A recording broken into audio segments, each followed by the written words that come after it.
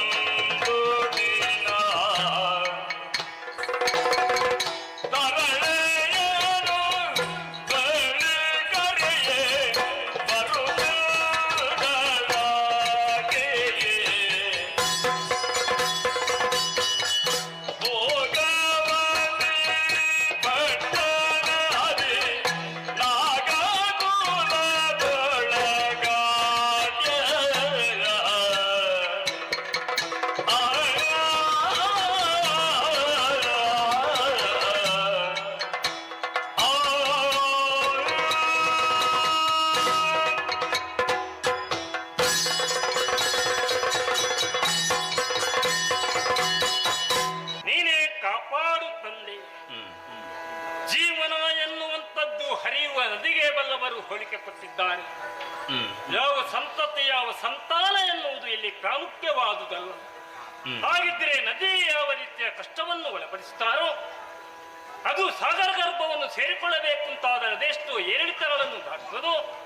ಹಾಗೆ ಒಂದೊಂದು ಪಂಗಡದಲ್ಲಿ ಉದ್ಭವಿಸಿದಂತಹ ಒಂದು ವ್ಯಕ್ತಿ ಜನ್ಮದಿಂದಲೇ ಎಲ್ಲವನ್ನು ಪಡೆದುಕೊಳ್ಳುವುದಕ್ಕೆ ಆಗುವುದಿಲ್ಲ. ಸಾಧನೆಯ ಮೂಲಕವಾಗಿ ತನ್ನದಾದಂತಹ ವ್ಯಕ್ತಿತ್ವವನ್ನು ಪ್ರದರ್ಶಿಸಿಕೊಳ್ಳುವುದಕ್ಕೆ ಸಾಧ್ಯ. ಕಶ್ಯಪ ಕದ್ರವೀರ ಸುತನಾಗಿ ನಾಗಸಂತತಿಯಲ್ಲಿ ಎಂದೆನಿಸಿಕೊಂಡವನ. ಹಾಗಿದ್ರೆ ಈ ಕಾಲದಲ್ಲಿ ಕೌರವ್ಯ ಎನ್ನುವಂತ ನಾಮಧೇಯವನ್ನು ಹೊಂದಿಕೊಂಡವ. ನಾಗಕುಲದಲ್ಲಿ ಜನಿಸಿದರು ಶ್ರೇಷ್ಠವಾದಂತಹ ಐರಾವತ ವಂಶದಲ್ಲಿ ಉದ್ಭವಿಸಿದ್ದೇನೆ ಎನ್ನುವಂತ ಆತ್ಮತೃಪ್ತಿಯನ್ನು ನಾನು ಪಡೆದುಕೊಂಡಿದ್ದೇನೆ.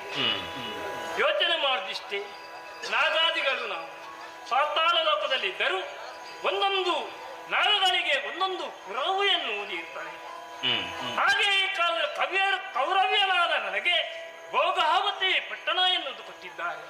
ಭೋಗ ಅಂದರೆ ಏನು? ಅದು ಸಂಪತ್ತು ಎನ್ನುವುದಾಗಿ. ಸಂಪತ್ಪರಿತಿಯಿಂದ ಕೂಡಿದಂತಹ ನಾಗಸಂತಾನವನ್ನು ಹೊಂದಿಕೊಂಡವನು ನಾನಾಗಿದ್ದೇನೆ. ದೇವಲೋಕದಲ್ಲಿ ದೇವೇಂದ್ರ ಹೇಗಿದ್ದಾನೋ ಅವನಾಗೆ ಸರಿಸಮಾನನು ಅಂತ ನಾನು ಹೇಳಿದರೆ ಅಪರಾಧವಲ್ಲ. ಅವನಿಗಿಂತ ಮಿಗಿಲು ಎನ್ನುವಂತ ಪ್ರಶ್ನೆ ಅಲ್ಲ.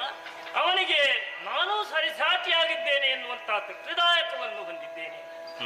ಅದೆಷ್ಟೋ ನಮ್ಮವರಿದ್ದಾರೆ ಯಾವುದೇ ರೀತಿಯ ನ್ಯೂನತೆಗಳಿಲ್ಲದೆ ಸತ್ಯ ಧರ್ಮದಿಂದ ಪರಿಪಾಲಿಸಿಕೊಂಡು ಬಂದಿದ್ದೇನೆ. ಇದು ನಮಗೆ ತಾಯಿಯ ಆಶೀರ್ವಾದ, ತಂದೆಯ ಬಳುವಳಿ. ಸತ್ಯಧರ್ಮದಿಂದಲೇ ನಡೆದುಕೊಂಡು ಮಗನೇ ಎನ್ನುವ ಹಾಗೆ ಧರ್ಮವಿಷ್ಠರವನ್ನು ಏರಿದ್ದೇನೆ. ಎಲ್ಲರಿಗೂ ಒಡೆಯನೆನ್ನೆನಿಸಿಕೊಂಡೆ. ಆ, ಜೀವನ ಎನ್ನುವುದು ಅಷ್ಟಕ್ಕೆ ಮುಗಿಯುವುದಿಲ್ಲವಲ್ಲ. ದಾಂಪತ್ಯ ಜೀವನವನ್ನು ಅನುಭವಿಸಬೇಕು, ಮದುವೆಯಾಗಬೇಕು, ಮಕ್ಕಳ ಮುಖವನ್ನು ಕಾಣಬೇಕು, ಅದೊಂದು ಅಂತ್ಯ ಎನ್ನುವುದು ಇರುತ್ತದೆ. ಹಾಗಾದರೆ ಇಲ್ಲಿ ನಾಗಸಂತತಿಯಾದಂತ ನಾನು ಕೂಡ ನನ್ನದಾದಂತ ಯವರವಸ್ಥೆಗೆ ಕಾಲಿಟ್ಟಾಗ ಓರ್ವಳನ್ನು ಮದುವೆಯಾದ. ಆ, ದಾಂಪತ್ಯ ಎನ್ನುವಂತ ವೃಕ್ಷಕ್ಕೆ ಸಂತಾನವೇ ಫಲರೂಪ. ಮುದ್ದು ಮಕ್ಕಳ ಮುಖವನ್ನು ಕಾಣಬೇಕು ಎನ್ನುವಂತ ಆಶಯ ತೆರೆದು ಅಪರಾಧವೇನೂ ಅಲ್ಲವಲ್ಲ. ನಮ್ಮೇರುವರ ದಾಂಪತ್ಯದ ಪ್ರತೀಕವಾಗಿ ಓರ್ವಳು ಮಗಳನ್ನು ನಾನು ಪಡೆದಿದ್ದೇನೆ. ಉಲೂಪಿ ಎನ್ನುವಂತ ಹೆಸರನ್ನಿಟ್ಟಿದ್ದೇನೆ. ನೋಡಿದಿರಾ, ಪ್ರಾಯ ಹೋದದ್ದೇ ಗೊತ್ತಾಗುವುದಿಲ್ಲ. ಆ, ಎಳೆಯ ವಯಸ್ಸಿನಲ್ಲಿ ಚಿಕ್ಕನ್ನಲ್ಲಿ ನನ್ನ ತೊಡೆಯಲ್ಲಿ ಮಲಗಿಕೊಂಡು ನನ್ನ ಹೆಗಲಲ್ಲಿ ಎಳೆಸಿಕೊಂಡು ನನ್ನದಾದಂತಹ ಕೋಣದಲ್ಲಿ ಸುತ್ತಾಡಿದೆ. ಈಗಾಗಲ್ಲ 16 ವರ್ಷಕ್ಕೆ ಕಾಲಿಟ್ಟಿದ್ದಾಳೆ ಮಗಳು. ಯವನವತಿಯಾದಂತ ಆಕೆಗೆ ಯಾವುದೇ ರೀತಿಯ ನ್ಯೂನತೆಗಳಿಲ್ಲದೆ ಸತ್ಯ ಧರ್ಮದಿಂದ ಪರಿಪಾಲಿಸಿಕೊಂಡು ಬಂದಿದ್ದೇನೆ. ಇದು ನಮಗೆ ತಾಯಿಯ ಆಶೀರ್ವಾದ, ತಂದೆಯ ಬಳುವಳಿ. ಸತ್ಯಧರ್ಮದಿಂದಲೇ ನಡೆದುಕೊಂಡು ಮಗನೇ ಎನ್ನುವ ಹಾಗೆ ಧರ್ಮವಿಷ್ಠರವನ್ನು ಏರಿದ್ದೇನೆ, ಎಲ್ಲರಿಗೂ ಒಡೆಯನೆನ್ನೆನಿಸಿಕೊಂಡೆ. ಜೀವನ ಎನ್ನುವುದು ಅಷ್ಟಕ್ಕೆ ಮುಗಿಯುವುದಿಲ್ಲವಲ್ಲ. ದಾಂಪತ್ಯ ಜೀವನವನ್ನು ಅನುಭವಿಸಬೇಕು, ಮದುವೆಯಾಗಬೇಕು, ಮಕ್ಕಳ ಮುಖವನ್ನು ಕಾಣಬೇಕು, ಅದೊಂದು ಅಂತ್ಯ ಎನ್ನುವುದು ಇರುತ್ತದೆ. ಹಾಗಾದರೆ ಇಲ್ಲಿ ನಾಗಸಂತತಿಯಾದಂತ ನಾನು ಕೂಡ ನನ್ನದಾದಂತ ಯವರವಸ್ಥೆಗೆ ಕಾಲಿಟ್ಟಾಗ ಓರ್ವಳನ್ನು ಮದುವೆಯಾದ. ದಾಂಪತ್ಯ ಎನ್ನುವಂತ ವೃಕ್ಷಕ್ಕೆ ಸಂತಾನವೇ ಫಲರೂಪ. ಮುದ್ದು ಮಕ್ಕಳ ಮುಖವನ್ನು ಕಾಣಬೇಕು ಎನ್ನುವಂತ ಆಶಯ ತೆರೆದು ಅಪರಾಧವೇನೂ ಅಲ್ಲವಲ್ಲ. ನಮ್ಮೇರುವರ ದಾಂಪತ್ಯದ ಪ್ರತೀಕವಾಗಿ ಓರ್ವಳು ಮಗಳನ್ನು ನಾನು ಪಡೆದಿದ್ದೇನೆ. ಉಲೂಪಿ ಎನ್ನುವಂತ ಹೆಸರನ್ನಿಟ್ಟಿದ್ದೇನೆ. ನೋಡಿದಿರಾ, ಪ್ರಾಯ ಹೋದದ್ದೇ ಗೊತ್ತಾಗುವುದಿಲ್ಲ. ಎಳೆಯ ವಯಸ್ಸಿನಲ್ಲಿ ಚಿಕ್ಕನ್ನಲ್ಲಿ ನನ್ನ ತೊಡೆಯಲ್ಲಿ ಮಲಗಿಕೊಂಡು ನನ್ನ ಹೆಗಲಲ್ಲಿ ಎಳೆಸಿಕೊಂಡು ನನ್ನದಾದಂತಹ ಕೋಣದಲ್ಲಿ ಸುತ್ತಾಡಿದೆ. ಈಗಾಗಲ್ಲ 16 ವರ್ಷಕ್ಕೆ ಕಾಲಿಟ್ಟಿದ್ದಾಳೆ ಮಗಳು. ಯವನವತಿಯಾದಂತ ಆಕೆಗೆ ಯೋಚನೆ ಮಾಡುವುದು ತಂದೆ ತಾಯಿಯವರ ಜವಾಬ್ದಾರಿ. ಆವಾಗ 15 ದಾಟಿದ 16 ನಂತರವೇ ಇರುವುದು ತಲೆಬಿಸಿ. ಹಾಗಂತೇಳಿ ಅವಳು ನಾಗಸಂತತಿಯಾದರೂ 2 ಮನೆಯನ್ನು ಬೆಳಗಿಸುವ ಜ್ಯೋತಿಯಾಗಿ ದೀಪಗಳಾಗಿರಬೇಕು ಎನ್ನುವುದೇ ಆಶಯ. ಕನ್ಯಾದಾನವನ್ನು ಮಾಡಿ ಪುಣ್ಯ ಕಟ್ಟಿಕೊಳ್ಳಬೇಕಾದಂತ ಕರ್ತವ್ಯ ನನ್ನಲ್ಲಿದ್ದ ಕಾರಣವೇ ಮಗಳ ಜವಾಬ್ದಾರಿಯನ್ನು ನಾನು ವಹಿಸಿಕೊಂಡಿದ್ದೇನೆ. ಯೋಗ್ಯವಾದಂತಹ ವರನನ್ನು ಹುಡುಕಿ ಅವಳಿಗೊಂದು ಮದುವೆ ಮಾಡಿಕೊಟ್ಟೆ ಅಂತ ಆದರೆ ಅಪ್ಪನಾಗಿ ನನ್ನ ಜೀವನ ಸಾರ್ಥಕ್ಯವನ್ನು ಪಡೆದುಕೊಳ್ಳಬಹುದಲ್ಲ ಎನ್ನುವ ಹಾಗೆ. ಯಾಕೋ ಏನು ಇವತ್ತಿನ ದಿನ ಕೆಲವೊಂದು ಮನಸ್ಸಿನಲ್ಲಿ ಉಂಟಾದಂತಹ ಭಾವನೆಗಳನ್ನು ನಾನು ನನ್ನಷ್ಟಕ್ಕೆ ಹೇಳಿಕೊಂಡರೆ ಏನು ಪ್ರಯೋಜನ? ಮಗಳಲ್ಲಿ ಒಂದು ಮಾತನ್ನು ಕೇಳೋಣ ಎನ್ನುವಂತ ನಿರ್ಧಾರದಿಂದ ಬಂದಿದ್ದೇನೆ. ಮಗಳೇ ಉಲೂಪಿ, ಆರಂಭ ವಂದಿಸಿಕೊಂಡಿದ್ದೇನೆ. ಜನಕ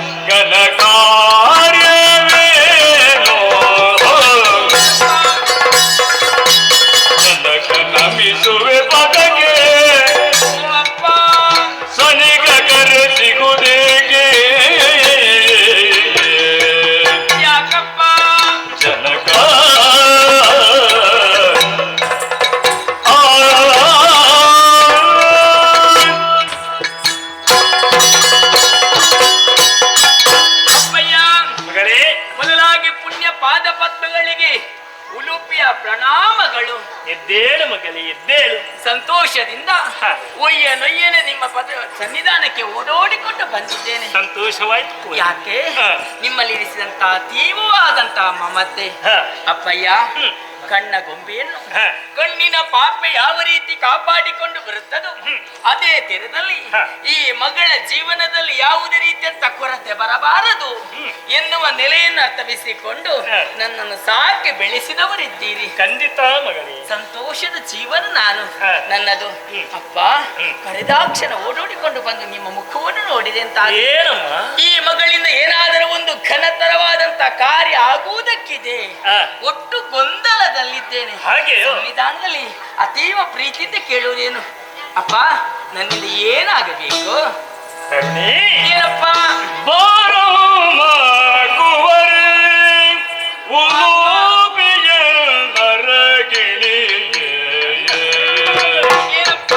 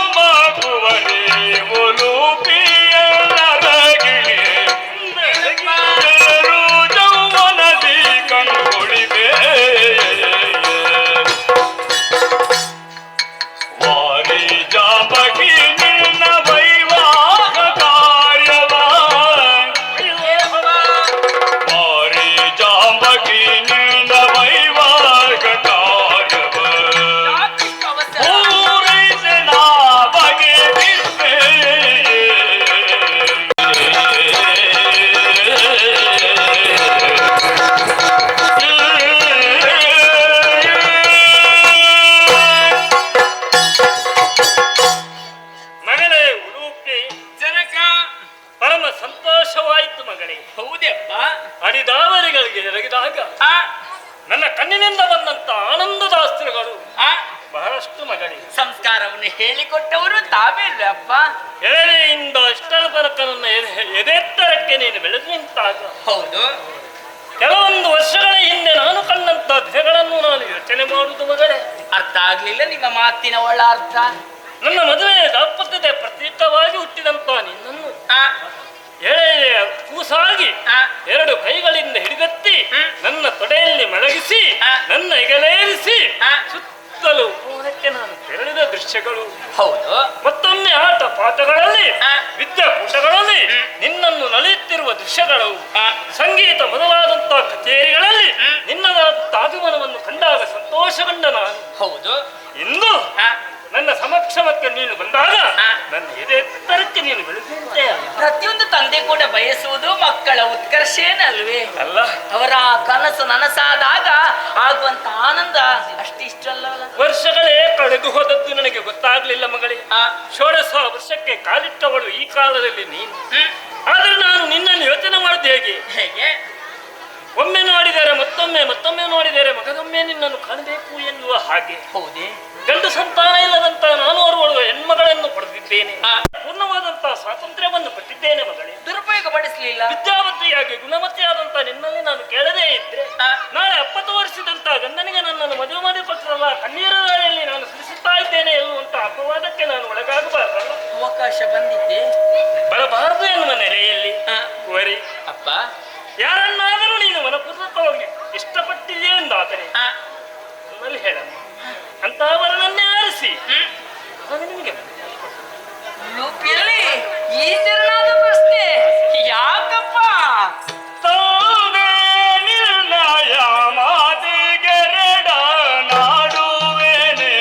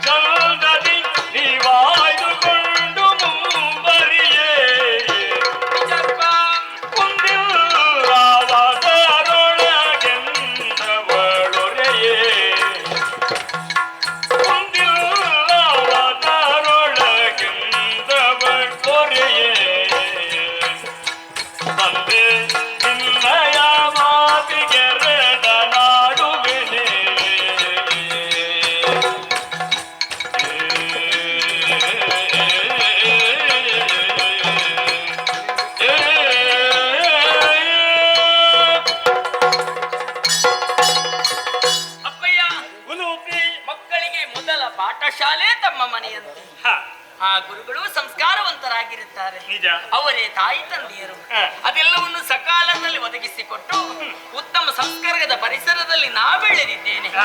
ನಿಮ್ಮ ಮಗಳು ಎನ್ನುವಂತೆ ಹೇಳುವುದಕ್ಕೆ ಹ. ನನಗೆ ಅತೀವವಾದ ಸಂತೋಷವಾಗುತ್ತಾ ಇದೆ ಅಪ್ಪ. ಅಷ್ಟಿದ್ರೆ ಸಾಕು ಮಗಳೇ ನನಗೆ. ಈ ಮೊದಲಿ ಹ. ನನ್ನದಾದಂತ ಬದುಕಿನ ನಡೆಯಲ್ಲಿ ಏನಾದರೂ ಅನುಮಾನವನ್ನು ಕಂಡವರು ತಾವೇ. ಚೇಚೆ, ಆ ರೀತಿಯಲ್ಲಿ ಹೇಳಿ ಕೇಳಿದವನಲ್ಲ ಆದ್ರೆ ಮಗಳೇ. ಈ ರೀತಿಯಂತ ಪ್ರಶ್ನೆ ಮಾಡಬೇಕು ಅಂತ ಆದ್ರೆ ಹ. ಈ ಮೊದಲು ನಿಮಗೆ ಈ ಅನುಭವ ಆಗಿರಬಹುದು. ಆ ನೆಲೆಯಿಂದ ಕೇಳುತ್ತಾ ಇದ್ದೀರಾ ಎನ್ನುವಂತ ಅನುಮಾನದಿಂದ ಕೇಳಿದೆ. ಹಾಗೆ ಆ, ಹ. ಅಪ್ಪ ಈ ಸಮಯದಲ್ಲಿ ನಾನು ಪತಿಗ್ರಹವನ್ನು ಸೇರಬೇಕು. ಹೌದು. ಸೇರುವಲ್ಲಿ ಸರಿಯಾಗಿ ಯೋಚಿಸಬೇಕು.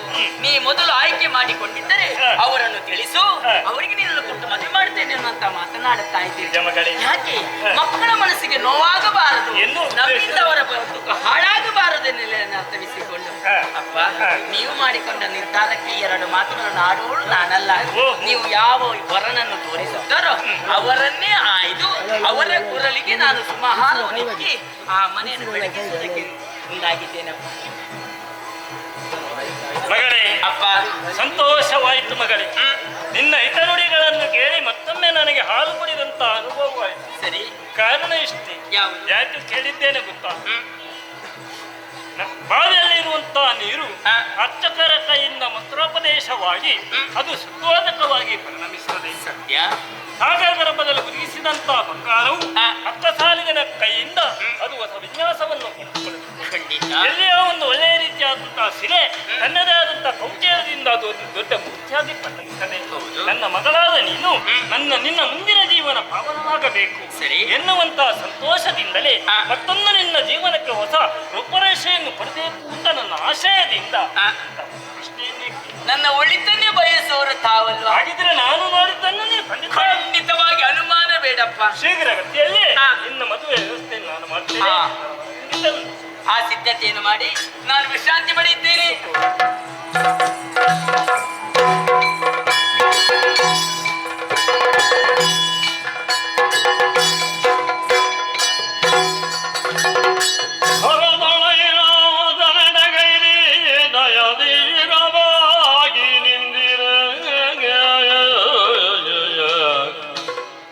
ಕಾಲ ಸೋತವಿದೆಂದು ನಿನ್ನೋಳು ಬೇಡ ಬಂದು ಏನೆನ್ನುತ್ತ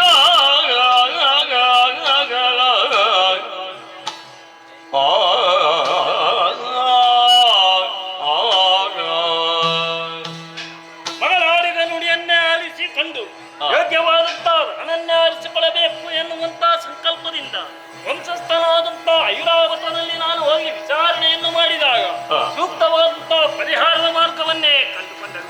ಕಾಳಿಯ ಸೃತನಾದಂತ ಸಿಂಧೂರ ಎನ್ನುವ ಒಳ್ಳೆ ಯೋಗ್ಯವಾದಂತ ವ್ಯಕ್ತಿತ್ವವನ್ನು ಹೊಂದಿಕೊಂಡಿದ್ದಾನೆ. ನಿನ್ನ ಮಗಳನ್ನು ದಾರೆ ಎರೆದು ಕೊಡುವ ಎನ್ನುವ ಹಾಗೆ ಒಳ್ಳೆಯ ರೀತಿಯ ಅಭಿಪ್ರಾಯವನ್ನು ಕೊಟ್ಟು ಇಲ್ಲಿಗೆ ಬಂದಿದ್ದೇನೆ. ಈ ಮದುವೆಯ ಕುರಿತಾಗಿ ಸಿಂಧೂರನಿಗೆ ಒಂದು ಓಲೆಯನ್ನು ಕಳಿಸ್ತೇನೆ, ನೋಡಿಬಿಡು.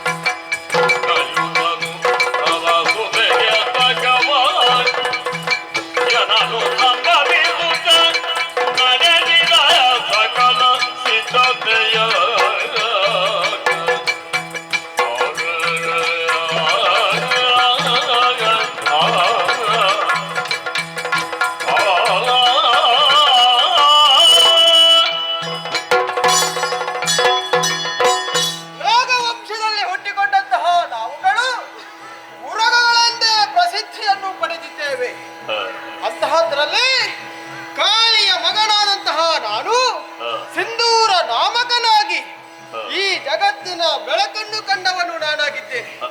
ಪ್ರಾಯ ಪ್ರಬುದ್ಧಳಾದಂತಹ ನನ್ನನ್ನು ಕರೆದು ತಂದೆ ಆಡಿದ್ದೇ ಒಂದು ಮಾತು, ಮಗನೇ ನಿನಗೆ ಪ್ರಾಯ ಬಂದಿದೆ, ಅದಕ್ಕಾಗಿ ಯೋಗ್ಯಳಾದಂತಹ ವಧುವನ್ನು ಹುಡುಕಿ ನಿನಗೆ ಮದುವೆ ಮಾಡಿಸಬೇಕು ಎನ್ನುವ ಹಾಗೆ.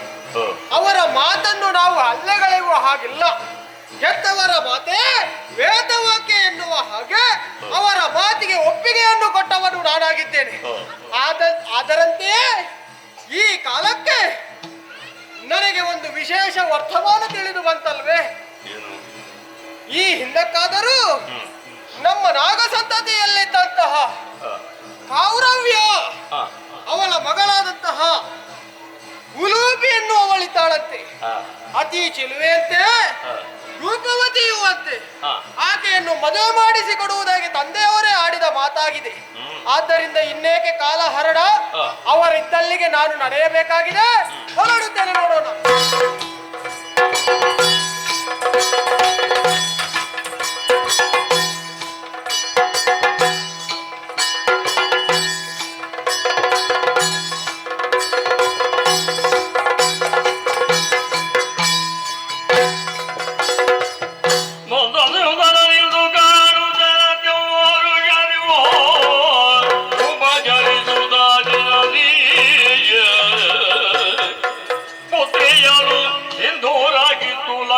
ನೆನೆದುದದಿಂದವನಿರಲಿ ಗಂದು ಕೊರೆದದು ಸಿಂಧೂರ, ಕಾಳಿಯ ಜಾತನಾಗಿ ನೀನು ನನ್ನ ಊರಿಗೆ ಮಾನ್ಯತೆಯನ್ನು ಕೊಟ್ಟು ಭೋಗಾವತಿ ಪಟ್ಟಣವನ್ನು ಸೇರಿಕೊಂಡೆ. ತುಂಬಾ ಸಂತೋಷ. ಮುಹೂರ್ತವನ್ನು ಕೇಳಿದ್ದೇನೆ. ಇದೇ ಶುಭ ಮುಹೂರ್ತ ಎನ್ನುವಾಗೆ ಪೌರೋಹಿತ್ಯದ ಹೇಳಿ ವಿವಾಹದ ಸಿದ್ಧತೆಯಲ್ಲಿ ಎಲ್ಲರೂ ನೆರೆದವರಿದ್ದಾರೆ. ಎಲ್ಲರೂ ಬಂದಿದ್ದಾರೆ. ಹಾಗಿದ್ರೆ ಮಗನನ್ನು ನಾನು ಕರಿಬೇಕಲ್ಲ. ಹೌದಲ್ವೇ? ಮಗಳೇ ಉಲುಪಿ, ಬಾರಮ್ಮ.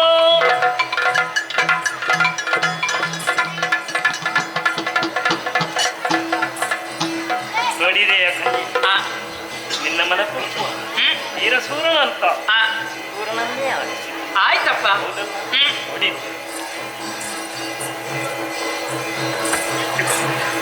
ಇದು ಸಾಂಕೇತಿಕವಾದ ಅದಿದು ವಿಜೃಂಭಣೆಯಿಂದ ಒಂದು ಖಂಡಿತವಾದ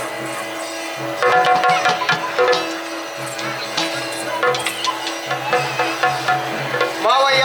ಸಿಂಧೂರ, ಮನಸ್ಸಿಗೆ ಸಂತೋಷಗಳು ಕಂಡಿತು, ಕಣ್ಣುಗಳು ಧನ್ಯತೆಯನ್ನು ಕಂಡವು. ನನ್ನ ಜೀವನ ಪಾವನವಾಯಿತು. ಭೋಗಾವತಿ ಪಟ್ಟಣವೇ ಪರಮ ಪವಿತ್ರವಾಯಿತು ಎನ್ನುವ ನೆಲೆ. ಹೆಣ್ಣನ್ನು ಪಟ್ಟಿದ್ದೇನೆ ಎನ್ನುವಂತ ತತ್ವ ಒಂದರೆಯಾಗಲಿ. ಅಪರಾಧಗಳನ್ನು ಮಾಡಲಿಕ್ಕಿಲ್ಲ ಎನ್ನುವ ತೃಪ್ತಿ ನನ್ನ ಮಗಳಾಗಿ ನಾನು ಭಾವಿಸಿಕೊಂಡನು. ಎಲ್ಲಿಯಾದರೂ ಸಂತಾನ ಸಂಸಾರದಲ್ಲಿ ದೀಕ್ಷೆಯಾದಾಗ ಪುಟ್ಟಗಳು ಭಿನ್ನಾಭಿಪ್ರಾಯಗಳು ಬಂದು ಸುಧಾರಿಸಿಕೊಡ್ಬೇಕು ಅಂತ ನನ್ನೊಂದು ಆಶಯ. ಮಾವಯ್ಯ, ನಿಮ್ಮ ಮಾತನ್ನು ಅಲ್ಲೆಗಳೆಯುವ ಹಾಗಿಲ್ಲ. ಇಂತಹ ಸೌಂದರ್ಯವತಿಯನ್ನು ನನಗೆ ಮದುವೆ ಮಾಡಿಕೊಟ್ಟಿದ್ದೀರಿ ಎನ್ನುವಲ್ಲಿ ನಾನೆಷ್ಟು ಭಾಗ್ಯವಂತ ಎನ್ನುವ ಹಾಗೆ ತಿಳಿದುಕೊಳ್ಳಲೇಬೇಕು. ಅದಕ್ಕಾಗಿ ಇನ್ನು ಮುಂದಕ್ಕೆ ನಿಮ್ಮ ಮಗಳಲ್ಲ, ನನ್ನ ಹೆಂಡತಿಯಾಗಿ ಪ್ರೀತಿಯಿಂದ ನೋಡಿಕೊಳ್ಳುವಲ್ಲಿ ನಾನು ನಡೆಸುತ್ತೇನೆ. ಅಷ್ಟಕ್ಕೆ ಮಾತ್ರವಲ್ಲ, ಪುತ್ರ ಸಂತಾನವನ್ನು ನಾನು ಪಡೆಯದ ಮುಂದಕ್ಕೆ ನನ್ನ ಅಳಿಯನಾಗಿ ನೀನು ಇರುವುದಲ್ಲ, ಕುಲವನ್ನು ಉದ್ಧರಿಸುವಲ್ಲಿ ಸುತನಾಗಿ ನೀನು ವಿಕ್ರಮಿಸಬೇಕು ಅಂತ ಒಂದು ಆಶಯ ನಾನು. ಆದೀತು ಮಾವಯ್ಯ, ಬನ್ನಿ ಒಳಗೆ. ಹಾಗೆ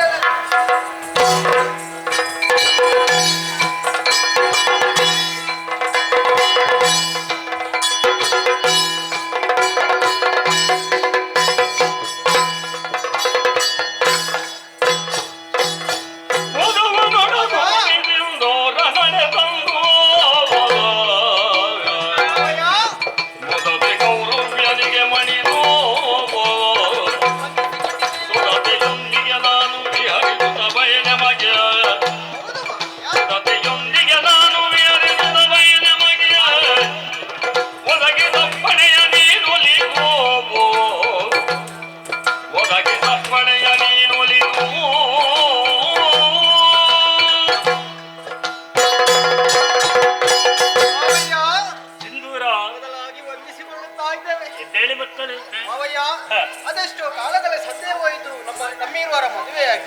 ಆದ್ರೆ ಈ ಕಾಲಕ್ಕೆ ನಮ್ಮ ಮನಸ್ಸು ಎನ್ನುವುದು ವಿಚಲಿತಗೊಳ್ಳುತ್ತಾ ಇದೆ. ಏನಾದರೂ ಒಂದು ಹೊಸತನ್ನು ನೋಡಬೇಕು ಎನ್ನುವ ಹಾಗೆ ಭಯಕ್ಕೆ ಆಸೆ ಮೂಡುತ್ತಾ ಇದೆ. ಖಂಡಿತ. ಆದ್ದರಿಂದ ನಿಮ್ಮಲ್ಲಿ ಅಪ್ಪಣೆಯನ್ನು ಪಡೆದುಕೊಂಡು ವನವಿಹಾರಕ್ಕೆ ತೆರಳಬೇಕು ಎನ್ನುವಂತಹ ಮನದ ಬಯಕೆಯನ್ನು ನಿಮ್ಮ ಮುಂದೆ ಇಡ್ತಾ ಇದ್ದೇವೆ. ನೀವೇ ಇದಕ್ಕೆ ದಾರಿ ತೋರಿಸಬೇಕು. ಇಲ್ಲ ಅಂತ ಮಾತ್ರ ಹೇಳಬಾರ್ದಪ್ಪ. ಅಳಿಯಂದಿರೆ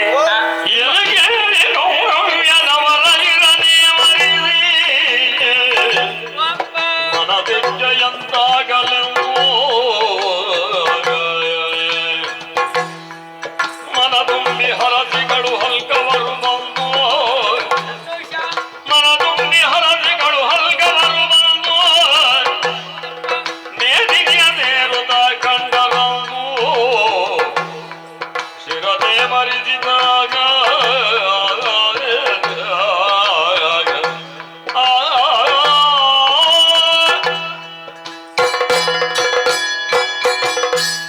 ಅಳಿಯಂದಿರೆ ಮಾವಯ್ಯ, ಮಗಳೇ, ಅಪ್ಪ ಮದುವೆಯಾಗಿ ದಿನಗಳು ಉರುಳಿದ್ದೇ ಗೊತ್ತಾಗಲಿಲ್ಲ. ಇಲ್ಲ.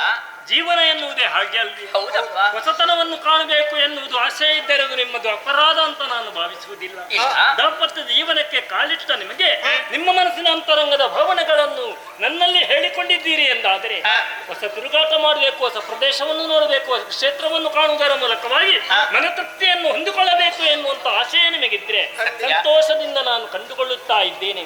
ಯಾಕೆ ಜೀವನ ಎನ್ನುವಂತ ವಸಂತ ಋತುವಿನಲ್ಲಿ ಯಾವ ರೀತಿಯ ಗಿಡಮರಗಳಲ್ಲಿ ಹೂವನ್ನು ಕಂಡುಕೊಳ್ಳುತ್ತದೋ ಹಾಗೆ ಬೇಸಿಗೆಯಲ್ಲಿ ಬತ್ತಿ ಹೋದ ನದಿಯ ನೀರು ಮಳೆಗಾಲದಲ್ಲಿ ಪ್ರಶಾಂತವಾಗಿ ಯಾವ ರೀತಿ ಹರಿಯುತ್ತಾಗ ಮನಸ್ಸಿಗೆ ಆನಂದವಾಗ್ತದೋ ಅಂತ ಹೊಸ ಆನಂದವನ್ನು ಕಾಣಬೇಕು ಎನ್ನುವಂತ ಲವಲವಿಕೆ ನಿಮ್ಮಲ್ಲಿದ್ದರೆ ಸಂತೋಷದಿಂದ ಬಿಡಿಕೊಟ್ಟಿದ್ದೇನೆ. ಆದಷ್ಟು ಬೇಗ ಜಾಗರೂಕತೆಯಿಂದ ಹೋಗಿ ಬನ್ನಿ ಮಕ್ಕಳೇ. ಹೋಗಿ ಬರ್ತೀರ ಸ್ವಾಮಿ. ಅಪ್ಪನಿಂದ ಅಪ್ಪನೇನು ಪಡೆದಿದ್ದೆ. ಹೌದಲ್ವೇ? ಇನ್ನು ತಡ ಮಾಡುವುದು ಯಾಕೆ? ಅಲ್ಲ. ನಾವು ಹೋಗಬೇಕಾದಲ್ಲಿಗೆ ಗಂಗಾ ನದಿ. ಆದಿತು.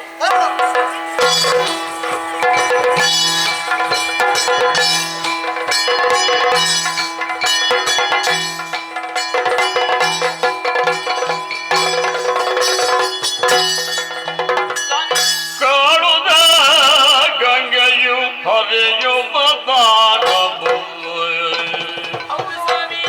ಕಾಣುದ ಗಂಗೆಯು ಹರಿಯುವ ದಾನವು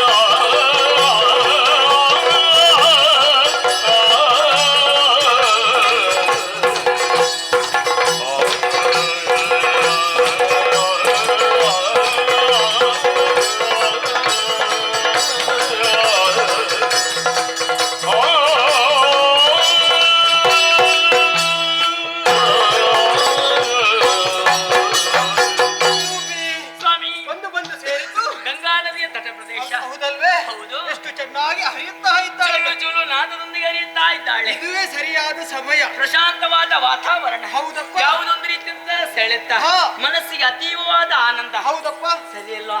ಜಲ ಕೇಳಿ ಜಲ ಕೇಳಿ ಆಡ್ಬೇಕು ಅಂತ ಬಂದದ್ದು. ಹೌದು. ಸಮಯ ವ್ಯರ್ಥ ಮಾಡುವುದಲ್ಲ. ಹಾ.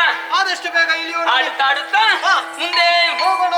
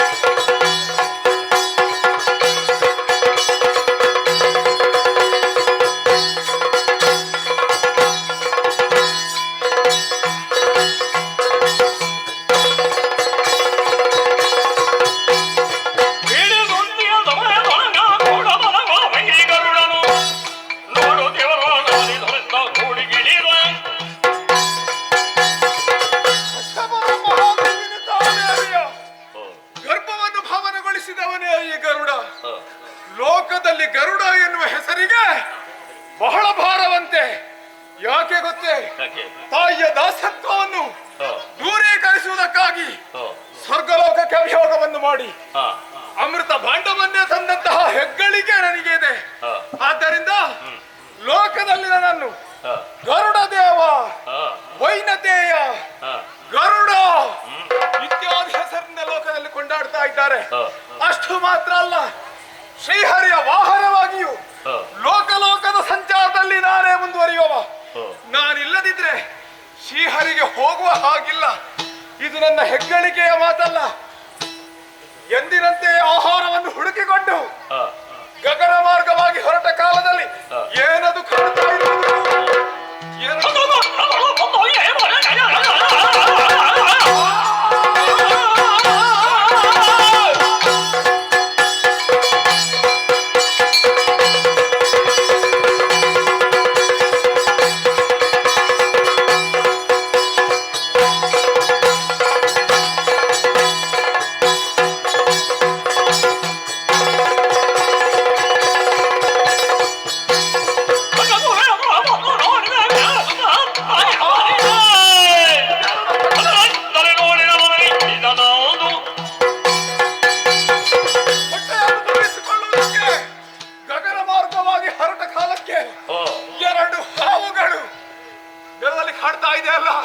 ಸರಸ ಸಲ್ಲಾಪದಲ್ಲಿದೆ. ಹಾವುಗಳನ್ನು ಬಿಡುವುದಲ್ಲ, ಹಿಡಿದು ತಿನ್ನುತ್ತಾನೆ.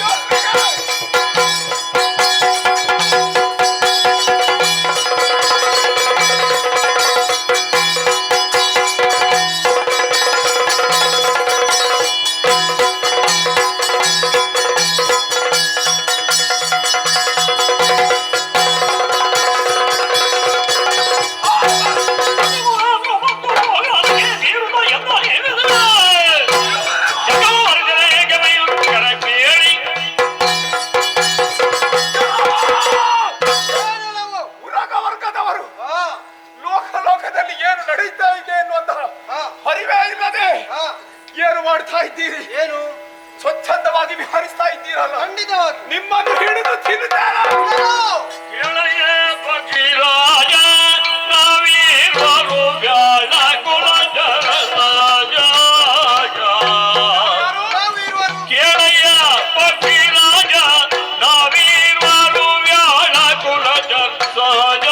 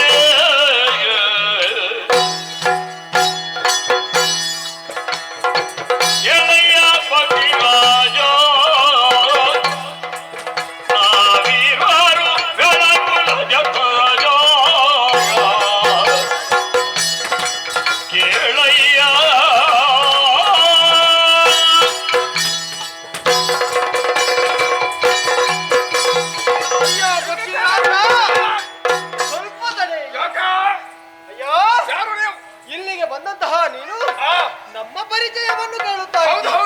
ನಾನು ಬೇರೆ ಯಾರು ಅಲ್ಲ, ಕಾಳಿಯ ಪುತ್ರನಾದಂತಹ ಸಿಂಧೂರ ಎನ್ನುವ ಹಾಗೆ ನನ್ನ ನಾಮಧೇಯ. ನಿನ್ನ ಹೆಸರು ಸಿಂಧೂರ? ಹೌದಪ್ಪ. ಹೀಗೆ ನನ್ನ ಮನದಿ. ನಾವಿರುವರು ಮದುವೆಯಾಗಿ ಸ್ವಲ್ಪ ಕಾಲವಷ್ಟೇ ಸಂದು ಹೋಗಿದೆ. ಈ ಕಾಲಕ್ಕೆ ವಸಂತ ಕಾಲವಾದ್ದರಿಂದ ಗಂಗಾ ನದಿಯ ತಟಕ್ಕೆ ವನವಿಹಾರಕ್ಕೆಂದು ಬಂದವರು ಮನಸ್ಸಿನ ದುಗುಡವನ್ನು ದೂರೀಕರಿಸಲು ಇತ್ತ ಕಡೆಗೆ ಬಂದಿದ್ದೇವೆ. ಆ ಕಾಲಕ್ಕೆ ನಿನ್ನ ಪ್ರವೇಶವಾಯಿತು. ನಮ್ಮನ್ನು ಕೊಕ್ಕಿ ತಿನ್ನುತ್ತಿ ಅನ್ನೋ ಹಾಗೆ ಆಡುತ್ತಾ ಇದೆಯಲ್ಲ, ಇದು ನಿನಗೆ ಸರಿಯೆನಿಸುತ್ತದೆ?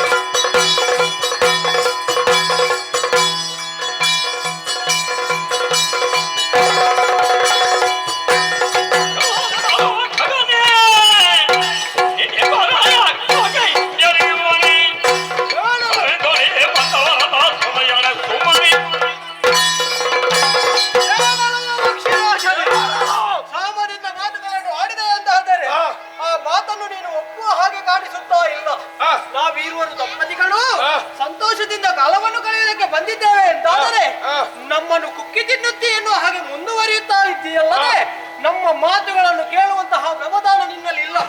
ಆದ್ದರಿಂದ ಹೇಳುತ್ತಾ ಇದ್ದೇನೆ, ಮುಂದೆ ನಿಂತವ ಅಸಾಮಾನ್ಯ ಎನ್ನುವ ಹಾಗೆ ತಿಳಿದುಕೊಳ್ಳಬೇಡ, ಅಸಮರ್ಥನೆನ್ನುವ ಹಾಗೆ ತಿಳಿದುಕೊಳ್ಳಬೇಡ. ನಮಗೂ ಸಾಮರ್ಥ್ಯವೆನ್ನುವುದು ಇದೆ. ನಿನ್ನಲ್ಲಿ ಹೋರಾಟ ಮಾಡದೇ ಇದ್ದರೆ ನಾನು ಸಿಂಧೂರನೇ ಅಲ್ಲ. ನಿನ್ನಲ್ಲಿ ಶಕ್ತಿ ಉಂಟು ಅಂತಾದ್ರೆ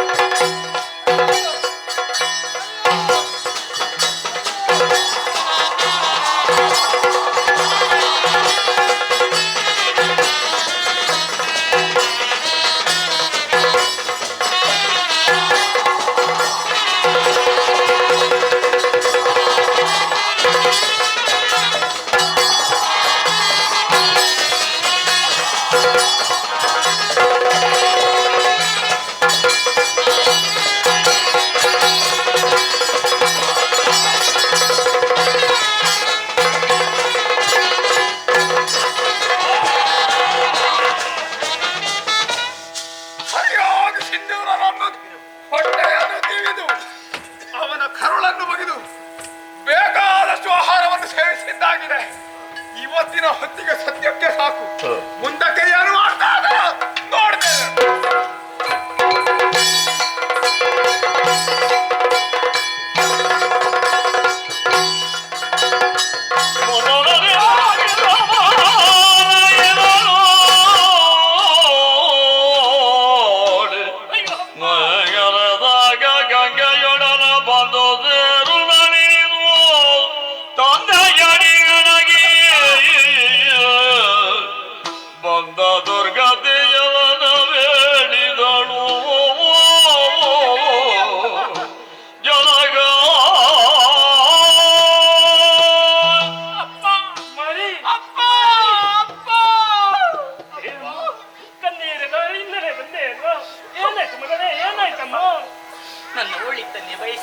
ತಾವು ಉತ್ತಮ ವರನನ್ನೇ ಆಯ್ಕೆ ಮಾಡಿಕೊಂಡು ಮದುವೆಯನ್ನು ಮಾಡಿಸಿಕೊಟ್ಟಿದ್ದೀರಿ.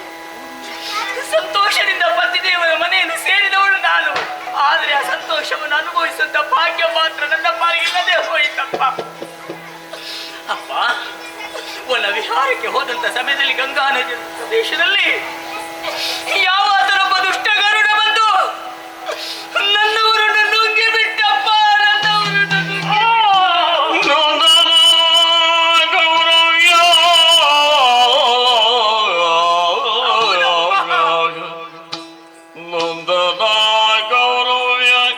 ಮಗಳ ದುರ್ಗತಿ ನೆನೆದು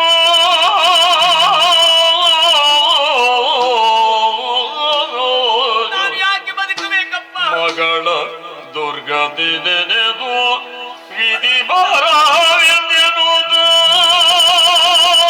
ಮರುಗಿ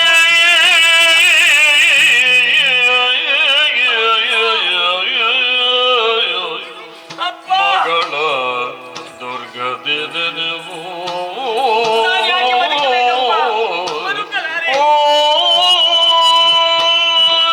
ನಾನು ಬದುಕುವುದಿಲ್ಲ, ನಾನು ಸಾಯ್ತೀನಪ್ಪ. ನಾನು ನನ್ನ ದೃಷ್ಟಿ ಆತ ಬಾಕಿಳು. ಶೂಲವನ್ನು ನನ್ನ ಹೃದಯವನ್ನು ತಿವಿದಂತೆ ನೀನಾಡಿದ ನುಡಿಗಳು ನನ್ನ ಹೃದಯವನ್ನು ಕೊರೆಯಿತು ಮಗಳೇ. ಹಣೆಯ ತಿಲಕವನ್ನು ಕಳೆದುಕೊಂಡೇ, ಕೊರಳ ಪದಕವನ್ನು ಕಳೆದುಕೊಂಡೇ ಅಪ್ಪ. ನಿನ್ನ ಹಣೆಯಲ್ಲಿ ರಾರಾಜಿಸುತ್ತಿರುವಂತ ಸಿಂಧೂರ ಎನ್ನುವ ತಿಲಕವೇ ಕಳಿಸಿ ಬಿಟ್ಟೆ ಆ ಮಗಳೇ. ಹೌದಪ್ಪ.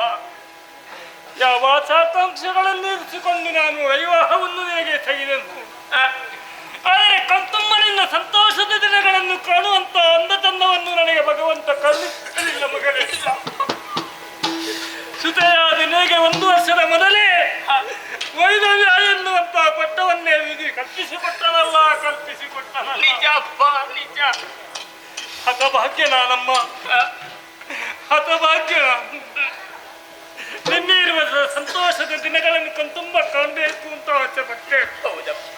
ಹಾಗಿದ್ರೆ ಈ ಕಾಲದಲ್ಲಿ ನಿನ್ನ ಕಣ್ಣೀರ ಕಡಲನ್ನು ನಿನ್ನಲ್ಲಿ ಕಾಣುವಂತ ದುಸ್ಥಿತಿ ನನಗೆ ಒದಗಿ ಬಂತು ಅಂತಾದ್ರೆ ವಿಧಿ ಆತ ಅಪ್ಪ ಇದು. ಕಾಲ ಚಕ್ರವೇ ನಿನ್ನ ಬದುಕಿಗೆ ವಿಷಚಕ್ರವಾಗಿ ಪರಿಣಮಿಸಿತು ಮಗನೇ. ಹೌದಪ್ಪ.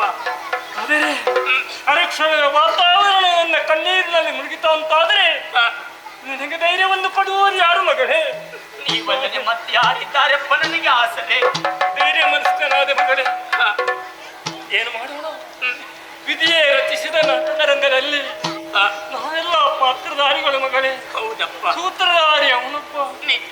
ಕೆಲವೊಂದು ವಿಚಾರಗಳ ಕೆಟ್ಟ ನುಡಿಗಳನ್ನು ನಾವು ಕೇಳುವುದಿಲ್ಲ ಅಂತ ನಾವು ಭಾವಿಸಿಕೊಂಡರು ಇನ್ನೊರುವರಿಂದ ಕೇಳಲೇಬೇಕಾಗ್ತದೆ. ಅಪವಾದ ಎನ್ನುವಂತ ವ್ಯಕ್ತಿತ್ವಕ್ಕೆ ಯಾವ ಕಾಲದಲ್ಲಿ ಬರ್ತದೆ ಎನ್ನುವುದಲ್ಲ. ಜೀವನದಲ್ಲಿ ನಮ್ಮ ಹಣೆ ಬರಹ ಹೊರೆಯಾಗಿದೆ ಮಗಳೇ. ಏನು ಮಾಡೋಣ? ಈ ಕಾಲದಲ್ಲಿ ಸುದಯಾದಂತ ನಿನಗೆ ಧೈರ್ಯದ ನುಡಿಗಳ ನಿಷ್ಠನ್ನೇ ಕೊಡುವುದು. ದುಃಖಿಸಬೇಡ. ವಿಧಿ ಮತ್ತೊಂದು ನಿನ್ನ ಜೀವನದಲ್ಲಿ ಸುಖದ ನೆಲೆಗಳನ್ನು ಕೊಡಬಹುದು ಎನ್ನುವಂತ ಭಾವನೆಯಿಂದ ಇದು ಮಗಳೇ.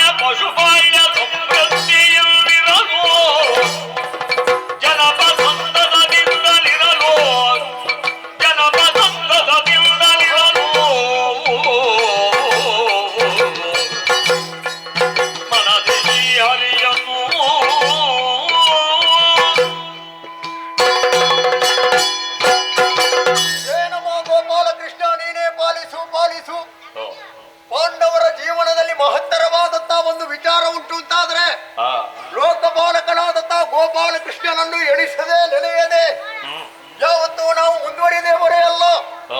ಸತ್ಕರ್ಮ ಮಾಡುತ್ತಾ ಮಾಡುತ್ತಾ ಯಾವತ್ತ ಮುಂದುವರಿತಾನೆಯೋ ಅವನಿಗೆ ಅಪಯಶಸ್ಸು ಯಾವುದಕ್ಕೂ ಬರುವುದಕ್ಕೆ ಸಾಧ್ಯವೇ ಇಲ್ಲ.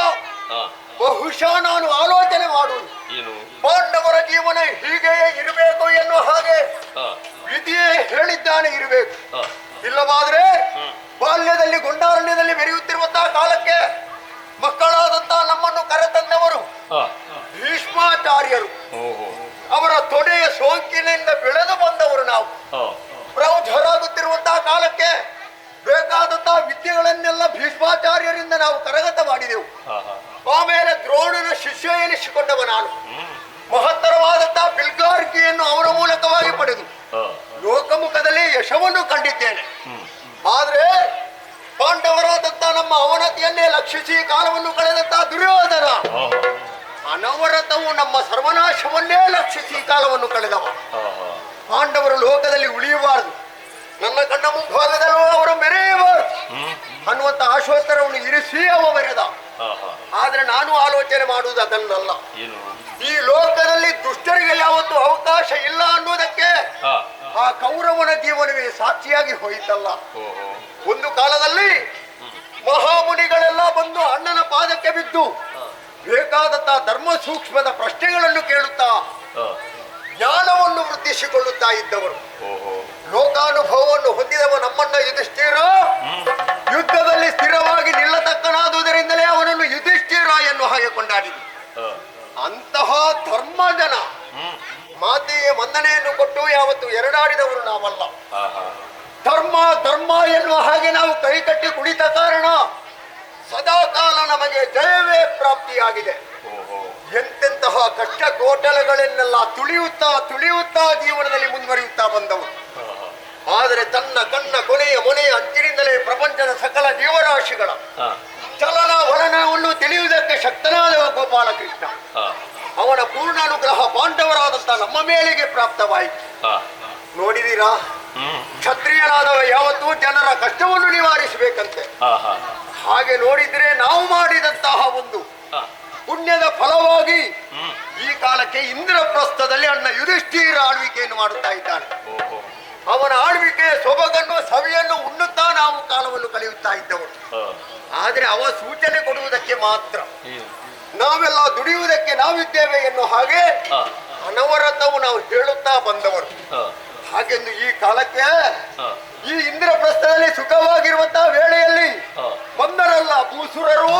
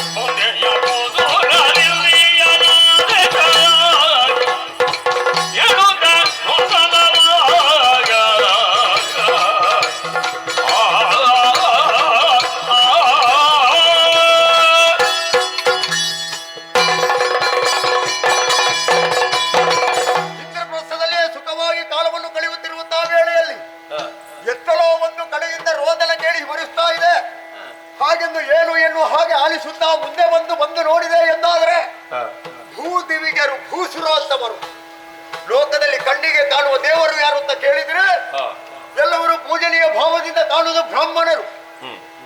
ಅವರು ಮಾಡುತ್ತಿರುವಂತಹ ಯಜ್ಞದಿಂದ ಉತ್ಪತ್ತಿಯಾದಂತಹ ಹವಿಷ್ಯನಿಂದ ದೇವತೆಗಳು ದಿನೇ ದಿನೇ ಪ್ರವರ್ಧಮಾನರಾಗಿ ಬೆಳೆಯುತ್ತಾ ಇದ್ದಾರೆ.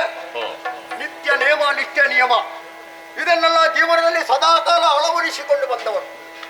ಮತ್ತೊಬ್ಬರಿಗೆ ಅನ್ಯಾಯವನ್ನು ಮಾಡುವವರಲ್ಲ.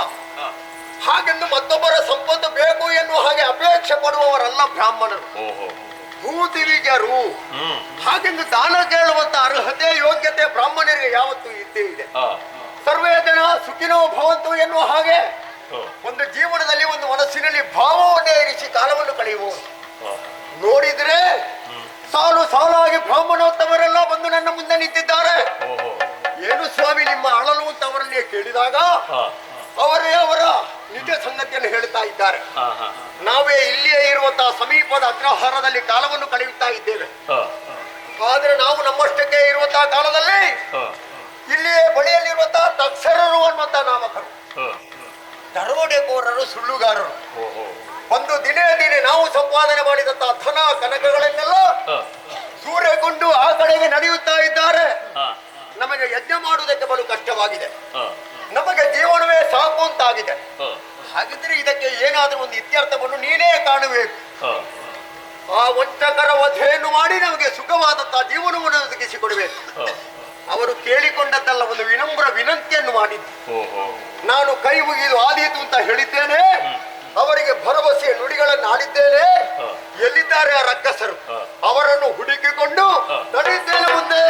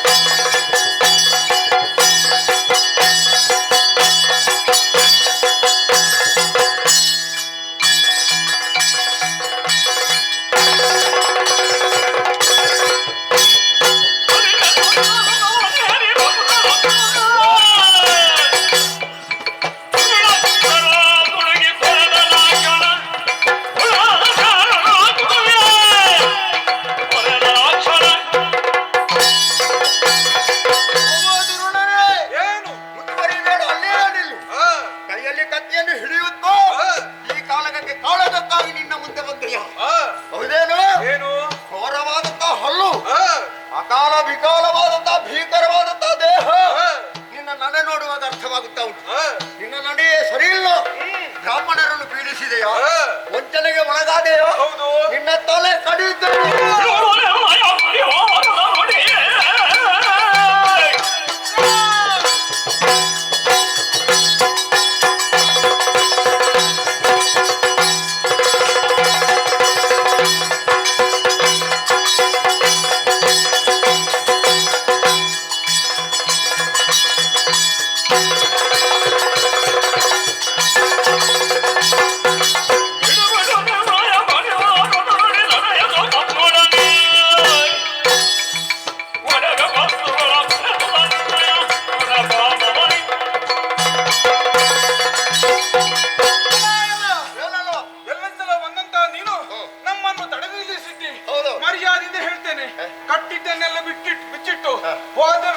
ಕಟ್ಟಿದ್ದನ್ನು ಬಿಚ್ಚುವುದಕ್ಕೆ ನಿನ್ನ ಅಪ್ಪನ ಪಿತ್ರಾರ್ಜಿತ ಅಂತ ಭಾವಿಸಿ ಯಾವುದೇನು ಅಲ್ಲ. ನಮ್ಮ ಕಸುಬು ಎಂತದ್ದು ಕಸುಬು? ಕಳ್ಳತನ. ಯಾವ ವೇಳೆಯಲ್ಲಿ? ಈ ವೇಳೆಯಲ್ಲಿ. ಹಗಲ ರಾತ್ರಿಯ? ರಾತ್ರಿ. ಈ ನಿಶ್ಚಿತ ಕಾಲದಲ್ಲಿ ನೀನು ಮಾಡುವುದು ಅನ್ಯಾಯ. ಹೌದು. ನಿನಗೆ ರಾತ್ರಿ ಉದ್ಯೋಗ ಬೇರೆ ಎಂತದ್ದಿಲ್ವಾ? ಅಲ್ಲ, ಬೇರೆ ಉಂಟು. ಯಾವುದು? ನಮ್ಗೆ ಆಗುದಿಲ್ಲ ಅದು. ನಿನಗೆ ಆಗುವುದಿಲ್ಲ ಅಂತ ಹೇಳಿ ಮತ್ತೊಬ್ಬರ ಮನೆಯನ್ನು ದೋಚುವುದ ಪುಣ್ಯ? ಅಲ್ಲ, ನಮ್ಗೆ ಇದೇ ಆಗ್ಬೇಕು ಅಂತ. ಯಾವ್ದು ದೋಚಿ ತಿನ್ನುವುದು? ಇದೇ ಆಗಬೇಕು ಅಂತ ಹೇಳುವುದಕ್ಕೆ ನೀನು ಯಜಮಾನ ಅಲ್ಲಲ್ಲ. ಅಲ್ಲಲ್ಲ, ನೀನು ಯಜಮಾನನಾಗಿರಬಹುದು, ಕಳ್ಳರ ಕುಲ ಗುರು ನೀನು. ಹೌದಾ? ನಿನ್ನ ತಲೆ ಕಡಿತೇನೆ ಇವತ್ತು.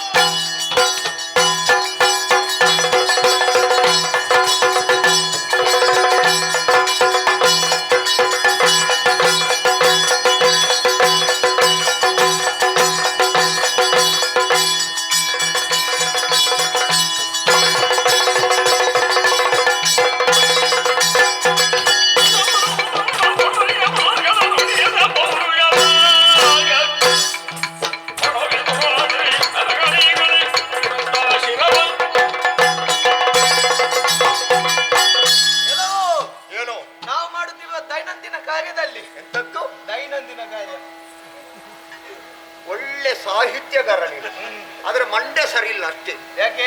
ದೈನಂದಿನ ಕಾರ್ಯಕ್ರಮ. ನಾವು ಕಳ್ಳರಲ್ವಾ? ಕಳ್ಳ. ನೀನು ಕಳ್ಳ ಅಂತ ನೀನೇ ಹೇಳಿಕೊಂಡು ಬರುದ? ಅಲ್ಲ, ನಿನ್ನನ್ನು ನೋಡುವಾಗಲೇ ಅರ್ಥ ಆಗ್ತದಂತ. ಹೌದು. ಒಂದು ಕಳ್ಳ ಹೇಗೆ ಮತ್ತೆ ಒಬ್ಬ ನಿಪುಣ ಹೇಗೆ ಮುಖ ನೋಡಿದಾಗಲೇ ಅರ್ಥ ಆಗ್ತದೆ. ನಿನ್ನ ದೇಹ ಇಷ್ಟು ಬೆಳೆದಿದೆ ಪುಣ್ಯಾತ್ಮ. ನೀನು ಯಾರದ್ದನ್ನೂ ತಿಂದು ಬದುಕುವುದಲ್ವ? ಅದಕ್ಕಿಂತ ನೀನು ಹಗ್ಗ ತಗೊಳ್ಳುವುದು ಒಳ್ಳೇದಲ್ವಾ? ಕಾರಣ ಒಂದು ಭೂಮಿಗೆ ಬಾರ ನೀನು. ಮತ್ತೊಬ್ಬರಿಗೆ ಅನ್ಯಾಯವನ್ನು ಎಸಗಿ ತಾನು ಬದುಕುವುದಕ್ಕಿಂತ ಸಾಯುವುದೇ ಲೇಸು. ನಾವು ಹುಟ್ಟಿದಂತ ವೇಳೆಯಲ್ಲಿ ಒಂದು ಜೀವನ ಅಂತ ಇರ್ತದೆ, ಗೊತ್ತು ನಿನಗೆ? ಏನು ಜೀವನ ಅಂದ್ರೆ ನಾವೊಂದು ಸಾಧಿಸಿದವರು. ಸಾಧಿಸಿ ಯಾವ್ದ್ರೆ ಇದ್ರಲ್ಯಾ? ಇದರಲ್ಲಿ ಕಳ್ಳತನ ಮಾಡ್ಯಾ? ಕಾರಣ ಉಂಟು. ನಮ್ಮ ಪ್ರತಿಭೆಗೆ ಸರಿಯಾದ ಇದು ಸಿಗದಿದ್ದಾಗ ನಾವು ಈಗ ನಿನ್ನ ಯಾವ ಪ್ರತಿಭೆಯನ್ನು ಗುರುತಿಸಿ ಕೊಡಬೇಕು ಅಂತ ಹೇಳುದು ನೀನು? ನಮಗೆ ಈಗ ನಿನ್ನಲ್ಲಿ ಒಂದು ಪ್ರತಿಭೆ, ಏನು ಪ್ರತಿಭೆ ಉಂಟು? ಅಲ್ಲ, ಉತ್ತಮವಾದ ಶಿಕ್ಷಣವನ್ನು ಪಡೆದು ಉತ್ತಮವಾದ ಶಿಕ್ಷಣವನ್ನು ಪಡೆಯುವುದಕ್ಕೆ ಪ್ರಾಥಮಿಕ ಹಂತದಲ್ಲಿ ನೀನು ಹೋಗಿದ್ಯಾ? ಹೋಗಿದ್ಯಾ? ಹೋಗಿದ್ದೆ. ವಿದ್ಯೆ ಉಂಟಾ ನಿನಗೆ? ಉಂಟಾ? ಹೋಗಿದ್ಯಾ? ಹೋಗಿದ್ದೆ. ಎಷ್ಟು ಕಲ್ತಿದ್ದಿ? ಸ್ವಲ್ಪ, ತುಂಬಲ್ಲ. ಅದು ಸಾಕಾಗುದಿಲ್ಲ ಅಂತ ಹೇಳುದ. ಹಾಗಾಗಿ ಈಗ ಈ ವೃತ್ತಿಯನ್ನು ನೀನು ಆರಂಭ ಮಾಡಿ. ಹೌದಾ? ಹೌದು. ನೀನು ಪಾಪ ಕಟ್ಟಿಕೊಳ್ಳುದು ಗೊತ್ತಾಯ್ತಲ್ವಾ? ಬ್ರಾಹ್ಮಣರನ್ನು ಪೀಡಿಸ್ತಾ ಇದ್ದೀಯಲ್ವಾ? ನಿನ್ನ ಎದೆ ಮೆಚ್ಚಿ ಅವರ ಪಾದಕ್ಕೆ ಹಾಕ್ತೇನೆ.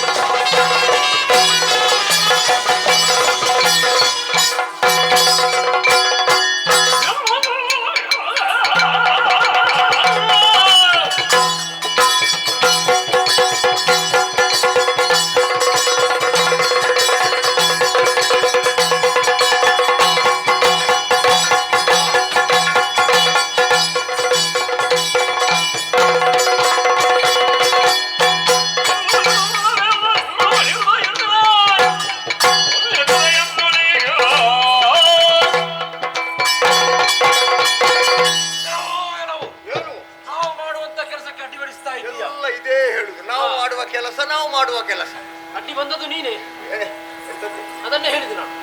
ನಾವು ಮಾಡುವಂತ ಕೆಲಸ ಅಡ್ಡಿ ಬಂದದ್ದೇ ನೀನು. ಹೌದು. ಬಂದೆ. ಏನಾಗ್ಬೇಕೀಗ? ಏನಾಗ್ಬೇಕಂತ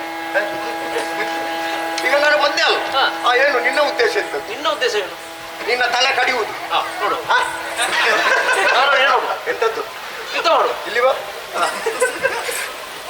ಅಷ್ಟು ಧೈರ್ಯದಿಂದ ನೀನು ಒಪ್ಪಿಕೊಂಡೆ ಅಲ್ಲ.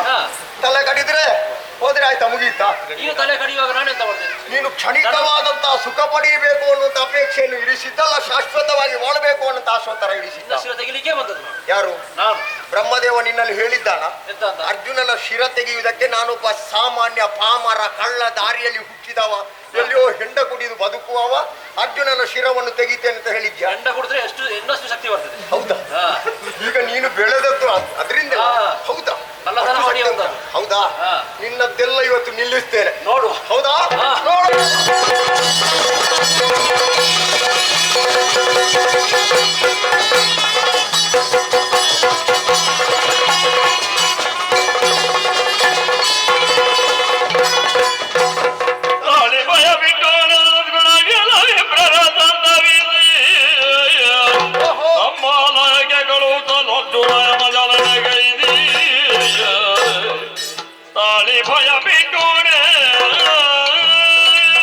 ಬ್ರಾಹ್ಮಣರೆಲ್ಲ ಬಂದು ನನ್ನಲ್ಲಿ ಮಾತಾಡ್ತಾ ಇದ್ದಾರೆ. ಹಲವು ಕಾಲದಿಂದ ಬಂದಂತಹ ಕಷ್ಟಗಳೆಲ್ಲ ಈ ಕಾಲಕ್ಕೆ ದೂರವಾಯಿತು. ಕಳ್ಳ ಕಾಕರೆಲ್ಲ ಅಳಿದು ಮಣ್ಣಲ್ಲಿ ಮಣ್ಣಾಗಿ ಹೋಗಿದ್ದಾರೆ. ಎಲ್ಲ ದೀರ್ಘವಾದಂತಹ ಹೋರಾಟವನ್ನು ಮಾಡುವುದರ ಮೂಲಕವಾಗಿ ತನ್ನ ಶಕ್ತಿಯನ್ನು ಅರ್ಜುನನ ಮುಂದೆ ಪ್ರದರ್ಶಿಸುವುದಕ್ಕೆ ಹೊರಟಂತ ವೇಳೆಯಲ್ಲಿ ಒಂದೊಂದೇ ಬಾಣವನ್ನು ಪ್ರಯೋಗಿಸಿ ಯಮನಾಲಯಕ್ಕೆ ಹತ್ತಿದ್ದೇನೆ. ನೋಡಿದಿರ, ಇವರ ಮುಖದಲ್ಲೆಲ್ಲ ತೇಜಸ್ಸು ಓಜಸ್ಸು ಕಾಣುತ್ತಾ ಇದೆ. ಕಾರಣ ಏನು ಬಲ್ಲಿರ? ಇನ್ನು ಸುಖವಾದಂತಹ ಜೀವನವನ್ನು ಸಾಗಿಸುತ್ತಾ ಇರಬಹುದು ಅನ್ನುವಂತಹ ಮನೋಭಾವನೆಯನ್ನು ಅವರು ಇರಿಸಿದ್ದಾರೆ ಅನ್ನುವುದು ಸ್ಪಷ್ಟವಾಯಿತು. ನನ್ನನ್ನು ಎರಡು ಕೈ ಎತ್ತಿ ಹರಸಿ ಆಶೀರ್ವದಿಸುತ್ತಾ ಇದ್ದಾರೆ. ಭೂದೇವಿದರ ಆಶೀರ್ವಾದಕ್ಕಿಂತ ಮಿಗಿಲಾದಂತಹ ಅನುಗ್ರಹ ಲೋಕದಲ್ಲಿ ಬೇರೆ ಯಾವುದು ಇರುವುದಕ್ಕೆ ಸಾಧ್ಯವೇ ಇಲ್ಲ. ಈ ವಿಚಾರವನ್ನು ಶಿಬಿರದಲ್ಲಿರುವಂತಹ ಅಣ್ಣನಲ್ಲಿ ಹೇಳಬೇಕು. ನಡೆಯುತ್ತೇನಾ ಕಡೆಗೆ?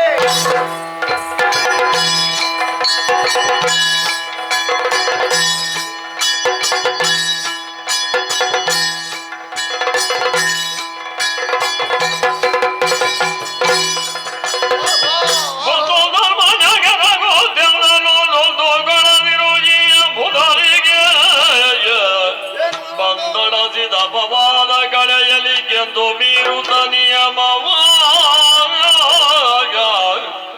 ಬಂದು ಧರ್ಮ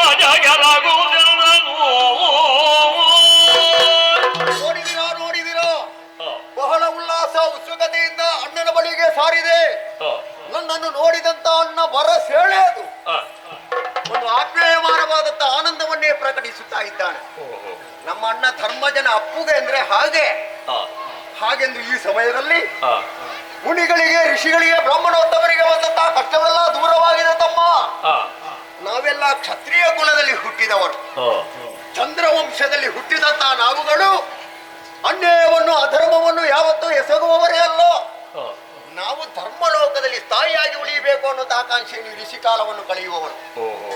ಧರ್ಮ ಸೂಕ್ಷ್ಮವಾದಂತಹ ಧರ್ಮರಾಯನೇ ಇಂದಿನ ಕಾಲಕ್ಕೆ ಸಂತೋಷವನ್ನು ವ್ಯಕ್ತಪಡಿಸುತ್ತಾ ಇದ್ದಾನೆ. ನನ್ನ ಮನದ ಆಲೋಚನೆ ಅದಲ್ಲ. ಅಣ್ಣನಿಗೆ ಏನು ಮನಸ್ಸಿಗೆ ಸಮಾಧಾನವಾಯಿತು, ಆದ್ರೆ ಏನು ನಾವು ಸ್ವಲ್ಪ ಹಿಂದಿನ ಘಟನೆಯ ಬಗ್ಗೆ ಆಲೋಚನೆ ಮಾಡಬೇಕು. ಒಂದು ಕಾಲದಲ್ಲಿ ದ್ರೌಪದಿಯನ್ನು ಮದುವೆ ಆಗುವಂತಹ ವೇಳೆಯಲ್ಲಿ ನಾವು 5 ಮಂದಿಯವರು ಒಂದೇ ಮನಸ್ಸಿನಿಂದ ಒಗ್ಗಟ್ಟಾಗಿ ಪಂಚವಲ್ಲಭೆ ಎನಿಸಿಕೊಂಡಂತಹ ಪಾಂಚಾಳಿಯನ್ನು ಮದುವೆಯಾದವರು. ಆ ಕಾಲಕ್ಕೆ 3 ಗಳಿಗೆಯಲ್ಲಿ 3 ಲೋಕವನ್ನು ಸಂಚರಿಸಿದಂತಹ ನಾರದನೇ ನಮ್ಮ ಬಳಿಗೆ ಆಗಮಿಸಿದ. 5 ಮಂದಿ ಒಬ್ಬಳಾಕೆಯನ್ನು ವಿವಾಹವಾಗಿದ್ದೀವಿ. ಆದರೆ ಇಲ್ಲಿ ಒಂದು ಧರ್ಮವೇ ಅಡಗಿದೆ. ಶಾಸ್ತ್ರವನ್ನು ಯಾವತ್ತು ಮೀರಿ ವ್ಯವಹರಿಸಕೂಡದು. 5 ಮಂದಿ ಒಮ್ಮತದಿಂದ ನನ್ನ ಮಾತನ್ನು ಕೇಳಬೇಕು. 5 ಮಂದಿ ಜೊತೆಯಾಗಿ ಏಕಾಂತದಲ್ಲಿ ದ್ರೌಪದಿಯ ಜೊತೆ ಇರುವುದು ಸಲ್ಲದು. ಬದಲಾಗಿ ಒಬ್ಬೊಬ್ಬರೇ ಒಂದೊಂದು ವರ್ಷವನ್ನು ಪೂರೈಸಬೇಕು. ಆದರೆ ಒಂದುಂಟು, ಧರ್ಮರಾಯ ದ್ರೌಪದಿಯ ಅಂತಃಪುರದಲ್ಲಿ 1 ವರ್ಷದ ಕಾಲದ ತನಕ ಇರುವ ತನಕ ಭೀಮಸೇನ ಅಲ್ಲಿಗೆ ಯಾವತ್ತೂ ಪ್ರವೇಶಿಸುವ ಹಾಗಿಲ್ಲ. ಹಾಗೆಂದು ಭೀಮಸೇನನ ಜೊತೆಯಲ್ಲಿ ದ್ರೌಪದಿ ಇರುವಾಗ ಅಲ್ಲಿಗೆ ಧರ್ಮರಾಯ ಬರುವುದಕ್ಕಿಲ್ಲ, ಅರ್ಜುನ ನಕುಲ ಸಹದೇವರು ಹೋಗುವುದಕ್ಕಿಲ್ಲ. ಈ ರೀತಿಯಾಗಿ ನಾರದರು ಹೇಳಿದರು. ನಾವು ಆದಿತ್ಯಂತ ಒಪ್ಪಿಕೊಂಡೆವು. ಆವಾಗ ಅವರು ಒಂದು ಮಾತನ್ನು ಒತ್ತಿ ಹೇಳಿದ್ದಾರೆ. ಒಂದು ವೇಳೆ ಧರ್ಮರಾಯ ಅವನ ಪಕ್ಷದಲ್ಲಿ ದ್ರೌಪದಿ ಇರುವಂತಹ ಕಾಲಕ್ಕೆ ಅರ್ಜುನನೋ ಭೀಮನೋ ನಕುಲ ಸಹದೇವರು ಮಿಕ್ಕುಳಿದವರು ಯಾರಾದರೂ ಒಬ್ಬರು ಅಂತಃಪುರವನ್ನು ಏಕಾಂತದಲ್ಲಿರುವಂತಹ ಕಾಲಕ್ಕೆ ಸೇರಿದಿರಿ ಎಂದಾದ್ರೆ ನೀವು ತೀರ್ಥಯಾತ್ರೆಯನ್ನು ಕೈಗೊಳ್ಳಬೇಕು. ತೀರ್ಥ ಕ್ಷೇತ್ರವನ್ನು ಸಂದರ್ಶನ ಮಾಡಬೇಕು. 12 ವರ್ಷದ ತನಕ ಮರಳಿ ಇಂದ್ರಪ್ರಸ್ಥವನ್ನು ಸೇರುವ ಹಾಗಿಲ್ಲ ಎನ್ನುವ ಹಾಗೆ ಸೂಚನೆಯನ್ನು ಕೊಟ್ಟಿದ್ದಾರೆ. ಆದರೆ ಈ ಕಾಲಕ್ಕೆ ಧರ್ಮರಾಯನ ಬಳಿಯಲ್ಲಿ ದ್ರೌಪದಿ ಮೆರೆಯುತ್ತಿರುವಂತಹ ವೇಳೆಯಲ್ಲಿ ಎಂತಹ ಪಾಪ ನಡೆದು ಹೋಯಿತಪ್ಪ, ಎಂತಹ ಪಾಪ ನಡೆದು ಹೋಯಿತು. ನನಗೆ ಅರಿವಿಲ್ಲದ ಹಾಗೆ ಸಂತೋಷದ ವಿಚಾರವನ್ನು ಅಣ್ಣನಲ್ಲಿ ಹೇಳಬೇಕು ಅನ್ನೋ ಹಾಗೆ ನೇರವಾಗಿ ಹೊರಟೆ ಎಂದಾದ್ರೆ ಅಲ್ಲಿ ಮೆರೆಯುತ್ತಾ ಇದ್ದಾರೆ. ಆದ್ರೆ ಅಣ್ಣನಲ್ಲಿ ಮರುಕಪಟ್ಟು ಹೇಳಿದೆ, ದುಃಖಿಸಿದೆ, ಪಾದವನ್ನು ಹಿಡಿದು ಬೇಡಿದೆ. ಆವಾಗ ಅವ ಒತ್ತಿ ಹೇಳಿದ, ಕಳೆದು ಹೋದಂತಹ ವಿಚಾರಕ್ಕೆ ಚಿಂತಿಸಿ ಫಲವಿಲ್ಲ. ಹಾಗೆಂದು ಪರಿಹಾರವನ್ನು ಅಷ್ಟು ದೂರದಲ್ಲಿ ಕಾಣುವುದು ಬೇಡ, ಇಲ್ಲೇ ಕಾಣೋಣ. ನಾರದರ ಮಾತಿಗೆ ಮನ್ನಣೆಯನ್ನು ಕೊಡೋಣ ಎನ್ನುವ ಹಾಗೆ. ಇಲ್ಲ, ನನ್ನ ಮನಸ್ಸು ಕೇಳುವುದಿಲ್ಲ. ಕೆಲವರೆಲ್ಲ ಹೇಳುತ್ತಾರೆ, ಇವತ್ತು ಮಂಗಳವಾರ, ಇವತ್ತು ಶುಭ ದಿನ, ಇವತ್ತು ಯಾವ ಕಾರ್ಯಕ್ರಮವೂ ನಡೆಯುತ್ತದೆ ಅಂತ. ಆದರೆ ಶಾಸ್ತ್ರವನ್ನು ಯಾವತ್ತು ಮೀರಿ ನಡೆಯುವುದಕ್ಕಾಗುವುದಿಲ್ಲ. ಹಾಗಾಗಿ ತೀರ್ಥಕ್ಷೇತ್ರ ಸಂದರ್ಶನ ಆಗಬೇಕು ಅಂತ ಕಡೆಗೆ ನಡೀತೇನೆ.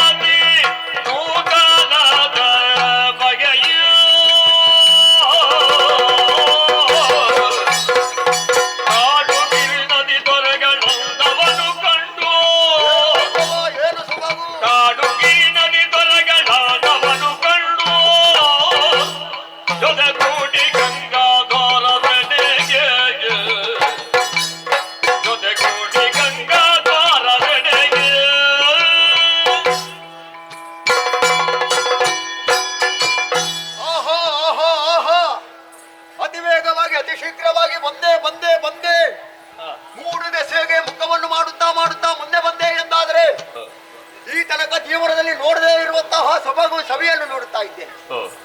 ಏನು ಆನಂದ, ಏನು ಆನಂದ. ಪ್ರಶಾಂತವಾದಂತಹ ಪ್ರದೇಶ, ಬಹಳ ಒಂದು ಗಾಳಿ ಬೀಸುತ್ತಾ ಉಂಟು. ಅದನ್ನು ಆಗ್ರಾಣಿಸುತ್ತಾ ಮರ ಗಿಡ ಬಳ್ಳಿಗಳನ್ನು ನೋಡುತ್ತಾ ನೋಡುತ್ತಾ ಒಂದು ಪ್ರೇಕ್ಷಣೀಯವಾದಂತಹ ಸ್ಥಳವನ್ನು ಬಂದು ಸೇರಿದ್ದೇನೆ. ನೋಡಿದಿರಿ, ಇದು ಗಂಗಾ ನದಿ ತೀರ. ಗಂಗೆ ಇಲ್ಲಿ ಹರಿಯುತ್ತಾ ಇದ್ದಾಳೆ ಅನ್ನೋದು ಗೊತ್ತು ನನಗೆ. ಬೇರೆ ಬೇರೆ ಬೇರೆ ಬೇರೆ ತೀರ್ಥಕ್ಷೇತ್ರಗಳನ್ನೆಲ್ಲ ಸಂದರ್ಶನ ಮಾಡಿ ಆ ಮೂಲಕವಾಗಿ ತೀರ್ಥವನ್ನು ಬಿದ್ದು ಶುಚಿರ್ಭೂತರಾದೆ ತಿಳಿಯದೆ ಪಾಪ ಮಾಡಿದೆವು ಎಂದಾದ್ರೆ ಪುಣ್ಯ ಲಭಿಸುವುದಕ್ಕೆ ಬೇಕಾಗಿ ಅವರ ಗಂಗಾ ಭವಾನಿಯಾದಂತಹ ಈ ಕಾಲಕ್ಕೆ ಇಲ್ಲಿ ಹರಿಯುತ್ತಾ ಇದ್ದಾಳೆ ಅನ್ನೋದು ಗೊತ್ತಾಯ್ತು ನನಗೆ. ಆದ್ದರಿಂದಲೇ ಆಳವಾಗಿ ಇಳಿದೆ, ಮಿಂದೆ ಮೇಲೆದ್ದು ಬಂದೆ. ನೋಡಿದಿರಾ ಏನು ಸೊಬಗು, ಏನು ಸಭಿ. ಜೀವನದಲ್ಲಿ ಇಂಥದ್ದನ್ನೆಲ್ಲ ಕಾಣಬೇಕಿದ್ರೆ ಬಹಳಷ್ಟು ಪುಣ್ಯವನ್ನು ಗಳಿಸಿರ್ಬೇಕಂತೆ. ಆದರೆ ಗೋಪಾಲಕೃಷ್ಣನ ಅನುಗ್ರಹ ಪಾಂಡವರಾದಂತ ನಮ್ಮ ಮೇಲೆ ಇರುವ ಕಾರಣ ಈ ಗಂಗಾ ನದಿ ತಟವನ್ನು ಸೇರುವಂತಹ ಒಂದು ಸ್ಥಿತಿ ನಿರ್ಮಾಣವಾಯಿತು ಎನ್ನುವ ಹಾಗೆ ನಾನು ಭಾವಿಸ್ತೇನೆ. ಆದರೆ ಈ ಕಾಲಕ್ಕೆ ಈ ಗಂಗೆಯ ಬಗ್ಗೆ ನಾನು ಯೋಚನೆ ಮಾಡುವುದು, ಅಮರ ಗಂಗಾ ತರಣರಾದಂತಹ ಭೀಷ್ಮಾಚಾರ್ಯರ ಹುಟ್ಟಿಗೆ ಕಾರಣೀಕರ್ತರಾದವಳು ಗಂಗೆ. ಆಮೇಲೆ ಭೀಷ್ಮಾಚಾರ್ಯರ ತೀರ್ಥರೂಪರಾದಂತಹ ಶಂತನು ಭೂಪತಿಗಳು ಇಲ್ಲಿ ಮೆರೆದಾಡಿದ ನಲಿದಾಡಿದ ಜಾಗ ಅನ್ನೋದನ್ನು ಕೇಳಿದ್ದೇನೆ ನಾನು. ಆಮೇಲೆ ಭಗೀರಥನ ಪ್ರಯತ್ನ, ಪರಮೇಶ್ವರನ ಜಟೆಯಿಂದ ಇಳಿದು ಆ ಮೂಲಕವಾಗಿ ಗಂಗೆ ಇಲ್ಲಿ ಪ್ರವಹಿಸಿದ್ದನ್ನು ನಾವು ಕಂಡಿದ್ದೇವೆ. ಅದಕ್ಕೆ ಭಗೀರಥನ ಪ್ರಯತ್ನ ಎನ್ನುವ ಹಾಗೆ ಹಾಡಿ ಹೊಗಳಿದ್ರು. ಇದನ್ನೆಲ್ಲ ನೋಡುತ್ತಾ ಆಸ್ವಾದಿಸುತ್ತಾ ಪಿತೃಗಳಿಗೆ ತರ್ಪಣ ಕೊಡಬೇಕು ಅನ್ನುವಂತಹ ಉದ್ದೇಶದಿಂದ ಹಾಗೆಯೇ ಮುಂದೆ ಬಂದೆ. ಏನದು ಕಾಣುತ್ತಾ ಇರುವುದು? ಕೇಳೋದಿ ಕಥನಗಳ ನರನೋ ಪರಮಾಶಕ್ತಿ ದಾಡಿ ನದಿಗೆ ನೀಡೋ ಶ್ರದ್ಧೆಯಲಿ ನರನೋ ಪರಮಾಶಕ್ತಿ ದಾಡಿ ನದಿಗೆ ನೀಡೋ ಶ್ರದ್ಧೆಯಲಿ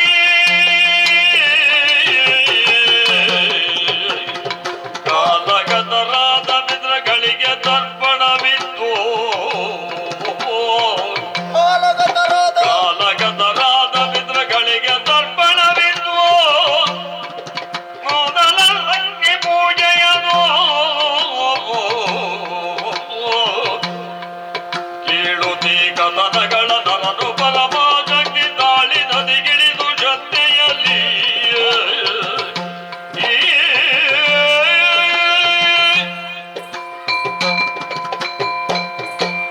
ಗಂಗೆಯಲ್ಲೇ ಮುಂದುವರಿಯುತ್ತಿರುವಂತಹ ಬದಲುವಂತಹ ಕಾಲಕ್ಕೆ 4 ಮಂದಿ ಬ್ರಾಹ್ಮಣರು ನನ್ನ ಕಣ್ಣ ಮುಂಭಾಗದಲ್ಲಿ ಕಾಣಿಸಿಕೊಂಡ್ರಲ್ಲ. ನನ್ನನ್ನು ನೋಡಿ ಆ ಕ್ಷಣವೇ ನನ್ನ ಬಳಿಗೆ ಸಾರಿದ್ರು. ಅವರಿಗೆ ಬೇಕಾದಂತ ಆಶೀರ್ವಾದ ಅನುಗ್ರಹವನ್ನೆಲ್ಲ ಪಡೆದೆ. ಆವಾಗ ಈ ಗಂಗೆಯ ವಿಶೇಷ ಏನು ಅಂತ ಕೇಳಿದಂತ ಕಾಲಕ್ಕೆ ಎಲ್ಲ ಕಥೆಗಳನ್ನು ನನ್ನಲ್ಲಿ ಹೇಳಿದ್ದಾರೆ. ಇದನ್ನು ಕಂಡಾಗ ಕೇಳಿದಾಗ ಮನಸ್ಸಿಗೆ ಆಪ್ಯಾಯಮಾನವಾದಂತ ಆನಂದವಾಯಿತ. ಹಾಗೆಂದು ಇನ್ನು ಉಳಿದದ್ದೇನು? ನನ್ನ ಹಿರಿಯರೆಲ್ಲ ಪಿತೃಗಳೆಲ್ಲ ಅಳಿದು ಆಲೋಕವನ್ನು ಸೇರಿದ್ದಾರೆ. ಅವರಿಗೆ ಸದ್ಗತಿ ಸರಿಯಾಗಿ ಹೊಂದಲಿಲ್ಲ ಅಂತಲ್ಲ, ಭೂಲೋಕದಲ್ಲಿ ಅದೆಷ್ಟೋ ಮಂದಿ ಪುಣ್ಯಾರ್ಚನೆಯನ್ನು ಮಾಡುವುದರ ಮೂಲಕವಾಗಿ ಪುಣ್ಯವನ್ನು ಕಟ್ಟಿಕೊಂಡು ಸ್ವರ್ಗಧಾಮವನ್ನು ಸೇರ್ತಾರೆ. ಹಾಗೆಂದು ಸ್ವರ್ಗ ಪ್ರಾಪ್ತಿ ಆಗಬೇಕು ಅನ್ನೋ ಅಪೇಕ್ಷೆ ಭೂಲೋಕದ ಮಾನವರಲ್ಲಿ ಇದ್ದೇ ಇದೆ. ಹಾಗಾಗಿ ಗಂಗೆಗೆ ಬಂದು ಇಳಿದು ಆ ಪಿಂಡೋದಕವನ್ನು ಅರ್ಪಿಸಿದಂತ ಕಾಲಕ್ಕೆ ಅವರಿಗೆ ಸದ್ಗತಿ ಪ್ರಾಪ್ತಿಯಾಯಿತು ಎನ್ನುವ ಹಾಗೆ ಭೂಲೋಕದವರ ನಂಬಿಕೆ. ಹಾಗಾಗಿ ಚಂದ್ರವಂಶದಲ್ಲಿ ಈ ಹಿಂದೆ ಆಗಿ ಹೋದವರಿಗೆ ಬೇಕಾದಂತಹ ಪಿತೃತರ್ಪಣವನ್ನೆಲ್ಲ ಮಾಡಿ ಮುಗಿಸಿದೆ. ಇನ್ನು ಉಳಿದದ್ದೇನು? ನಾನು ಮಾಡುತ್ತಿರುವಂತಹ ಕಾರ್ಯ ಎಲ್ಲವೂ ಸರಿಯಾಯಿತು ಎನ್ನುವ ಹಾಗೆ ನನ್ನ ಮನಸ್ಸು ಹೇಳುತ್ತಾ ಉಂಟು. ಹಾಗಿದ್ರೆ ಈ ಗಂಗೆಯಲ್ಲಿಯೇ ಸ್ವಲ್ಪ ಮುಂದುವರಿಯಬೇಕು. ನಡೆಯುತ್ತೇನೆ ಆ ಕಡೆಗೆ.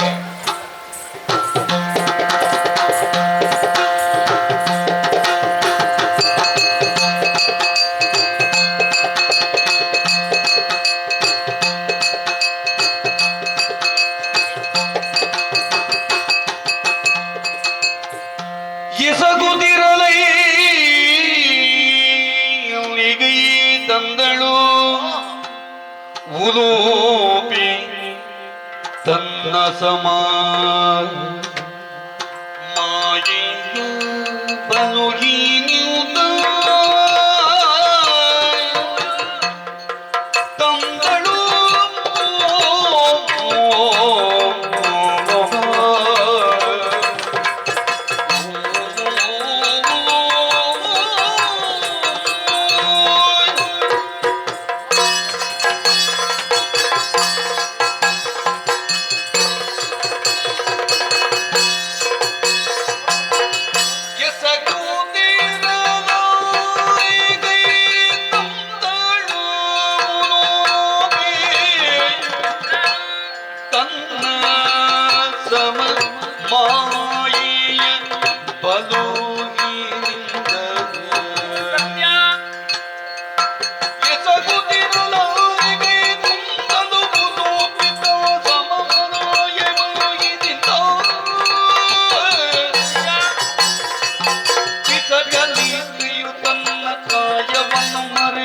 ಈ ಸಮಯದಲ್ಲಿ ನೀತಿಯು ತನ್ನ ಕಾಯವನ್ನು ಮರೆಗೊಳಿಸಿ ದೂರ ನಿಂತು ನೋಡಿದಳು ಈಗ ಬಂದಳು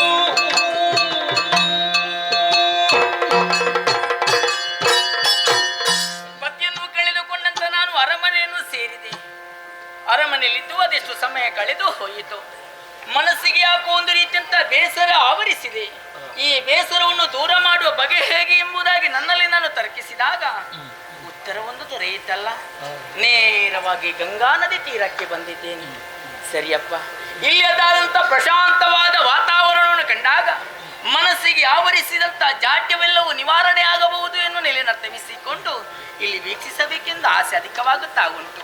ಆದುದರಿಂದ ಮುಂದೆ ಮುಂದೆ ಸಾಗುತ್ತೇನೆ, ಏನೆಲ್ಲ ಇದೆ ಎಂಬುದಾಗಿ ನೋಡುತ್ತೇನೆ. ಆಹಾ, ಇಂಥ ಸುಖಾರ ನೀತನು ಏನು ಆಶ್ಚರ್ಯ!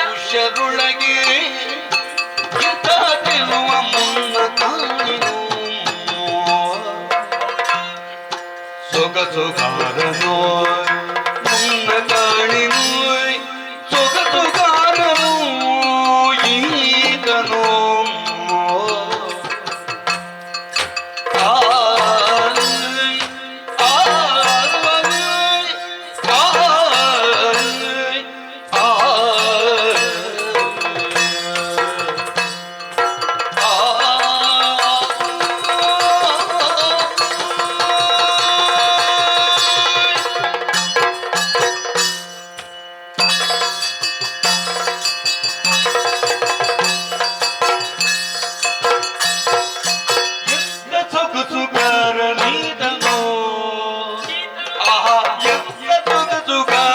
ಈತನು ಪುರುಷರೊಳಗೆ ಇಂಥ ಚೆಲುವ ಮುನ್ನ ಕಾಣೆನು ಪುರುಷರೊಳಗೆ ಇಂಥ ಚೆಲುವ ಮುನ್ನ ಕಾಣೆನು ಸೊಗಸುಗಾರನು ಮುನ್ನ ಕಾಣೆನು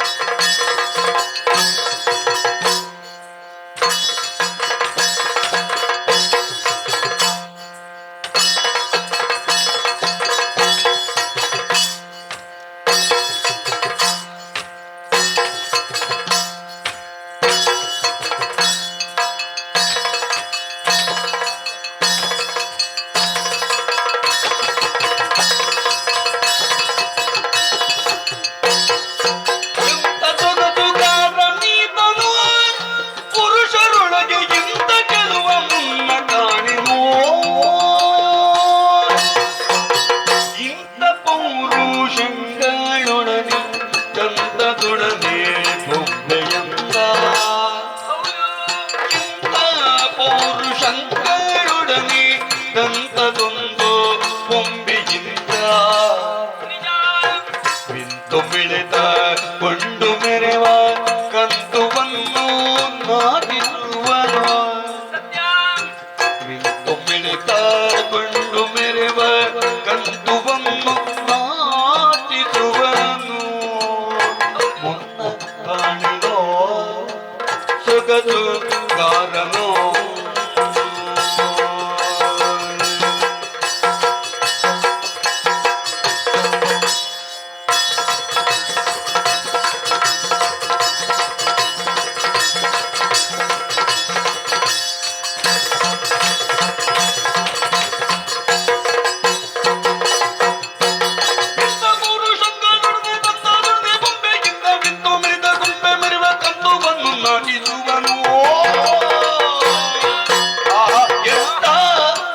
ಸುಗಾರನೀತನೋ ಪುರುಷರೊಳಗೆ ಇಂಥ ಚೆಲುವ ಮುನ್ನ ಕಾಣಿನೋ ಸುಗಾರನು ಈತನೋ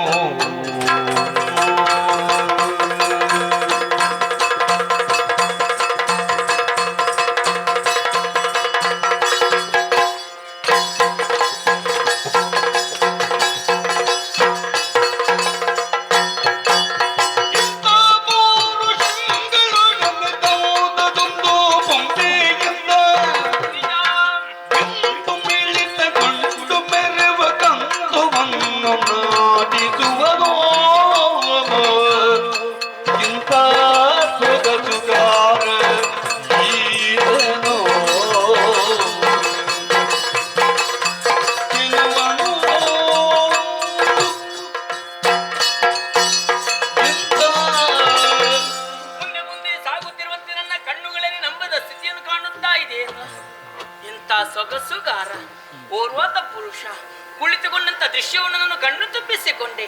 ಇನ್ನು ನೋಡಬೇಕು, ಮತ್ತೆ ನೋಡಬೇಕು, ಮಗದೊಮ್ಮೆ ನೋಡಬೇಕು ಎನ್ನುವುದಾಗ ಆಗುತ್ತಾ ಇದೆ. ಯಾಕೆ ಇವನದಾದಂತ ರೂಪ ಲಾವಣ್ಯ ಆ ರೀತಿಯಾಗಿ ನನ್ನ ಸೆಳೆತಾ.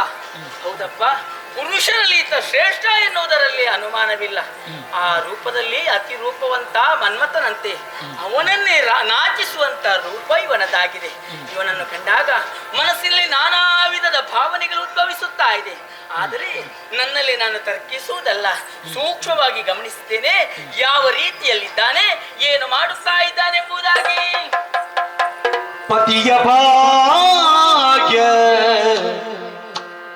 ಹೀನಾಯಾಗಿಯೇ ನಾನು ತ್ರಿಜಗದಿ ಬಲಯುತನ ಕಂಡು ಮೋಹಗೊಂಡಿಯೇ ಸತ್ಯ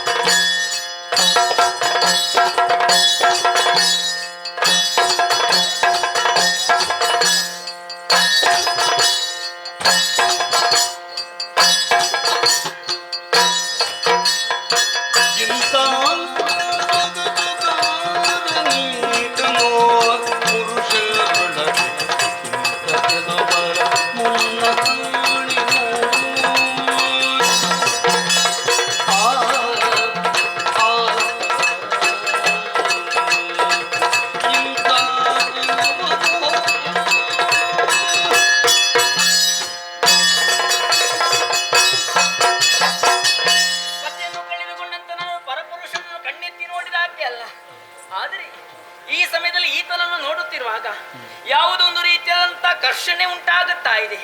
ಮೋಹಕ ರೂಪ, ಸೌಂದರ್ಯವಂತನಾಗಿದ್ದಾನೆ. ಪೌರುಷವೂ ಈತನಲ್ಲಿ ಮನೆ ಮಾಡಿದೆ ಎನ್ನುವುದರಲ್ಲಿ ಅನುಮಾನವಿಲ್ಲ. ಮುಖದ ಓಜಸ್ಸು ವರ್ಚಸ್ಸು ಇವೆಲ್ಲವನ್ನು ಕಂಡಾಗ ಈತನನ್ನು ನಾನು ಪತಿಯಾಗಿ ಪಡೆಯಬೇಕು, ಹೊಂದಬೇಕೆನ್ನುವಂತ ಬಯಕೆಯನ್ನು ಇರಿಸಿಕೊಂಡವಳಿದ್ದೇನೆ. ಹಾಗಂತ ನಾನು ಅವನಿಗೆ ಕಾಣದ ರೀತಿಯಲ್ಲಿ ಮಾಯಾವಿದ್ಯೆಯ ಮೂಲಕವಾಗಿ ನನ್ನ ದೇಹವನ್ನು ಮಾಯಗೊಳಿಸಿದ್ದೇನೆ. ಆದರೆ ನಾನು ಆತನಿಗೆ ಕಾಣುವುದಿಲ್ಲ. ಆದರೆ ನಾನು ಆತನನ್ನು ಕಣ್ಣು ತುಂಬಿಸಿಕೊಳ್ಳುತ್ತಾ ಇದ್ದೇನೆ. ವಿಶೇಷವಾದ ಆಕರ್ಷಣೆಯನ್ನು ಹೊಂದಿದವನು ಈತನಲ್ವೇ. ಈತನನ್ನು ಹೊಂದಬೇಕಾದ್ರೆ ನಾನು ಏನು ಮಾಡಬೇಕೆಂಬುದಕ್ಕೆ ತೋಚುತ್ತಿಲ್ಲ. ದಾರಿ ಬೇಕಲ್ಲ. ಯಾವುದು? ಮುಂದೆ ಚಲಿಸುವರು ಸರಿ ಸರಿ. ಮುಂದೆ ಜ್ವಲಿಸುವ ಕುಂಡವ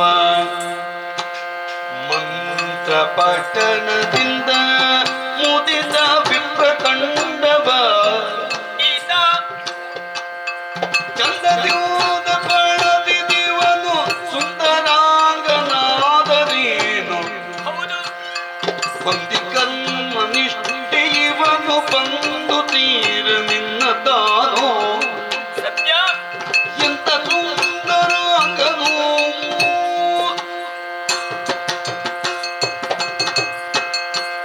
ಪದ್ಮಾಸನದಲ್ಲಿ ಕುಳಿತಂತ ಈತ ಮಂತ್ರವನ್ನು ಪಠಿಸುತ್ತಾ ಇದ್ದಾನೆ. ಯಾವುದೋ ಒಂದು ಧ್ಯಾನದಲ್ಲಿ ಮಗ್ನಾಗಿದ್ದಾನೆ ಎಂಬುದರಲ್ಲಿ ಅನುಮಾನವಿಲ್ಲ. ಆದ್ದರಿಂದ ಈತನನ್ನು ಎಚ್ಚರಿಸುವುದು ಸರಿಯಲ್ಲ. ಈತ ಧ್ಯಾನಾಸಕ್ತನಾಗಿದ್ದಾನೆ. ಆದರೆ ಈತನನ್ನು ಹೊಂದಬೇಕು ಅಂತಾದ್ರೆ ನಾನು ಮಾಡಬೇಕಾದಂತ ಕಾರ್ಯ ಏನೆಂಬುದಾಗಿ ಬೇಕಲ್ಲ.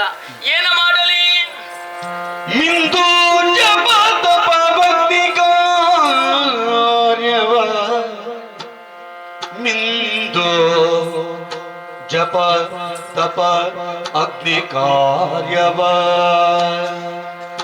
ಚಂದದಲ್ಲಿ ವಿರಚಿಪ ಮಹಾತ್ಮನು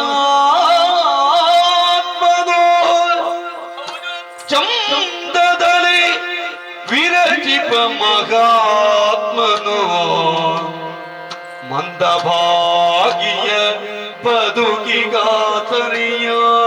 ಬರನಿಂದು ಮಂದಭಾಗ್ಯ ಬದುಕಿಗಾಸರೆಯಾಗಿ ಬರನೆಂದು ಹಿಂದ ಕೈದುವೆನೆಂದು ಬಗೆದರು ಹಿಂದ ಕೈದುವೆನೆಂದು ಬಗೆದರು ಇಂದ್ರ ಸುತನ ಚಿನುವ ಪ್ರೇಮದ ಬಂದ ಭಾಷವನಾಗಿ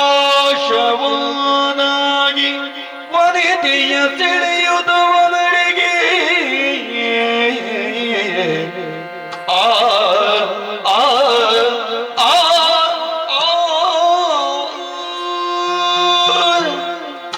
ಈತನನ್ನು ಕಂಡಾಗ ಬಿಟ್ಟು ಹೋಗುವುದಕ್ಕೆ ಮನಸ್ಸು ಒಪ್ಪುತ್ತಾ ಇಲ್ಲ. ಈತನನ್ನು ಪಡೆಯಬೇಕು, ಹೊಂದಬೇಕು ಎನ್ನುವಂತ ಮಹಾದಾಸೆ ಅತೀವವಾಗುತ್ತಾ ಉಂಟು. ಆದ್ರೆ ಮುಂದೆ ಅರಮನೆ ಸೇರೋಣವೇ? ಇಲ್ಲ, ಮನಸ್ಸು ಆತನಿಗೆ ಸೆಳೆಯುತ್ತಾ ಉಂಟು. ಆ ಆಕರ್ಷಣೆಯಿಂದ ನನಗೆ ಹಿಂದುಳಿಯುವುದಕ್ಕೆ ಸಾಧ್ಯವಿಲ್ಲ. ಏನು ಮಾಡಲಿ, ಏನು ಮಾಡಲಿ? ಹಾದಿ ಮೇಲಿನಗಿಲ್ಲ ಮೆಚ್ಚಿದ ಆತಲದ ಕೊಂಡೊಯ್ದು ಮಾಯದೆ ಸರಿ ಸರಿ. ಸಾಗಿದು ನಮಯವನ್ನು ಸತ್ಯವ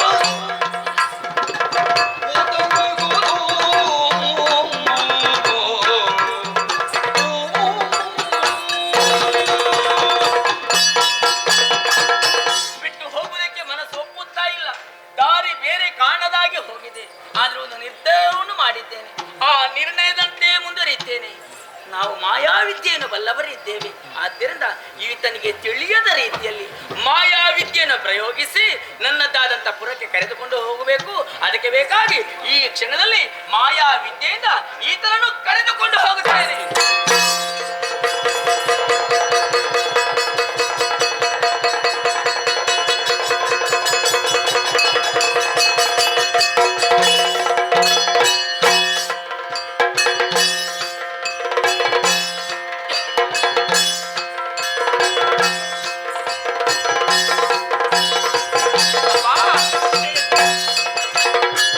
ಬಂದು ತನ್ನಯ ಪಿತನಿಗಿಲ್ಲವ ಎಂದು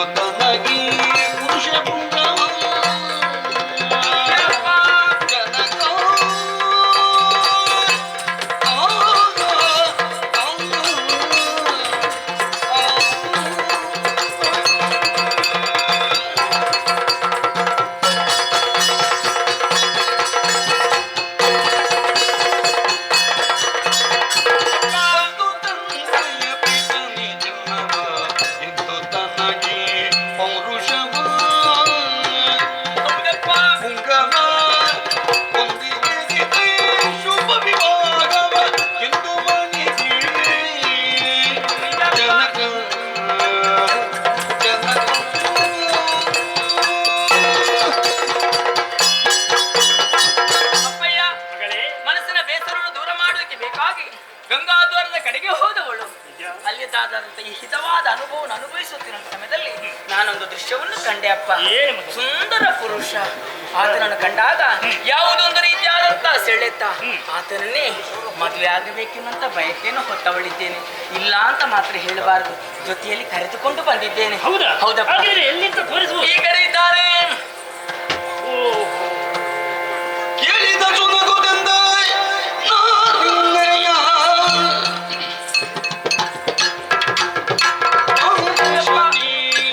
ನಿಂಬಿನೀತನ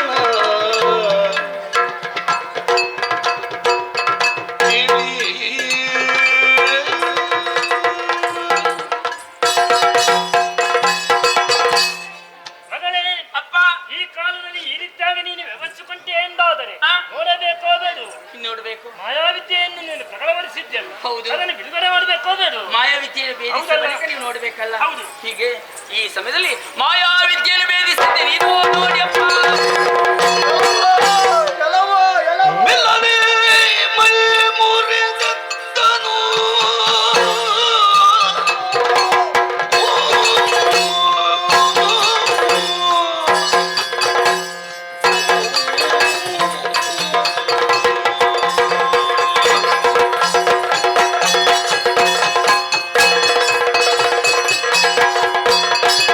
ಮೆಲ್ಲನೆ ಮೈ ಮುರಿದೆತ್ತನು. ಬಾಲಿಯಾಗಿ ಉಂಡವಾಗಂಡವು. ಒಲಿತೆನು ತಮಗಿದಾದನು ಕಣ ಇಲ್ಲದ ಕಿಯ ಕಾರ್ಯವಿದನು. ಕಾರಣವ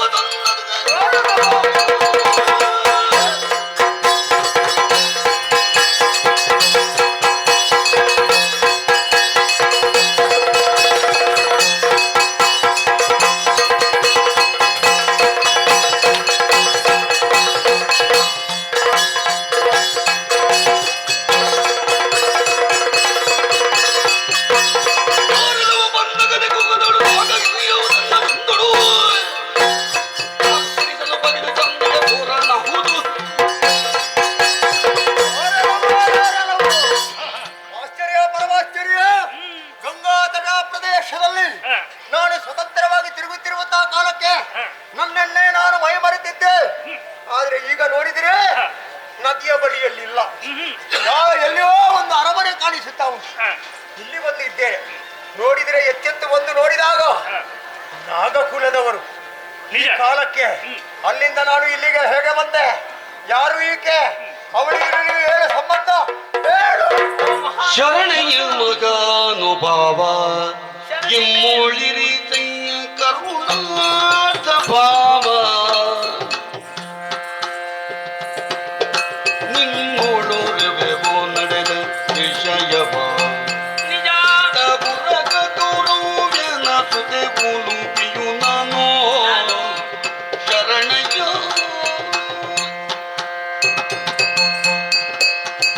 ಓ ಮಹಾನುಭಾವ. ಬಿಡ್ತೇನೆ ಈಗ ಬಾಣ. ಸೈರಿಸಬೇಕು, ಸೈರಿಸಬೇಕು, ಏನು? ಕೋಪಿಸಬಾರದು. ಯಾರು ನೀನು? ಈ ಸಮಯದಲ್ಲಿ ಈ ಅರಮನೆಗೆ ಬರುವುದಕ್ಕೆ ಬಲವಾದ ಕಾರಣೀಕರ್ತಳು ನಾನೇ ಆಗಿದ್ದೇನೆ. ನೀನೇ ಕರ ತಂದದ್ದೇ? ನಾನೇ ಕಾರಣ.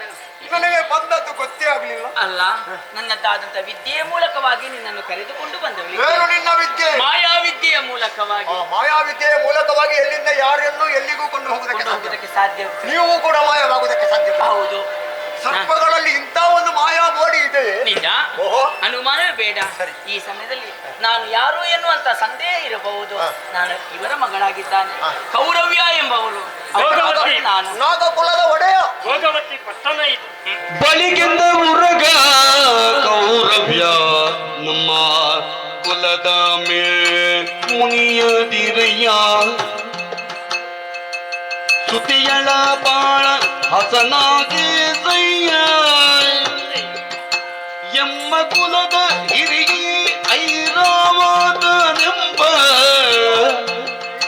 ಶರಣಯ್ಯ.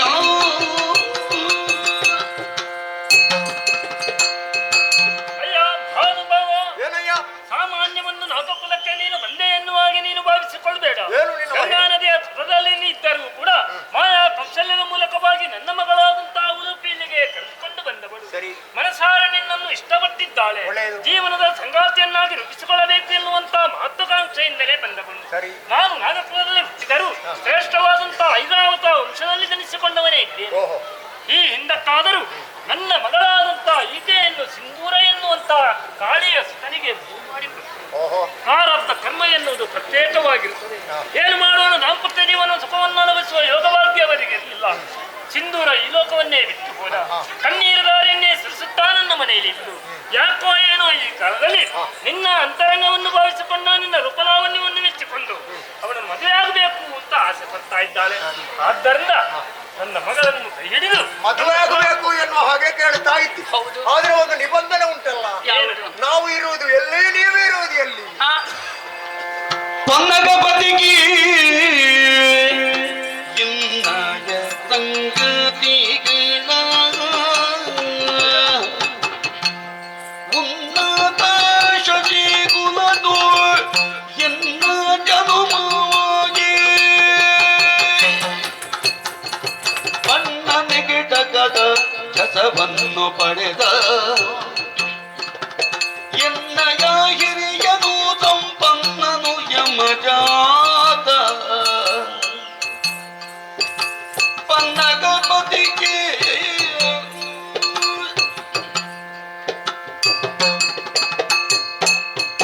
ಅಯ್ಯ ಪನ್ನಗಪತಿಯೇ, ಮಹಾರಾಜ. ನಾಗದೇಲಿಗೆ ಎಲ್ಲ ನೀನು ಒಡೆಯ. ಈ ಕಾಲಕ್ಕೆ ಹ. ಈ ಭೋಗ ಭೂಮಿಯಲ್ಲಿ ಕಾಲವನ್ನು ಕಳೆಯುತ್ತಾ ಇದ್ದರೂ ಕೂಡ ಮಹತ್ತರವಾದಂತಹ ಉದ್ದೇಶವನ್ನು ಇರಿಸಿಕೊಂಡೇ ನೀನು ಕಾಲವನ್ನು ಕಳೆದವ. ಹೌದು. ನೀನೆಂದೇನು ಹ. ಸರ್ಪ ಜಾತಿಗಳಲ್ಲೆಲ್ಲ ಇದ್ದದ್ದೇ. ಹ. ಹಾಗಿದ್ರೆ ಈ ಕಾಲಕ್ಕೆ ನಿನ್ನ ವಿಚಾರವನ್ನೆಲ್ಲ ಸಂಕ್ಷಿಪ್ತವಾಗಿ ಸ್ಫುಟವಾಗಿ ನನ್ನ ಮುಂದೆ ಬಿತ್ತರಿಸಿದೆ. ನಿಜ. ಬಹಳಷ್ಟು ಸಂತೋಷವಾಯಿತು. ಹ. ಸರ್ಪ ಸಂತತಿಯು ಕೂಡ ಇಂತಹ ಒಂದು ಏಳಿಗೆಯನ್ನು ಸಾಧಿಸುತ್ತಾ ಇದೆ ಅನ್ನುವಂತಹ ನೆಮ್ಮದಿಯ ವಿಚಾರ. ಹ. ಇದನ್ನೆಲ್ಲ ಕೇಳಿ ನಾವು ಪರಮ ಸಂತೋಷ ಭರಿತರಾದವರು. ಹ. ಯಾವನೇ ಒಬ್ಬ ವ್ಯಕ್ತಿಯಾಗಿರಲಿ ಅವ ಒಬ್ಬ ಬದುಕಿದ್ರೆ ಸಾಕಾಗುವುದಿಲ್ಲ. ಪ್ರತಿಯೊಂದು ಜೀವರಾಶಿಗಳಿಗೂ ಕೂಡ ಒಂದು ಒಳ್ಳೆಯ ರೀತಿಯಿಂದ ನಡವಳಿಕೆಯಿಂದ ಜೀವನವನ್ನು ಸಾಗಿಸುತ್ತಾ ಇರಬೇಕು. ಅಪೇಕ್ಷೆ ಅಶ್ವತ್ತರವನ್ನು ಇರಿಸಿ ಕಾಲವನ್ನು ಕಳೆಯುವವರು ನಾವು. ನನ್ನ ವಂಶ ಸಾಮಾನ್ಯವಾದುದಲ್ಲ, ಚಂದ್ರ ವಂಶ. ಓ. ಶಶಿಕುಲದಲ್ಲಿ ಹುಟ್ಟಿಕೊಂಡವ ನಾನು. ಯಮ ಸುಳುವಿನ ಮಗನಾದಂತಹ ಧರ್ಮರಾಯ ವರ್ತಮಾನ ಕಾಲದಲ್ಲಿ ಇಂದ್ರಪ್ರಸ್ಥದಲ್ಲಿ ಆಳ್ವಿಕೆಯನ್ನು ಮಾಡುತ್ತಾ ಇದ್ದಾನೆ. ಅವನ 4 ಮಂದಿ ಸಹೋದರರು ನಾವು. ಕಿರಿಯವ ಭೀಮ, ಆಮೇಲೆ ನಾನು ಅರ್ಜುನ, ಇನ್ನು ಕಿರಿಯರು ನಕುಲ ಸಹದೇವರು ಮಾದ್ರಿ ಮಕ್ಕಳು. ನಾವು ಕುಂತಿಯ ಸೂಳು. ಈ ಕಾಲಕ್ಕೆ ತೀರ್ಥಯಾತ್ರೆಗೆ ಬೇಕಾಗಿ ಈ ಕಡೆಗೆಲ್ಲ ಬರಬೇಕಾಯಿತು.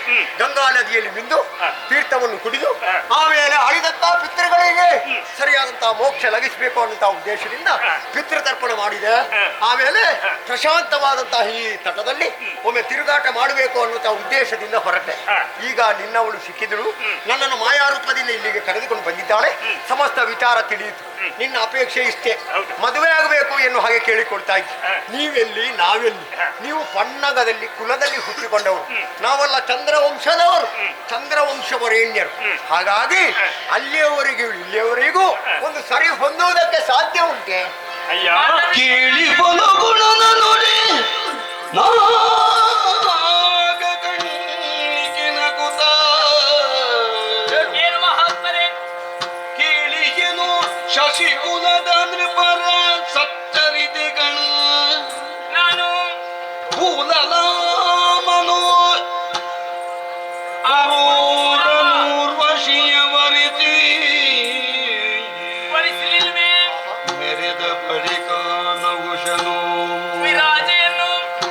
ಶಿಲೆಯಾಗಿ ಗವಿರಜೆಯನ್ನು ವರೆಸಿ ಜಸ ಮಾಡಿದ ಕೀಳನದೆ ಶಾಮಿಷ್ಟಿಯನ್ನು ನೆರೆದನು ಯಯಾತಿಯೇ ಬಾಳಲಿಲ್ಲವೇ ಗಂಗೆ ಶಂತರ್ಪ ಸತಿಯಾಗಿ ಕುಲವೇ ಹಿರಿದೆನ್ನ ಬಗುದೇ ಹೌದು. ಕೇಳಿ ಪಲುಗುಣ ನುಡಿ ನಾಗ ಕಣ್ಣಿಗೆ ನಗುತ್ತ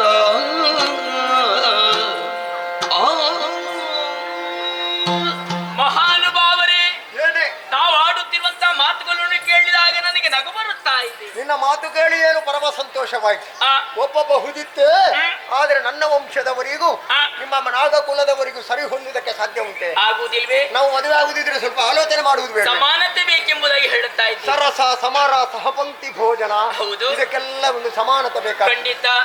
ಶಶಿವಂಶಜರು ತಾವು, ನಿಜ. ತಮಗೂ ಮೇಲು ಕೀಳು ಎನ್ನುವಂತ ಭಾವ ಉದ್ದೀಪನವಾಗಿದೆ. ಆಯಿತಲ್ಲ. ನಾನು ಈ ನಿಟ್ಟಿನಲ್ಲಿ ಮುಂದುವರಿದೆ ಎಂದಾದ್ರೆ ಹಾ. ನಮ್ಮ ಹಿರಿಯರು ಆರ್ಜಿಸಿದಂತಹ ಈ ಪುಣ್ಯದ ಫಲ ಏನುಂಟು ಅದನ್ನೆಲ್ಲ ನಾವು ಆದ್ರೆ ನೋಡಿಕೊಂಡು ಹಿರಿಯರ ಆದರ್ಶವನ್ನು ಹಿಡಿದುಕೊಂಡು ಮುಂದುವರಿಯಬಹುದಲ್ಲ. ನಮ್ಮ ವಂಶದವರಂತವರು ಇದ್ದಾರೆ, ಇಲ್ವೇ? ನಿಮಗೆ ಗೊತ್ತಿದೆ. ಖಂಡಿತವಾಗಿ ತಿಳಿದುಕೊಂಡಿದ್ದೇನೆ. ಒಂದು ಇಬ್ಬರ ಹೆಸರು ಹೇಳಿದ್ರೆ ಗೊತ್ತಾಗಬಹುದು. ಉರೂರವ ಉರ್ವಶಿಯನ್ನು ಮದುವೆ ಆಗ್ಲಿಲ್ವೇ? ಓಹೋ. ನಹುಷ ವಿರಾಜೆಯನ್ನು ಮದುವೆ ಆಗ್ಲಿಲ್ವೇ? ಸರಿ. ಯಯಾತಿ ಸರ್ಮಷ್ಟಿಯನ್ನು ಮದುವೆ ಆಗ್ಲಿಲ್ವೇ? ಉರೂರವ ಭೂಲೋಕದವ, ಅಲ್ವಾ? ಊರ್ವಶಿ ಮೇಲ್ಲೋಕದವರು, ದೇವಲೋಕದವರು. ನೋಡಿ, ಗಂಧರ್ವ ಲೋಕದವರಿಗೂ ಭೂಲೋಕದವರಿಗೂ ಸರಿ ಹೋಗಿತ್ತು. ಒಂದು ರೀತಿಯಂತ ಸಂಬಂಧ. ಒಳ್ಳೆ. ಹೆಚ್ಚೇಕೆ ಶಂತನು ಗಂಗೆಯನ್ನು ಮದುವೆ ಆಗ್ಲಿಲ್ವೇ? ಹೀಗಿರುತ್ತಾ ತಾವ್ಯಾಕೆ ಈ ರೀತಿಯಾದಂತ ನಿರ್ಣಯವನ್ನು ಮಾಡಿಕೊಂಡು ಏನು ತಿಳಿಯದವಳು ಅಂತ ನಾನು ಭಾವಿಸಿದ್ದು ನಿನ್ನ ಮಗಳು. ಒಳ್ಳೆ ಜ್ಞಾನ ವೃದ್ಧಳು, ಬೇಕಾದಷ್ಟು ಅರಿತವಳು, ಲೋಕಾನುಭವವನ್ನು ಹೊಂದಿದವಳು. ನೀನು ಚಂದ್ರವಂಶದಲ್ಲಿ ಉದಯಿಸಿಕೊಂಡರೂ ಕೂಡ ದೇವೇಂದ್ರ ಜಾತ ಎನ್ನುವುದೇ ಅರ್ಥವಲ್ಲ. ಸರಿ. ದೇವೇಂದ್ರ ಸುಕುಮಾರನಾಗಿ ದೇವಲೋಕಕ್ಕೂ ನಗಲೋಕಕ್ಕೂ ಒಂದು ನಿಂತು ಇದೆ ಎನ್ನುವುದೇ ಅರ್ಥ ಅಲ್ಲ. ಒಳ್ಳೆಯದು. ಯಾವುದೋ ಒಂದು ಋಣಾನುಬಂಧ ಎನ್ನುವುದೇ ಇರಬಹುದು. ಆದ್ದರಿಂದ ನನ್ನ ಮಗಳನ್ನು ಮದುವೆ ಆಗಬೇಕು ಅಂತ ನನ್ನ ಬೇಗ. ಸರಿ. ತೀರ್ಥಕ್ಷೇತ್ರ ಸಂದರ್ಶನದಲ್ಲಿರುವವ ನಾನು. ಹೌದು. ತಿರುಗಾಟ ಸದಾಕಾಲ ನಡೆಯುತ್ತಾ ಉಂಟು. ಹಾಗಾಗಿ ತಿರುಗಾಟದಲ್ಲಿ ಒಂದು ಮದುವೆ ಆಗಬೇಕು. ಆದೀತು. ನನಗೆ ಬೇಕಾಗಿ ಅಲ್ಲ, ನಿಮಗೆ ಬೇಕಾಗಿ ನಾಗ ಸಂತತಿ ವೃದ್ಧಿಸುವುದಕ್ಕೆ ಬೇಕಾಗಿ. ತೀರ್ಥಯಾತ್ರೆಗೆ ಕೈಗೊಂಡವರ ತಾವದೇ. ಆದ್ರೆ ತುಂಬಾ ಸಮಯ ಇರುವುದು ಬೇಡ. ಒಂದು ಸಂತಾನ ಆಗುವಲ್ಲಿವರೆಗೆ ನನ್ನ ಜೊತೆ ಇದ್ರೆ ಕಾರಣ ಬೇಕಲ್ಲ. ಒಂದು ಸುತ್ತು ಉತ್ತಮ ಸಂತಾನ. ಈಗ ನನ್ನಲ್ಲೇ ಒಂದು ಸಂತಾನವನ್ನು ಪಡೆಯಬೇಕಿದ್ರೆ ಏನಾದ್ರೂ ನಿನ್ನ ದುರುದ್ದೇಶ, ದೂರ ಉದ್ದೇಶ ಇರಲೇಬೇಕಲ್ಲ. ಯಾವುದು? ಸುದ್ಯೋಚಿತ ಅಂತ ಪುತ್ರನನ್ನ ಉದರಲ್ಲಿ ಜನಿಸುವಂತ ಅನುಗ್ರಹ. ಅರ್ಥ ಆಯ್ತು ನನಗೆ. ನಾಗಕುಲ ಸಂತತಿ ಇಲ್ಲಿಗೆ ಅಳಿದು ಹೋಗುವುದಲ್ಲ, ಅದು ಪ್ರವರ್ಧಮಾನಕ್ಕೆ ಮುಟ್ಟಬೇಕು. ವೃದ್ಧಿಸುತ್ತಾ ಒಂದು ವೇಳ್ಮೆಯನ್ನು ಸಾಧಿಸಬೇಕು ಅನ್ನಂತ ಕನಸನ್ನು ಹೊತ್ತವಳು ನೀನು. ನಿಜ. ನಿನ್ನ ಅಪ್ಪನ ಮನಸ್ಸು ಅದೇ. ಹೌದು. ಹಾಗೆಂದು ಅಲ್ಲ ಸಲ್ಲದನ್ನು ಹೇಳುವವ ಅಲ್ಲ. ಒಳ್ಳೆಯದಾಯ್ತು. ಈಗ ಮದುವೆಯನ್ನು ಸಾಂಕೇತಿಕವಾಗಿ ಗಾಂಧರ್ವ ವಿವಾಹ ಎನ್ನುವ ವ್ಯವಸ್ಥೆ ಆಯ್ತು. ಇಲ್ಲೇ ಮಾಡು ಎಲ್ಲಿಟ್ಟು ಬರ್ಲಿ. ಅರ್ಜುನ ಉಲೂಪಿಯ ಮದುವೆ ವಿಜೃಂಭಣೆಯಿಂದ ಇನ್ನು ಇದೊಂದು ಪ್ರಸಂಗ. ಅರ್ಜುನ ಮತ್ತು ಉಲೂಪಿ ವಿವಾಹ ಇನ್ನು ಎಷ್ಟಾಗದಕ್ಕುಂಟು ಗೊತ್ತಿಲ್ಲ ನನಗೆ. ತೀರ್ಥಕ್ಷೇತ್ರದಿಂದ ನಮಗೆಲ್ಲ ಆಶೀರ್ವಾದ ಮಾಡಬೇಕು ಮಾವನಾಗಿ. ಇಲ್ಲಿಯೇ ಇದ್ದು ನಿಮ್ಮ ಆತಿಥ್ಯವನ್ನು ಸ್ವೀಕರಿಸಿ. ಆದ್ರೆ ಹೆಚ್ಚು ಸಮಯ ಇರುವುದಕ್ಕೆ ಆಗುದಿಲ್ಲ. ನಾನು ಸ್ವಲ್ಪ ವೃತ್ತವನ್ನು ಆಚರಿಸ್ತಾ ಬಂದಿದ್ದೇನೆ. ಆ ವೃತ್ತಕ್ಕೆ ಬೇಕಾದಂತ ವ್ಯವಸ್ಥೆ ಎಲ್ಲ ಆಗಬೇಕು. ಆಯ್ತಲ್ಲ?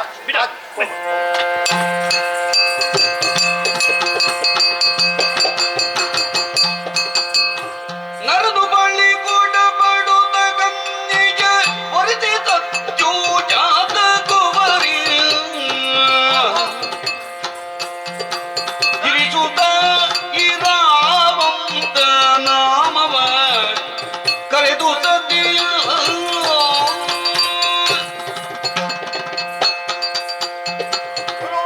ಪ್ರಾಣೇಶ್ವರ ನೋಡಿದೆಯೋ, ಬಹಳ ಸಂತೋಷದಿಂದ ಕಾಲವನ್ನು ಕಳೆಯುತ್ತಾ ಇದ್ದೇವೆ ನಾವು. ಹೌದು. ಮೊದಲು ನಿನಗೆ ಬೇಸರ ಇತ್ತು ಅಂತಲ್ಲ, ಆದ್ರೆ ಹೆಣ್ಣಾದವಳಿಗೆ ಮದುವೆ ಆದ ಮೇಲೆ ಆಗುವಂತ ಆನಂದ ಅಷ್ಟಿಷ್ಟಲ್ಲ. ಹೌದು. ಈ ಹಿಂದೆ ಅನುಭವಿಸಿದಂತಹ ಆ ಜೀವನದಲ್ಲಿ ಕಾಣದಂತಹ ಸುಖವನ್ನೆಲ್ಲ ಮದುವೆ ಆದ್ಮೇಲೆ ಅನುಭವಿಸಿದ್ದೇನೆ. ಮನಸ್ಸಿಗೆ ಒಂದು ರೀತಿಯಾದಂತಹ ನೆಮ್ಮದಿ. ಹಿತವಾದ ನಿನ್ನನ್ನು ಮದುವೆ ಆದ ಮೇಲೆ ನಾನು ಎಲ್ಲವನ್ನು ಮರೆತಿದ್ದೆ. ಹೌದು. ನಿನ್ನ ಜೊತೆಯಲ್ಲೇ ಕಾಲವನ್ನು ಕಳೆಯುತ್ತಾ ಇದ್ದೆ. ಸತ್ಯ. ಕೆಲವು ಸಂವತ್ಸರಗಳೇ ಕಳೆದು ಹೋಯಿತು. ನೀನು ಗರ್ಭವತಿಯಾದೆ ನನ್ನಿಂದಾಗಿ. ಹೌದು. ಆಯ್ತಲ್ಲ, ಪ್ರಸವ ಆಗಿ ಆಯ್ತಲ್ಲ. ಹೆಣ್ತನ ಸಾರ್ಥಕವಾಯಿತು. ಹೌದು. ಹೆಣ್ಣಾದವಳು ಒಂದು ಮಗುವಿಗೆ ಜನ್ಮ ಕೊಟ್ರೆ ಅದಕ್ಕಿಂತ ಹೆಚ್ಚಿನದಾದಂತಹ ಒಂದು ಪುಣ್ಯ ಭಾಗ್ಯ ಬೇರೆ ಸೌಭಾಗ್ಯ. ಆ ಮಗುವನ್ನು ನೋಡುತ್ತಾ ನಾವೀರೂರು ಆನಂದದಿಂದಲೇ ಕಾಲವನ್ನು ಕಳೆಯುತ್ತಾ ಇದ್ದೇವೆ. ಹೌದು. ಹಾಗೆಂದು ಕಂಡು ಮಗು ನಾಮಕರಣವಾಗಿದೆ. ನೋಡಿದ್ರೆ ಗುರುಗಳು ಹೇಳಿದ್ರು ಹೌದು. ನಾಮಕರಣ ಅವರಿಗೆ ಬಿಡುವಿಲ್ಲ, ಆದ್ರೆ ಇಂಥದ್ದೇ ಆಗಬೇಕು ಅಂತ ಹೇಳಿದ್ರು. ಹೌದು. ಸದ್ಯೋಜಾತನಾದಂತಹ ಮಗ ಒಬ್ಬ ಹುಟ್ಟಿದ್ದಾನೆ. ಹಾಗಾಗಿ ಅವನಿಗೆ ಇರಾವಂತ ಎನ್ನುವಂತ ನಾಮಕರಣ. ನೀನು ಇನ್ನೊಮ್ಮೆ ಹೇಳು. ಇರಾವಂತ ಇರಾವಂತ ಇರಾವಂತ ಇರಾವಂತ.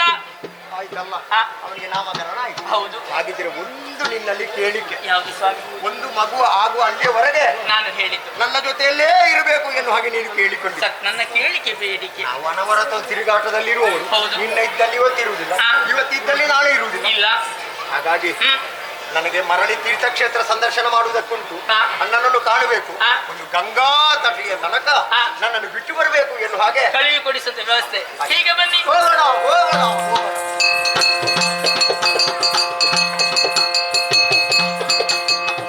ತರುಣಿಗೆ ತೊರೆದವನು ಪುರ ಮಡಲು ರಗ ಕನ್ನಿಕೆಯವನ ಮನ್ನದೆ ತಿರದಿ ಗಂಗಾ ದ್ವಾರದಿಡಿಕೊಂಡೊಯ್ದು ತಿರದಿ ಗಂಗಾ ದ್ವಾರದಿಡೆಗೆ ಕೊಂಡೊಯ್ದು ಕರ ಮುಗಿದು ಓ ರಮಣ, ಎರೆಯ ನೀರಿಂದ ಜಲಚರಗಳಿಂದಲೂ ಕೇಳು ಬರದಿಗೆ ತಿರನ ಶಕ್ತಿಯ ನೀವೆಯನ್ನಯ ಗಣಿತ ಸಿದ್ಧಿಯದೇ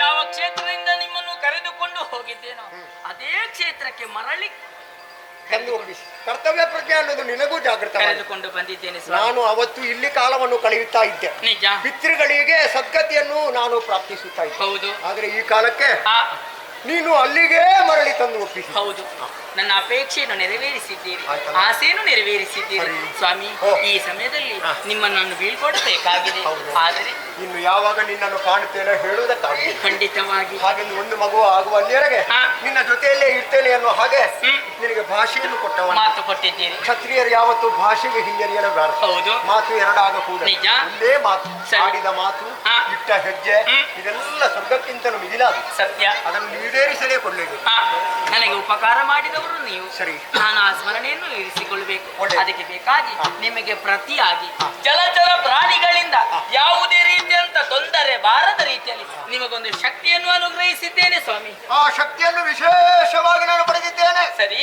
ಉಲೂಪಿಯಿಂದ ಬಂದಂತಹ ಒಂದು ಶಕ್ತಿ. ಹೌದು. ಹೌದಾ? ಇನ್ನು ಮುಂದಕ್ಕೆ ಹಾ. ನಿಮ್ಮ ದಾರಿ ನಿಮಗೆ, ಆದೀತು. ನನ್ನ ದಾರಿ ನನಗೆ. ಆದೀತು. ಮುಂದೆ ಕಾಣುವ ಯೋಗ ಉಂಟು ಅಂತ ಆದರೆ ಹೋಗಿ ಬಾ. ಹೋಗಿ ಬಾ. ಹೋಗಿ ಬರ್ತೀನಿ. ಹೋಗಿ. ಹೋಗಿ ಬರ್ತೀನಿ. ಸರಿ ಸರಿ. ತಿರುಗಾಟ ಮಾಡಿ ಮಾಡಿ ಸಾಕಾಗಿ ಹೋಯಿತು. ಹಾಗೆಂದು ಸ್ವಲ್ಪ ವಿಶ್ರಾಂತಿಯನ್ನು ಅನುಭವಿಸಬೇಕು ಅಂತ ಇದ್ದೇನೆ. ಅತ್ತ ಕಡೆ ನಡೆಯುತ್ತೇನೆ. ಅತ್ತ ಕಡೆ.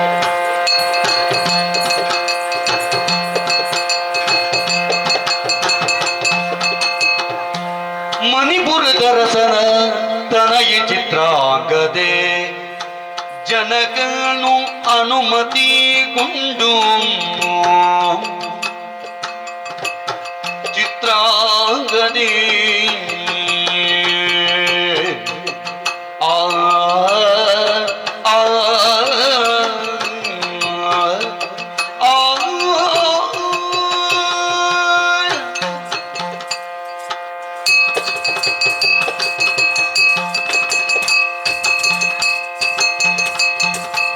ಮಣಿಪುರದರ ತನಯ ಚಿತ್ರಾಂಗದೆ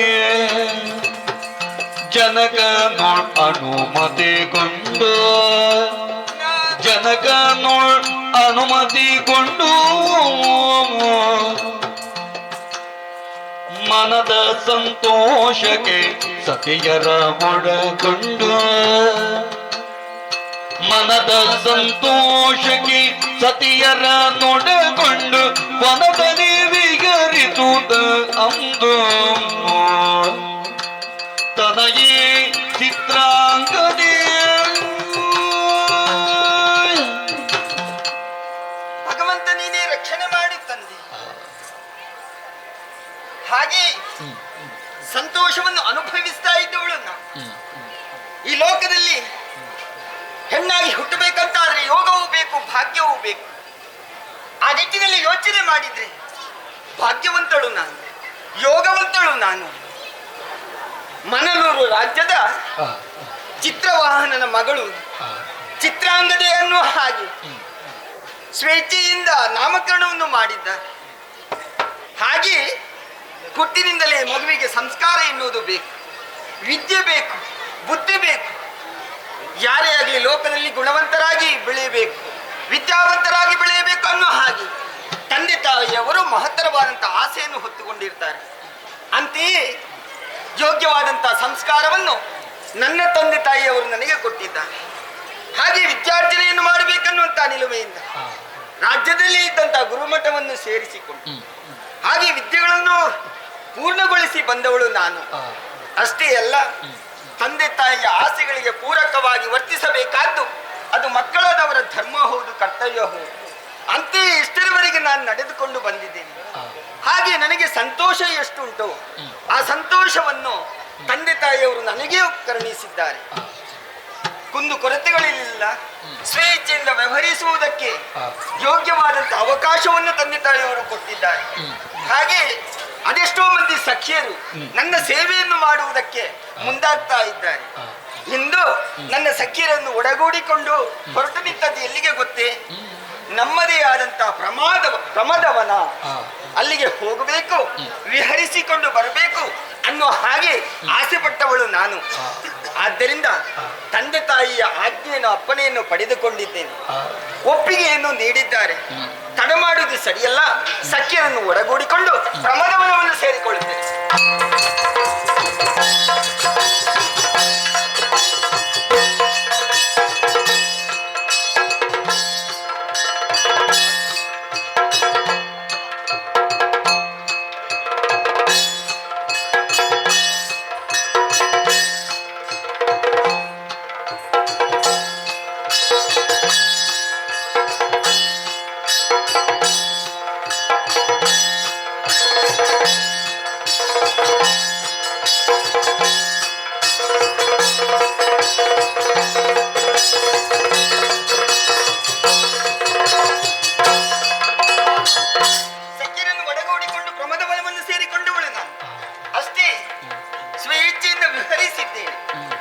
ಪಕ್ಕದಲ್ಲಿದ್ದಂತಹ ಸರೋವರದಲ್ಲಿ ಮಿಂದು ನೂತನವಾದಂತಹ ವಸ್ತ್ರಾಭರಣಗಳನ್ನು ಧರಿಸಿಕೊಂಡಿದ್ದೇವೆ.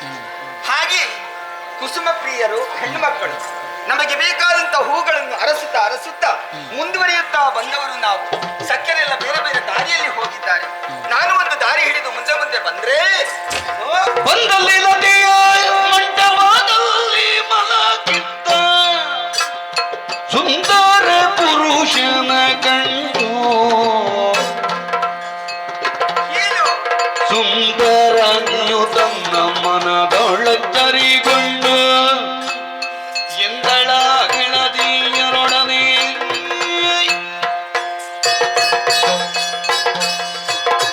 ಆಶ್ಚರ್ಯ, ಪರಮಾಶ್ಚರ್ಯವಾಗುತ್ತಾ ಇದೆ. ನಮ್ಮದೇ ಆದಂತಹ ವನದಲ್ಲಿ ಒಂದು ಮರದಡಿಯಲ್ಲಿ ಲತಾ ಮಂಟಪದಲ್ಲಿ ಪುರುಷನೊಬ್ಬ ಮಲಗಿಕೊಂಡಿದ್ದ. ಆತನ ನೋಡಿದ್ರೆ ಅಬ್ಬೋ ಏನಿದು ಅಚ್ಚರಿ, ಎಂತ ಸುಂದರ ನೀವನು. ಲೋಕದಲ್ಲಿ ಅತಿ ಸುಂದರರು ಯಾರು ಅಂತ ಕೇಳಿದ್ರೆ ಮನ್ಮಥನಂತೆ, ದೇವೇಂದ್ರ ಮಗ ಜಯಂತನಂತೆ. ಅವರನ್ನು ಮೀರಿಸುವಂತ ರೂಪ ಇವನಲ್ಲಿದೆ ಅನ್ನುವ ಹಾಗೆ ಸ್ಪಷ್ಟವಾಗುತ್ತಾ ಇದೆ. ಆಹಾ, ಇವನ ಕೇಶರಾಶಿಯು ಹಾಗೆ ತಾವರೆಯ ಮೇಲೆ ಭ್ರಮರವೊಂದು ಬಂದು ಕುಳಿತು ಆ ಮಕರಂದವನ್ನು ಸವರುವ ರೀತಿಯಲ್ಲಿ ಆತನೆಯ ಮುಂಗುರುಳು ಸವರುತ್ತಾ ಇದೆ. ಹಾಗೆ ಈತನ ಹಣೆ ಆಹಾ ಹೊಗಳುತ್ತಾ ಹೋದ್ರೆ ಬನ್ನಿ ಸಖಿಯರಿಲ್ಲ ನೋಡಿ ಚೆಲುವ ಪುರುಷನ ಬನ್ನಿ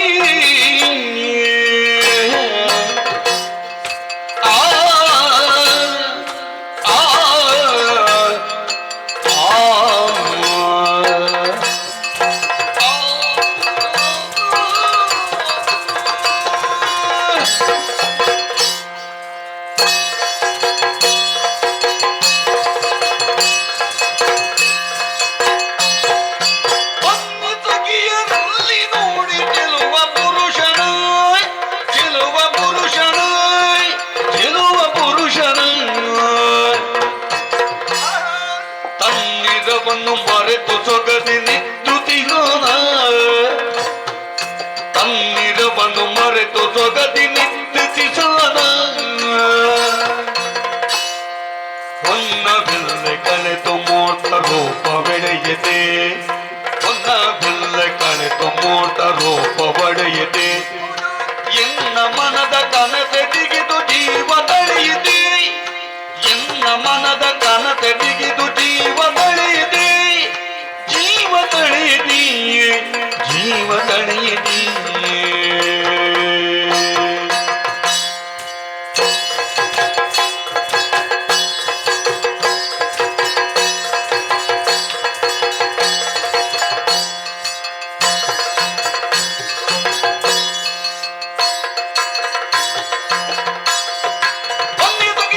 ನೋಡಿ ಚೆಲುವ ಪುರುಷನ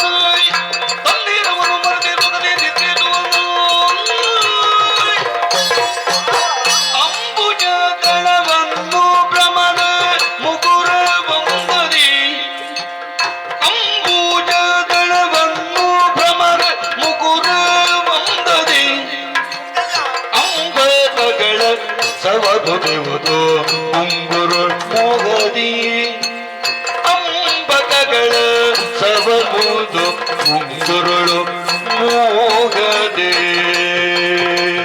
ಚೆಲುವ ಪುರುಷನ ಸೊಗದಿ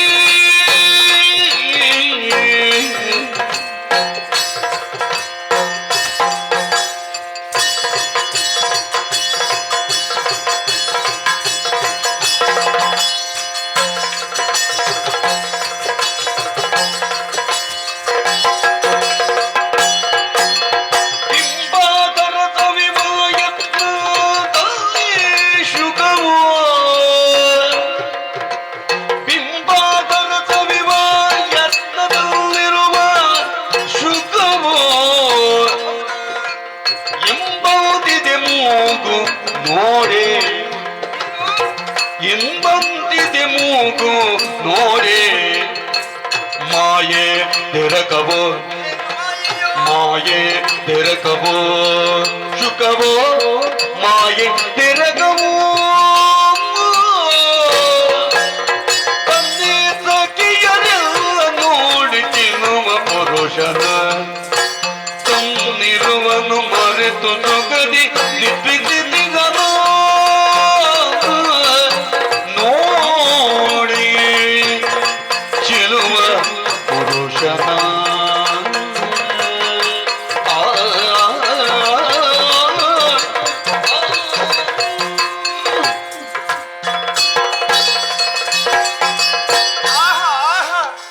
ಮಲಗಿ ನಿದ್ರಿಸ್ತಾ ಇದ್ದಾನೆ ಈ ಚೆಲುವ ಪುರುಷ. ಯಾಕೆ ಹೀಗೆ? ಅರ್ಥವಾಯಿತು. ದೇಹವು ಬಹಳಷ್ಟು ದಣಿದು ಹೋಗಿದ್ರೆ, ಆಯಾಸವಾಗಿದ್ರೆ ಗಾಢವಾದಂತ ನಿದ್ದೆ ಬರ್ತದೆ. ಯಾಕೋ ಇವನ ದೇಹವು ಆಯಾಸಗೊಂಡಿರಬೇಕು. ಆದ್ದರಿಂದಲೇ ನಮ್ಮ ವನದಲ್ಲಿ ಬಂದು ಹಾಯಾಗಿ ಮಲಗಿಕೊಂಡಿದ್ದಾನೆ. ಹಾಗೆ ಇವನ ಮುಖವನ್ನು ನೋಡಿದ್ರೆ ಆಹಾ ಎಂತ ಸುಂದರ ಪುರುಷನಿವನು. ಮನ್ಮಥನನ್ನೇ ಮೇಲಿಸುವಂತಹ ರೂಪ ಇವನದು. ಆ ಹಣೆ ಬಂಗಾರದ ಮಣೆ. ಹಾಗೆ ಈತನ ಮೂಗನ್ನು ನೋಡಿದ್ರೆ ಆಹಾ ಗಿಣಿಯ ಕೊಕ್ಕಿನ ಹಾಗೆ ಇದೆ. ಈತನ ತುಟಿಗಳನ್ನು ನೋಡಿದ್ರೆ ತೊಂಡೆ ಹಣ್ಣುಗಳನ್ನು ಇಪ್ಪಾಗ ಮಾಡಿದ ಹಾಗೆ. ಹಾಗೆ ಆ ಗಿಣಿಯೊಂದು ತೊಂಡೆ ಹಣ್ಣನ್ನು ಒಂದು ಕುಕ್ಕಿದ ಹಾಗೆ. ಆಹಾ ಅಷ್ಟೇ ಅಲ್ಲ, ಇವನ ಗಲ್ಲ ಅದೆಷ್ಟೋ ಸುಂದರ. ಕೇಶರಾಶಿ, ನೀಲವಾದಂತ ತೋಳುಗಳು, ಸೊಂಡಿಲಿನ ಆನೆ, ಆ ಆನೆಯ ಸೊಂಡಿಲಿನಂತೆ ಕಂಗೊಳಿಸ್ತಾ ಇದೆ. ಹಾಗೆ ಇವನನ್ನು ಹೊಂದಬೇಕು ಅನ್ನುವ ಹಾಗೆ ಯಾವ ಹೆಣ್ಣಿಗೂ ಮನಸ್ಸು ಬಾರದೇ ಇದ್ದಿತ್ತೆ ಹೇಳಿ. ಇವನನ್ನು ಪಡೆಯುವಂತ ಆ ಹೆಣ್ಣು ಅವಳೆಂತ ಪುಣ್ಯವಂತಳು, ಎಷ್ಟು ಭಾಗ್ಯವಂತಳು ನೋಡಿ ಅಲ್ವೇ. ಆಗಲೇ ಇವನು ನೋಡುವಂತ ಭಾಗ್ಯ ನನಗೆ ಬಂತಲ್ಲ. ನಮ್ಮದೇ ಆದಂತ ವನಕ್ಕೆ ಬಂದಿದ್ದಾನಂತಾದ್ರೆ ಅವನನ್ನು ಮಾತನಾಡಿಸಬೇಕಾದ ನನ್ನ ಕರ್ತವ್ಯ ಹೌದು. ಯಾರು ಎಲ್ಲಿಯ ಊರೆಲ್ಲಿ ಅನ್ನುವ ಹಾಗೆ ವಿಚಾರ ಮಾಡಲೇಬೇಕು. ಹಾಗಾದ್ರೆ ಎಬ್ಬಿಸಬಹುದೇ? ಉಪಾಯ ಇಲ್ಲ, ಎಬ್ಬಿಸಲೇಬೇಕು, ಮಾತನಾಡಿಸಲೇಬೇಕು. ಹೀಗೆ ಈತನ ಚರಣಗಳನ್ನು ಸ್ಪರ್ಶಿಸಿದಾಗ ಖಂಡಿತ ಹೇಳುವುದಕ್ಕೆ ಸಾಧ್ಯ ಉಂಟು. ತಡ ಮಾಡುವುದಲ್ಲ, ಇದು ಈತನ ಚರಣಗಳನ್ನು ಮುಟ್ಟುತ್ತೇನೆ.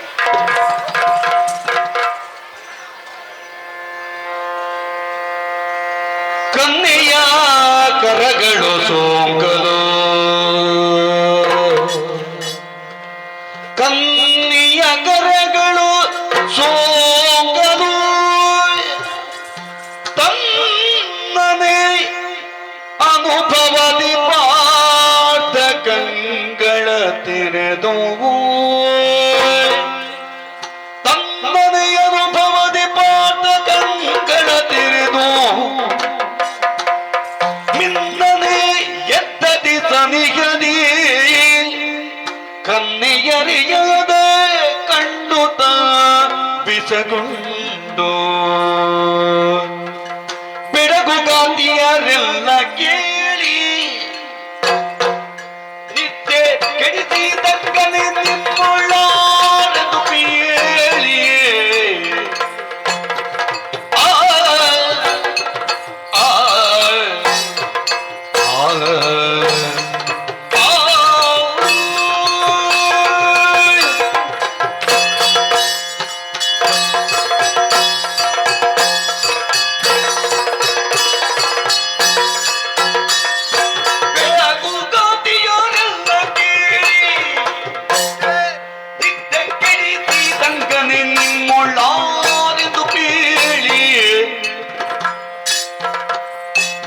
ಪಡೆದ ಪುಣ್ಯಾತ್ಮ ಯಾರು ಬೇಗ ನುಡಿಗೇರಿ ಕುಲ ಮೇಲೆ ನಾಮವೆಲ್ಲವರ ಬೆಳಕು ಗಾದಿಯರೆಲ್ಲ ಕೇಳಿ ನಿತ್ಯ ಕಿಡಿಸಿ ತಂಗನೆ ನಿಮ್ಮಳ್ಳಾರೆಂದು ಕೇಳಿ ಕೇಳಿ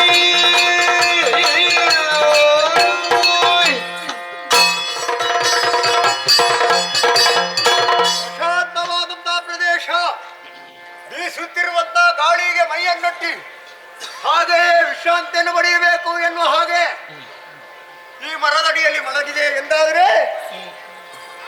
ನಿದ್ದೆಯ ಆಳಕ್ಕೆ ಜಾರಿದ್ದೆ. ಗಾಢವಾಗಿ ನಿದ್ರೆ ಆವರಿಸಿತ್ತು. ಬಂದು ನೋಡಿದರೆ ಒಂದೊಮ್ಮೆಗೆ ಎಚ್ಚೆತ್ತುಕೊಂಡೆ. ನಿದ್ದೆ ಪೂರ್ತಿಯಾಗಿ ಎದ್ದದ್ದಲ್ಲ, ಒಂದು ಅರೆ ನಿದ್ರೆ ಆಗಿತ್ತು. ನಾನು ಹೇಳಬೇಕಿದ್ರೆ ಏನು ಕಾರಣ? ಕಣ್ಣರಳಿಸಿ ನೋಡಿದೆ ಎಂದಾದರೆ ನನ್ನ ಕಣ್ಣ ಮುಂಭಾಗದಲ್ಲಿ ಅತಿಶಯವಾದಂತಹ ರೂಪವನ್ನು ಹೊಂದಿದ ಕನ್ಯೆಯೋರ್ವ. ಆಹಾ, ಏನು ಸೊಬಗು, ಏನು ಬೆಡಗು, ಏನು ಬಿದ್ದಾನೆ. ಹೆಣ್ಣು ಮಕ್ಕಳನ್ನು ನೋಡದೇ ಇದ್ದವನಲ್ಲ ನಾನು. ತೀರ್ಥಕ್ಷೇತ್ರ ಸಂದರ್ಶನ ಮಾಡುವಾಗ ಎಂತೆಂತಹ ನಾರೀರತ್ನವನ್ನು ನೋಡಿದ್ದೇನೆ, ಕೆಲವು ಸಂದರ್ಭದಲ್ಲಿ ಮಾತಾಡಿದ್ದೇನೆ. ಆದರೆ ಇಂತಹ ರೂಪವತಿ ಎಲ್ಲಿ ಇರುವುದಕ್ಕೆ ಸಾಧ್ಯವೇ ಇಲ್ಲ. ನಮಗೆ ಯಾರಾದ್ರೆ ಅಪರಿಚಿತರು ಸಿಕ್ಕಿದ ಮೇಲೆ ಮಾತಾಡಿಸುವುದು. ಓ ಕಣ್ಣೆ,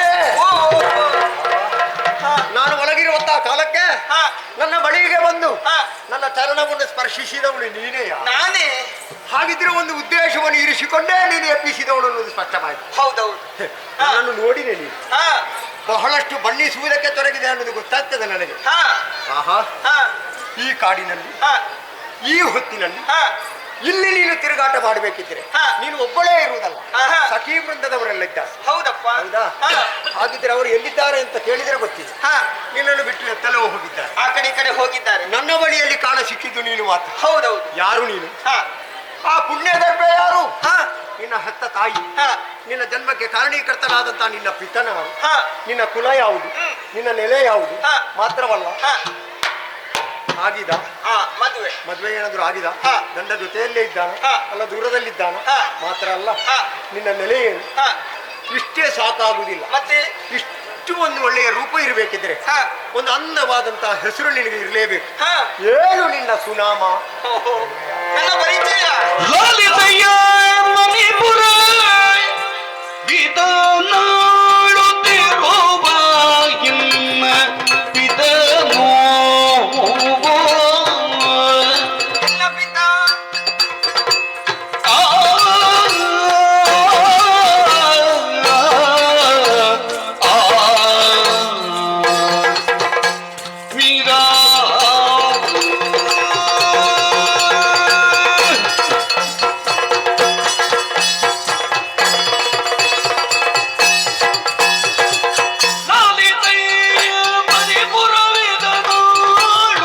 ಗೀತನಾಡುತ್ತಿರುವ ಇನ್ನ ಪಿತನೋ ನನ್ನ ಪಿತ ಬಾಲೆ ಚಿತ್ರಾಂಗದೆಯೋ ನಾನು ಸಲಿಲ ಕೇಳಿಗಿನುತ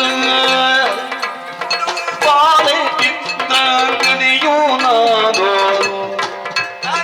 ಸಲಿಲ ಕೇಳಿಗಿನುತ ಕೇಳವಿಸುತ್ತ ತಗಿಯರ ಲೀಲೆಯೋ ಬಂದಿನೀಗ ಹೇಳು ನಿನ್ನ ವಿವರಗಳ ಸುಶೀಲತೆಯದಲ್ಲಿ ಲಾಲಿಸಯ್ಯ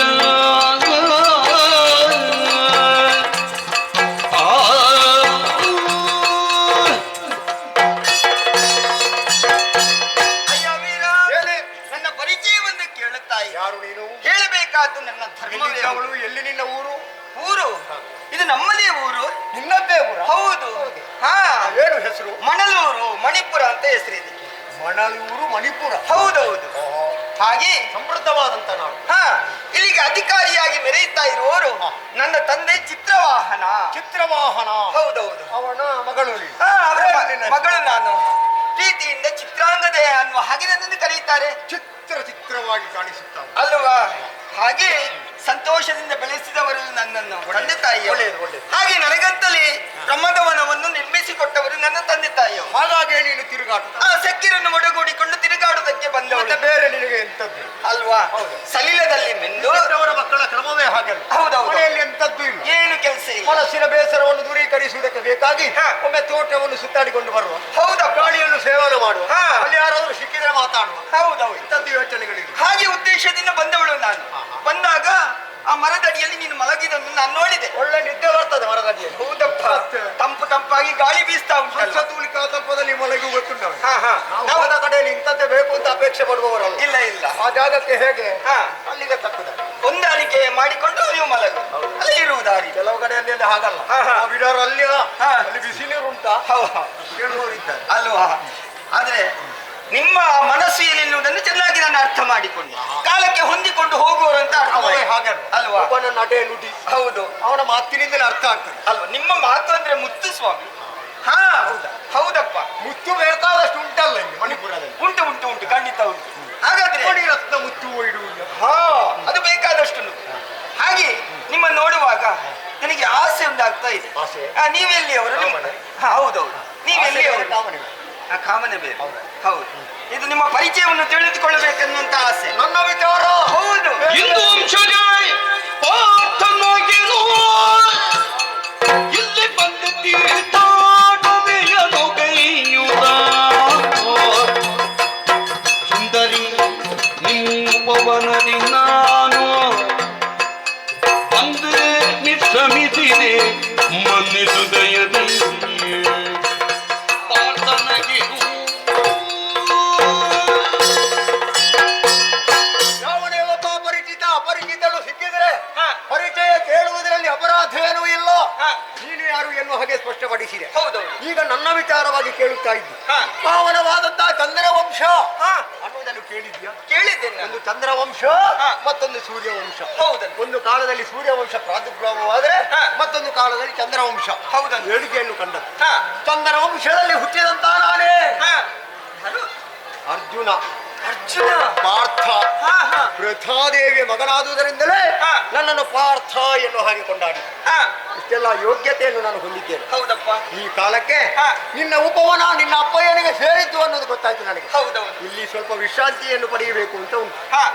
ಪಡೆದೆ. ಹಾ, ಪಡೆದೆ. ಮಾತ್ರ ಅಲ್ಲ, ಹಾ. ನಾನು ಹೊರಟದ್ದು ತೀರ್ಥಕ್ಷೇತ್ರ ಸಂದರ್ಶನಕ್ಕೆ ಬೇಕಾಗಿ. ಹೌದಾ? ಹಲವು ಕ್ಷೇತ್ರಗಳನ್ನೆಲ್ಲ ಸಂದರ್ಶನ ಮಾಡಿದ್ದೇನೆ. ಹಾ, ಹಾ. ಪುಣ್ಯ ನದಿಗೆ ಇಳಿದು ಹಾ. ಪುಣ್ಯ ತೀರ್ಥದಲ್ಲಿ ಸ್ನಾನ ಮಾಡಿ ಹಾ. ಪುಣ್ಯಾರ್ಜನೆಯನ್ನು ಮಾಡುವುದರ ಮೂಲಕವಾಗಿ ಹಾ. ಮುಂದೆ ಮುಂದೆ ಮುಂದೆ ಮುಂದೆ ಬಂದೆ. ಹಾ, ಹಾ. ಈ ಉಪವನ ಯಾರದ್ದು ಎಲ್ಲಿ ಅಂತ ಗೊತ್ತಿರಲಿಲ್ಲ ನನಗೆ. ಹೌದಾ? ಈಗ ವಿಚಾರ ಗೊತ್ತಾಯ್ತಲ್ಲ. ಹೌದೌದು. ಬಹಳ ಸಂತೋಷ ಆಯ್ತು. ಹಾ. ಬರ್ತೇನೆ. ವೀರ ನಿನ್ನಾಗಮನದಿ ಮನನೂರು ಧನ್ಯವಾದುದೆಂದು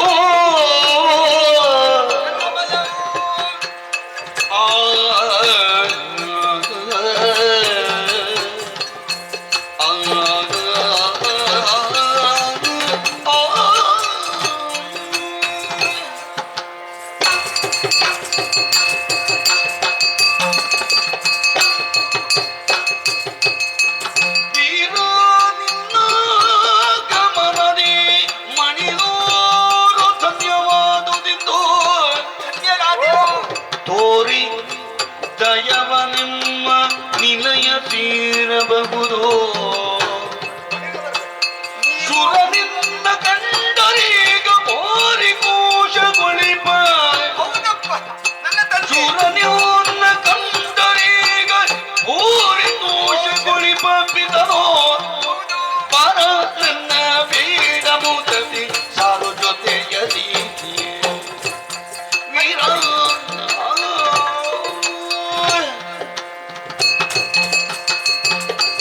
ಓ ವೀರ, ರತ್ನವೇ, ಎಂತ ಗುಣವಂತರು ನೀವು. ನಾವು ಸ್ವಲ್ಪ ಅವಸರದಲ್ಲಿದ್ದೇವೆ. ಹೌದಾ? ನಮಗೆ ಇರುವಲ್ಲೇ ಇರುವುದಕ್ಕಾಗುವುದಿಲ್ಲ. ಆಗುವುದಿಲ್ಲ. ಮಹತ್ತರವಾದಂತಹ ಉದ್ದೇಶವನ್ನು ಈಡೇರಿಸುವುದಕ್ಕೆ ಬೇಕಾಗಿ ಪುಣ್ಯಕ್ಷೇತ್ರ ಸಂದರ್ಶನಕ್ಕಾಗಿ ಹೊರಟವನ. ಹೌದಲ್ಲ? ಹಾಗಾಗಿ ಇನ್ನೂ ಕೂಡ ಕ್ಷೇತ್ರ ಸಂದರ್ಶನ ಇದೆ. ಹಾ. ನನಗೆ ಅವಸರ ಉಂಟು. ಹಾ. ದಾರಿ ಬಿಡು. ಸ್ವಲ್ಪ ಸ್ವಲ್ಪ ಸಮಾಧಾನವನ್ನು ತಂದುಕೊಳ್ಳಬೇಕು. ಅದೇ ಯಾಕೆ? ಯಾಕೆಂದ್ರೆ ನಮ್ಮ ನಾಡಿಗೆ ನೀವು ಬಂದಿದ್ದೀರಿ. ನಿಜ. ನೀವು ಅತಿಥಿಗಳು ನಮಗೆ.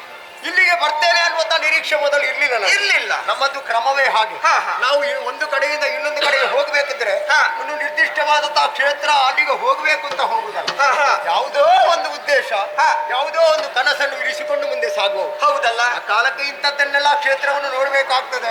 ಏನ್ ಮಾಡೋಣ? ನಮ್ಮ ಕ್ಷೇತ್ರವನ್ನು ನೋಡುವಂತ ಭಾಗ್ಯ ನಿಮಗೆ ಬಂತು. ಮಣಿಪುರ ಮಣಲೂರು. ಹೌದೌದು. ನಾನು ಈ ಹಿಂದೆ ಕೇಳಲಿಲ್ಲ. ಹೌದೌದು. ಇದು ಒಂದುಂಟೆ ಸ್ವಾಮಿ, ನಮ್ಮ ಈ ಮಣ್ಣಿಗೆ ನೀವು ಕಾಲಿಟ್ಟದ್ದು ಅದು ನಮ್ಮ ಭಾಗ್ಯ. ದೊಡ್ಡ ಮನಸ್ಸು ನಿನ್ನದು. ನಾವು ಧನ್ಯರಾದೆವು ಸ್ವಾಮಿ. ಯಾವತ್ತು ಅಭ್ಯಾಗತರು ಬಂದ್ರೆ ಎಂದಾದ್ರೆ, ನಮ್ಮ ಮನೆಗೆ ಒಬ್ಬಾತ ಅತಿಥಿ ಬಂದ ಎಂದಾದ್ರೆ ಅವನನ್ನು ಸತ್ಕರಿಸಬೇಕಾದುದು ಆದ್ಯ ಕರ್ತವ್ಯ. ಅತಿಥಿ ದೇವೋ ಭವ. ಆ ಭಾವನೆಯನ್ನು ಇರಿಸಿಕೊಂಡು ಕಾಲವನ್ನು ಕಳೆದವಳು ನೀನು. ಹೌದೌದು. ಒಳ್ಳೆಯ ಸುಸಂಸ್ಕೃತವಾದಂತಹ ನಾಡಿನಲ್ಲಿ ಸಮೃದ್ಧವಾದಂತಹ ಜೀವನವನ್ನು ಮಾಡಿಸುತ್ತಾ ಬಂದವ ನಿನ್ನ ಅಪ್ಪ. ಹೌದೌದು. ಹೌದು. ಅವನಿಗೆ ಮಗಳಾಗಿ ಹುಟ್ಟಿಕೊಂಡ ಅಲ್ವಾ? ಈಗ ಹೇಳ್ತಾ ಇದ್ದೀರಿ ಅವಸರ ಉಂಟು ಹೋಗ್ತೇನಂತ. ನೀವು ಅರ್ಧ ದಾರಿಯಿಂದಲೇ ಹೋದ್ರೆ ಹೇಗೆ ಸ್ವಾಮಿ? ನಮ್ಮ ಮನಸ್ಸಿಗೆ ಒಂದು ಬೇಸರ ಆಗುದಿಲ್ವಾ? ಅರ್ಧ ದಾರಿ ಅಂದ್ರೆ ನಿನ್ನ ಮನಸ್ಸಿನಲ್ಲಿ ಬೇರೆ ಕಡೆಗೆ ಬರಬೇಕು ಅನ್ನುವಂತ ಅಪೇಕ್ಷೆ ಉಂಟು ಅಂತ. ನಮ್ಮ ಆಲಯಕ್ಕೆ ನೀವು ಬರಬೇಕು. ಓ, ನಿಮ್ಮ ಅರಮನೆ ಇಲ್ಲೇ ಇದೆ? ಹೌದು, ಇಲ್ಲೇ ಹತ್ತಿರ ಇದೆ. ನಮ್ಮ ತಂದೆಯವರನ್ನು ಮಾತಾಡಿಸಬೇಕು. ಅಲ್ಲ, ಇನ್ನೊಮ್ಮೆ ನಾನು ಈ ದಾರಿಯಲ್ಲಿ ಸಾಗುವಾಗ ಬಂದ್ರೆ ಆಗ್ಲಿಕ್ಕಿಲ್ಲ. ಅಯ್ಯೋ ದೇವರಂತ ಮನುಷ್ಯ, ನೀವು ನಿಮ್ಮನ್ನು ನೋಡುವುದಕ್ಕೆ ಸಾಧ್ಯ ಉಂಟು? ಅವಕಾಶಗಳು ಎಲ್ಲಾ ಕಾಲದಲ್ಲಿ ಒದಗಿ ಬರುವುದಿಲ್ಲ ಅಲ್ವಾ? ಒಂದು ಯೋಗ ಭಾಗ್ಯ ಅಂತ ಬೇಕು. ಮತ್ತೆ ನಾನು ಈ ಮಣಿಪುರಕ್ಕೆ ಬರಬೇಕಿದ್ರೆ ಒಂದು ಯೋಗ ಬೇಕು ಅಲ್ವಾ? ಅದು ಈ ಹಿಂದೆ ನಾವು ಬರಲಿಲ್ಲ. ನೋಡು ಒಮ್ಮೆ ನಮ್ಮ ಮಣಿಪುರದ ಅರಮನೆ ಹೇಗುಂಟನ್ನು ಅದು ಒಂದು ಸಲ ನೋಡಬಹುದಲ್ವಾ? ಬಂಗಾರಮಯವಾದಂತ ಮತ್ತೆ ಅಲ್ವಾ? ಹೌದೇ? ಹೌದು. ಹಾಗಿದ್ರೆ ಅಷ್ಟು ನೀನು ಹೇಳ್ತಿ ಎಂದಾದ ಮೇಲೆ ನಿನ್ನ ಮಾತಿಗೆ ಒಳ್ಳೆ ಅನ್ನದ. ದೊಡ್ಡ ಇದು ಸತ್ಕಾರ ಏನು ಇಲ್ಲ. ಅಯ್ಯೋ, ಅಂತ ನಾವು ದೊಡ್ಡ ಮನಸ್ಸು ಮಾಡಿ ಕೊಟ್ಟಂತ ಸತ್ಕಾರವನ್ನು ನೀವು ಒಂದು ಸ್ವೀಕಾರ ಮಾಡಿಕೊಳ್ಳಬೇಕು. ಒಂದು ಮಾತು ಹೇಳಬೇಕಾ? ಏನು? ಹೋದ ಕಡೆಯಲ್ಲಿ ಇಂಥ ಸತ್ಕಾರ ಬೇಕು ಅಂತ ಅಪೇಕ್ಷೆ ಪಡುವವರೇ ನಾವಲ್ಲ. ಪ್ರತಿಫಲಾಪೇಕ್ಷೆ ಇಲ್ಲದೆ ಹೋದ್ರೆ ಆ ಮನೆಯಲ್ಲಿರುವವನ ಮನಸ್ಸು ದೊಡ್ಡದು ಎನ್ನುವ ಹಾಗೆ ತೀರ್ಮಾನಿಸುವ ಹೃದಯ ಶ್ರೀಮಂತರು ನಾವು. ಒಬ್ಬ ಅಭ್ಯಾಗತ ಬಂದ ಎಂದಾದ್ರೆ ಅವನನ್ನು ಯಾವ ರೀತಿ ಸತ್ಕರಿಸಬೇಕು, ಮಾನಿಸಬೇಕು ಅನ್ನುವುದನ್ನು ಚೆನ್ನಾಗಿ ನಿನ್ನ ಅಪ್ಪ ಅರಿತಿದ್ದಾನೆ. 4 ಒಳ್ಳೆಯ ಮಾತುಗಳನ್ನು ಆಡಿದ್ರೆ ಅದೇ ದೊಡ್ಡ ಮಗಳಾದಂತ ನೀನೇ ಇಷ್ಟು ಸಂತೋಷವನ್ನು ಅನುಭವಿಸಿದಿ ಎಂದಾದ ಮೇಲೆ ಇನ್ನು ಅಪ್ಪಯ್ಯನಿಗೆ ಈ ವಿಚಾರ ಗೊತ್ತಾದ್ರೆ ಅವನಿಗೆ ಎಷ್ಟು ಸಂತೋಷ ಮತ್ತೆ ಅಲ್ವಾ? ಎಲ್ಲಿದ್ದಾನೆ ನಿನ್ನ ಅಪ್ಪ? ಬನ್ನಿ, ಇಲ್ಲಿದ್ದಾರಾ? ಬನ್ನಿ. ಯಾರು? ಇಲ್ಲಿ ಅರಮನೆಯಲ್ಲಿದ್ದಾರೆ. ಒಳಗಿದ್ದಾರ? ಹೌದು. ಕರೆದುಕೊಂಡು ಹೋಗ್ತೇನೆ.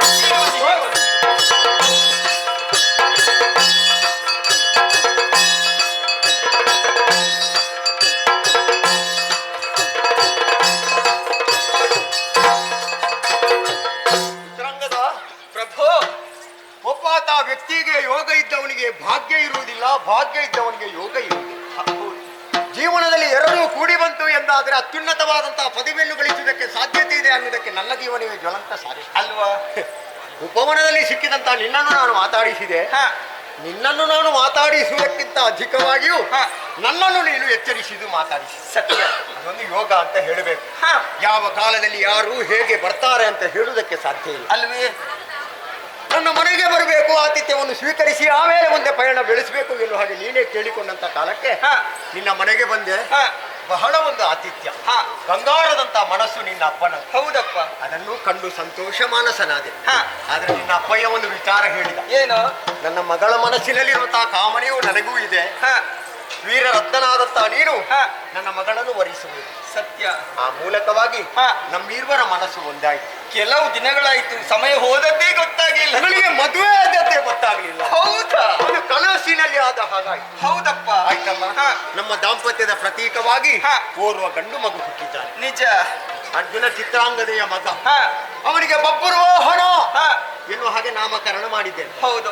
ನಾವು ಗುರುಗಳಲ್ಲಿ ಕೇಳದೆ ಯಾವುದೇ ಮುಂದುವರಿಯುವ ಕ್ರಮ ಇಲ್ಲ. ಇಲ್ಲ ಇಲ್ಲ. ಅವನಿಗೆ ಹೆಸರು ಹೇಗಾದೀತು, ಎಲ್ಲಿ ಆದೀತು ಎನ್ನುವ ಹಾಗೆ ಕೇಳಿ ಆಮೇಲೆ ಉತ್ತಮವಾದಂತ ಹೆಸರನ್ನು ಇಡುವ. ಹೌದು ಸ್ವಾಮಿ. ಗುರುಗಳು ಸೂಚಿಸಿದ್ರಲ್ಲ.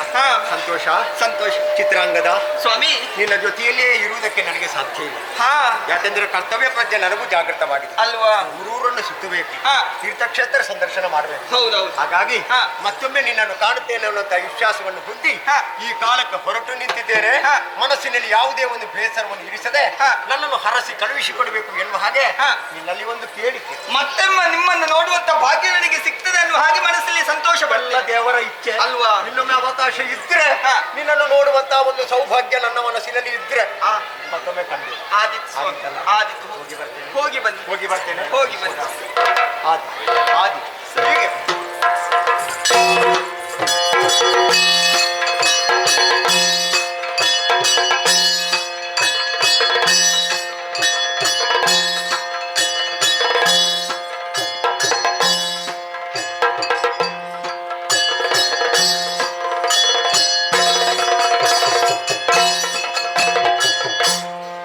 ನರಗ ಸೂದನನು ಯದು ಪರಿವಾರದೋಡ ನಮ್ದು ಕೃಷ್ಣನು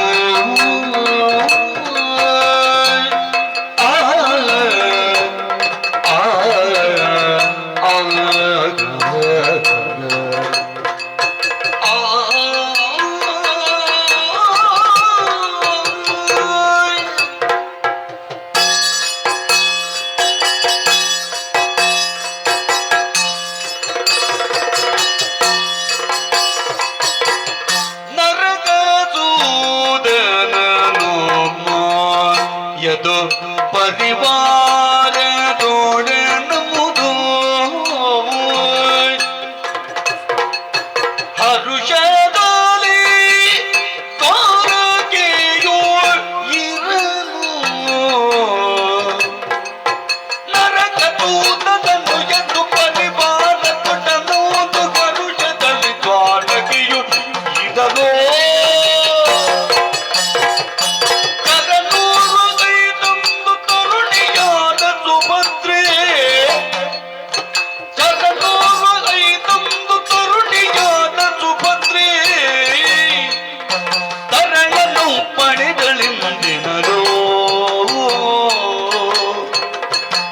ಯದು ಪರಿವಾರದೊಡನೆ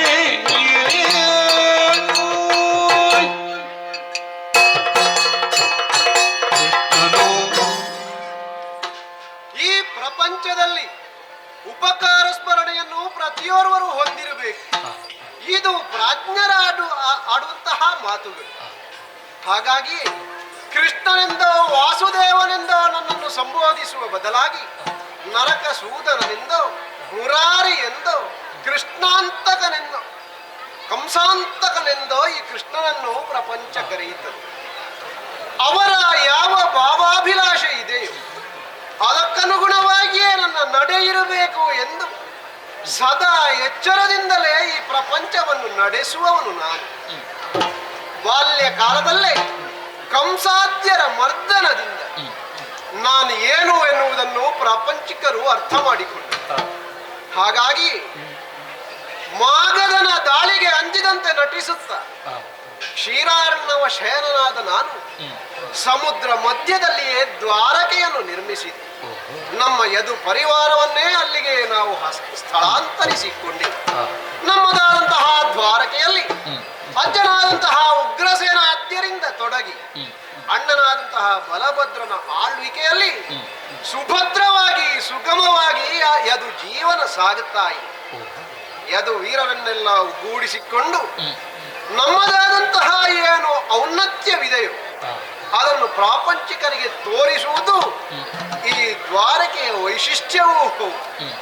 ಈ ಹೊತ್ತಿನಲ್ಲಿ ನಮ್ಮ ಕುಟುಂಬ ನಿಧಾನವಾಗಿ ಮುನ್ನಡೆಯುತ್ತಾ ಇದೆ. ಅತ್ಯಂತ ಸಂತೋಷವಾದ ವಿಷಯವೆಂದರೆ ನಮ್ಮ ತಂಗಿಯಾದಂತಹ ಸುಭದ್ರೆ ಅವಳನ್ನು ಅವಳ ಮನೋಭಿಲಾಷೆಗೆ ಸರಿಯಾಗಿ ಆಪ್ತಮಿತ್ರನು ಭಾವನೂ ಆದಂತಹ ಮಧ್ಯಮ ಪಾಂಡವನಾದಂತಹ ಪಾರ್ಥನಿಗೆ ನಾವು ಮದುವೆ ಮಾಡಿಕೊಟ್ಟೆವು. ತಂಗಿಯೊಂದಿಗೆ ಭಾವನು ತನ್ನದಾದಂತಹ ಖಾಂಡವ ಪ್ರಸ್ಥವನ್ನು ಸೇರಿದ. ಈಗಷ್ಟೇ ಚರಣೋರ್ವ ಬಂದು ಆಡಿದ ಮಾತಿದೆಯಲ್ಲ, ನಮ್ಮ ತಂಗಿಯಾದಂತಹ ಸುಭದ್ರೆ ಮಗನೋರ್ವನನ್ನು ಹಡೆದಿದ್ದಾಳೆ. ಎಂತಹ ಸಂತೋಷದ ಮಾತಿದೆ. ಉತ್ಸವವೇ ನಡೆಯಬೇಕು ಖಾಂಡವ ಪ್ರಸ್ಥದಲ್ಲಿ. ಅವರ ವಂಶವಲ್ಲರಿಗೆ ನಮ್ಮಿಂದಾಗಿ ಪಲ್ಲವಿಸಿ ಸರಿ. ಅಣ್ಣನಾದಂತಹ ಬಲಭದ್ರನಿಗೆ ವಾರ್ತೆಯನ್ನು ತಿಳಿದಿದ್ದೇನೆ. ನಮ್ಮ ಯದು ಪರಿವಾರವನ್ನೆಲ್ಲ ಕೂಡಿಸಿದ್ದೇನೆ. ತಡೆಯಾಕೆ, ನಾವು ಖಾಂಡವ ಪ್ರಸ್ಥದತ್ತ ನಡೆಯೋಣ.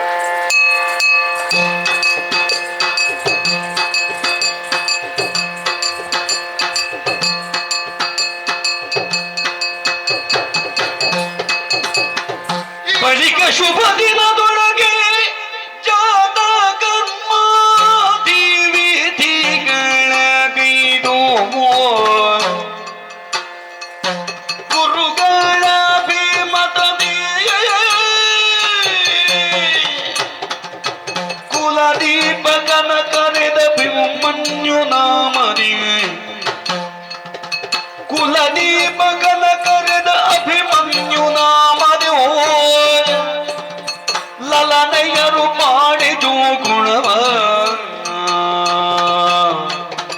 ಶುಭ ದಿನದೊಳಗೆ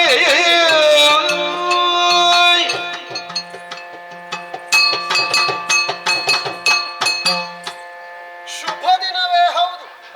ನನ್ನ ಆಗಮನದಿಂದ ಸಂತುಷ್ಟರಾದಂತಹ ಪಾಂಡವರು ನಮ್ಮವನಾದಂತಹ ಕುವರನಿಗೆ ಒಂದು ನಾಮಕರಣ ಶಾಸ್ತ್ರ ಮಾಡಬೇಕು ಎಂಬ ಹಾಗೆ ನಿಶ್ಚಯವನ್ನು ಮಾಡಿದರು.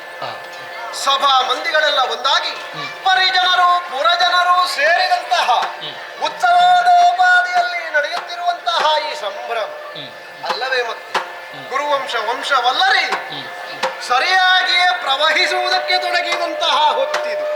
ಚಂದ್ರವಂಶ ನಾಶವಾಗಿಯೇ ಬಿಟ್ಟಿತೇನೋ ಎಂಬಂತಹ ಪರಿಸ್ಥಿತಿಯಿಂದ ಒಂದೊಂದೇ ವಿಪ್ಲವವನ್ನು ದಾಟುತ್ತಾ ಬಂದಂತಹ ಆ ಚಂದ್ರವಂಶ ಎಂದು ನಮ್ಮ ತಂಗಿಯಾದಂತಹ ಸುಭದ್ರೆಯ ಗರ್ಭದಲ್ಲಿ ಮಗುವನ್ ಒಬ್ಬನನ್ನು ಕಂಡು ಅವರೆಲ್ಲರೂ ಸಂತೋಷ ಮಾನಸರಾಗಿದ್ದಾರೆ.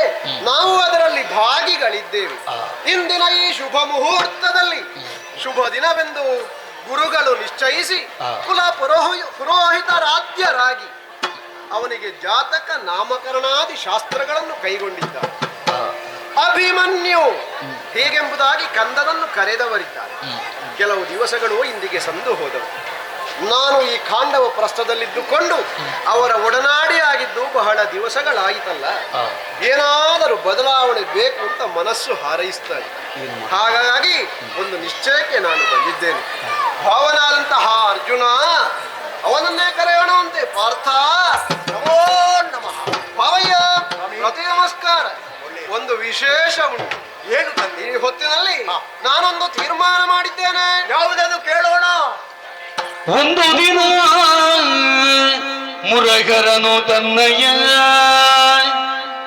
ಬಂಧುಗಳನ್ನೊಡಗೊಂಡು ಬರಿಗಾಳಿಂದಿ ತೀರಕ್ಕೆ ವಿಹರಿಸುವ ಕಥದಿಂದ ಸರಸದಲೇ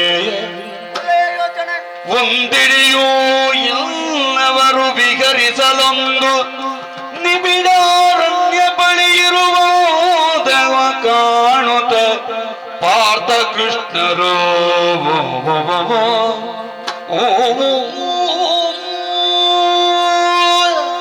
ಭಾವಯ್ಯ ಕೆಲವು ದಿವಸಗಳು ಸಂದು ಹೋದವು. ನಾವಿಲ್ಲಿ ಇರುವಂಥದ್ದು ಸರಿ. ನಮ್ಮ ಜತೆ ನಿಮಗೂ ಸಂತೋಷವಾಗಿದೆ ಅಂತ ನಿಮ್ಮ ನಡೆಯೇ ಹೇಳುತ್ತದೆ. ನಿಮ್ಮ ಜತೆ ನಮಗೂ ಅಂತ ಆನಂದವನ್ನೇ ತಂದಿರಿ. ನಿಮ್ಮದಾದಂತಹ ಖಾಂಡವ ಪ್ರಸ್ಥ ಅರಣ್ಯದ ಬಳಿ ಇರುವಂಥದ್ದು ಹೌದಲ್ಲ. ಈ ಅರಣ್ಯ ವಿಹಾರವನ್ನೊಮ್ಮೆ ಮಾಡಬೇಕು ಎಂಬ ಮನಸ್ಸಾಗಿದೆ ನನಗೆ. ನೀನು ಅಂತಹ ಒಂದು ಮನಸ್ಸು ಮಾಡ್ತೀ ಎಂದಾದರೆ ಏನೋ ಒಂದು ಉದ್ದೇಶ ಉಂಟು ಅಂತಿಲ್ಲ, ಅರ್ಥ ಅಲ್ವಾ? ಹೌದಲ್ಲ. ಭಗವಂತನಾದಂತಹ ನೀನು ಒಂದು ಸಂಕಲ್ಪಿಸದೆ ಯಾವುದೇ ಕಾರ್ಯವನ್ನು ಕೈಗೊಳ್ಳುವವನಲ್ಲ. ನಿನ್ನ ಜೊತೆಯಲ್ಲಿ ನಾನೂ ಇದ್ದೇನೆ. ಹಾಗಾಗಿ ತಡ ಯಾಕೆ? ಕಾಳಿಂದಿ ನದಿ ತೀರದ ಹೀಗೆ ಬಾ.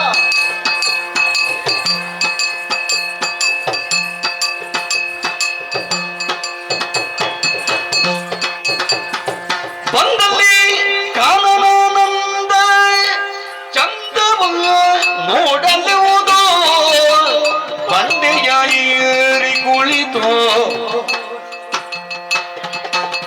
ನಂದಕುಮಾರ ಕೌಂತೆಯರು ತಾವಿರೆ ಬಂದನು ಹುಸುರನು. ಪಾರ್ಥ ದೇವರೇ, ಕಾಳಿಂದಿ ತೀರದ ಈ ವನದಲ್ಲಿ ನಾವು ನಮ್ಮದಾದಂತಹ ಏನು ಆನಂದವನ್ನು ಹೊಂದಬೇಕೋ ಅದು ಅನುಭವಿಸುವುದಕ್ಕೆ ಪ್ರಶಸ್ತ ಜಾಗ. ಆ ತೀರದ ಮೇಲೆ ಬರುತ್ತಾ ಇರುವ ಹಾಗೆ ಬೇರೆ ಬೇರೆ ಕಥೆಗಳನ್ನು ನೀನು ಹೇಳುತ್ತಾ ಬಂದ. ಹೌದು. ನಾನು ಅದನ್ನು ಆಸ್ವಾದಿಸುತ್ತಾ ಆನಂದವನ್ನು ಅನುಭವಿಸುತ್ತಾ ಮತ್ತೆ ನಿನ್ನಲ್ಲಿ ಪ್ರಶ್ನೆಯನ್ನು ಕೇಳುತ್ತಾ ಬಂದೆ. ಬರಬರುತ್ತಾ ಬೀಸುತ್ತಿರುವಂತಹ ಗಾಳಿ ತಂಗಾಳಿ ತನ್ಮಣ್ಣೆ ಒಂದು. ಪಾರ್ಥ, ಈಗ ಆ ಆಯಾಸವನ್ನು ಪರಿಹರಿಸಿ ಆನಂದವನ್ನು ಅನುಭವಿಸಬೇಕು ಅಂತಾದ್ರೆ ಸ್ವಲ್ಪ ಎತ್ತರದ ಜಾಗದಲ್ಲಿ ಕುಳಿತು ಅದು ಕಾಣುತ್ತಾ ಇದೆ ದೊಡ್ಡದಾದಂತ ಬಂಡೆ. ವೀರ್ವರು ಕೂಡ ಆ ಬಂಡೆಯನ್ನು ಏರಿ ಕುಳಿತುಕೊಳ್ಳೋಣ.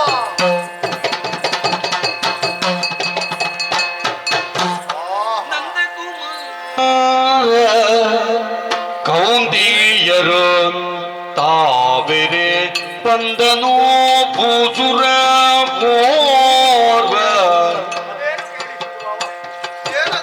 ನಂದಕುಮಾರ ಕೌಂತೆಯರು ತಾವಿರಿ ಬಂದನು ಭೂಸುರನೋರ್ವ ಬಂದಲ್ಲಿ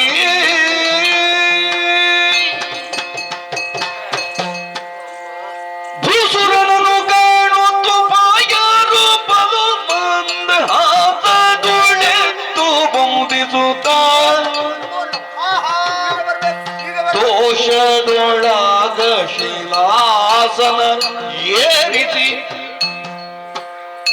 ಭಾಸುರಂಗನು ಹರಸಿದರು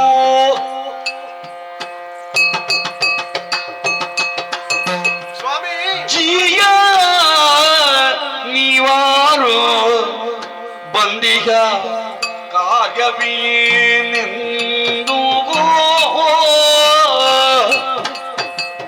ಆ ಆ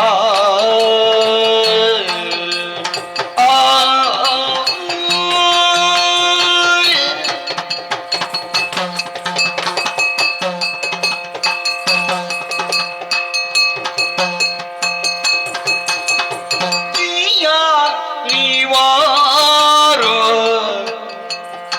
ಬಂದಿಗ ಕಾರ್ಯವೇನೆಂದು ಪ್ರಿಯದು ಅರುಹೋ ಆಯದುವರ ಪಾರ್ಥರನು ನೋಡಿ ಮನರಿ ಸಂಪ್ರೀತನಾಗುತ್ತ ಪಾರ್ವನಿಂದ ನಂದಕುಮಾರನ ನೋಡಿ ಸ್ವಾಮಿ ನಮಃ ನಮೋ ನಮಃ ಗೋದಾಬ್ಜಗಳಿಗೆ ಈ ಪಾರ್ಥ ಕೃಷ್ಣರು ಒಂದಾಗಿ ನಮಸ್ಕಾರಗಳನ್ನು ಸಲ್ಲಿಸುತ್ತಾ ಇದ್ದೇವೆ. ದೂರದಿಂದಲೇ ನಿಮ್ಮನ್ನು ಕರೆ ತಂದಿದ್ದೇವೆ. ನಾವು ಕುಳಿತಂತ ಒಂದು ಬಂಡೆ, ಹೌದು ಆದ್ದರಿಂದ ಎದ್ದು ಹ, ನಿಮಗೆ ಆ ಬಂಡೆಗೆ ಒಂದು ಆಸನ ಅಂತ ಕೊಟ್ಟಿದ್ದೇವೆ. ಹೌದು ಸ್ವಾಮಿ ಕಾಡ ನಡು ಇದು ಹೌದು. ಈ ಬದಿಯಲ್ಲಿ ನಿಮಗೆ ಬೇಕಾದಂತಹ ಉಪಚಾರಗಳನ್ನು ಮಾಡುವುದಕ್ಕೆ ಹ, ಮನಸ್ಸು ನಮ್ಮಲ್ಲಿ ಇದೆ, ಹೌದು ಆದರೆ ಅದಕ್ಕೆ ಬೇಕಾದಂತಹ ವಸ್ತುಗಳಿಲ್ಲ. ಹ, ಷೋಡಶ ಸ್ವಲ್ಪ ಬಿಸಿ ಇರಬಹುದು ಸ್ವಾಮಿ. ಸುಧಾರಿಸಿಕೊಳ್ತೇನೆ. ದರ್ಬೆಯನ್ನು ಹಾಸಿದ್ದೇವೆ ಆದೀತು ಸ್ವಾಮಿ.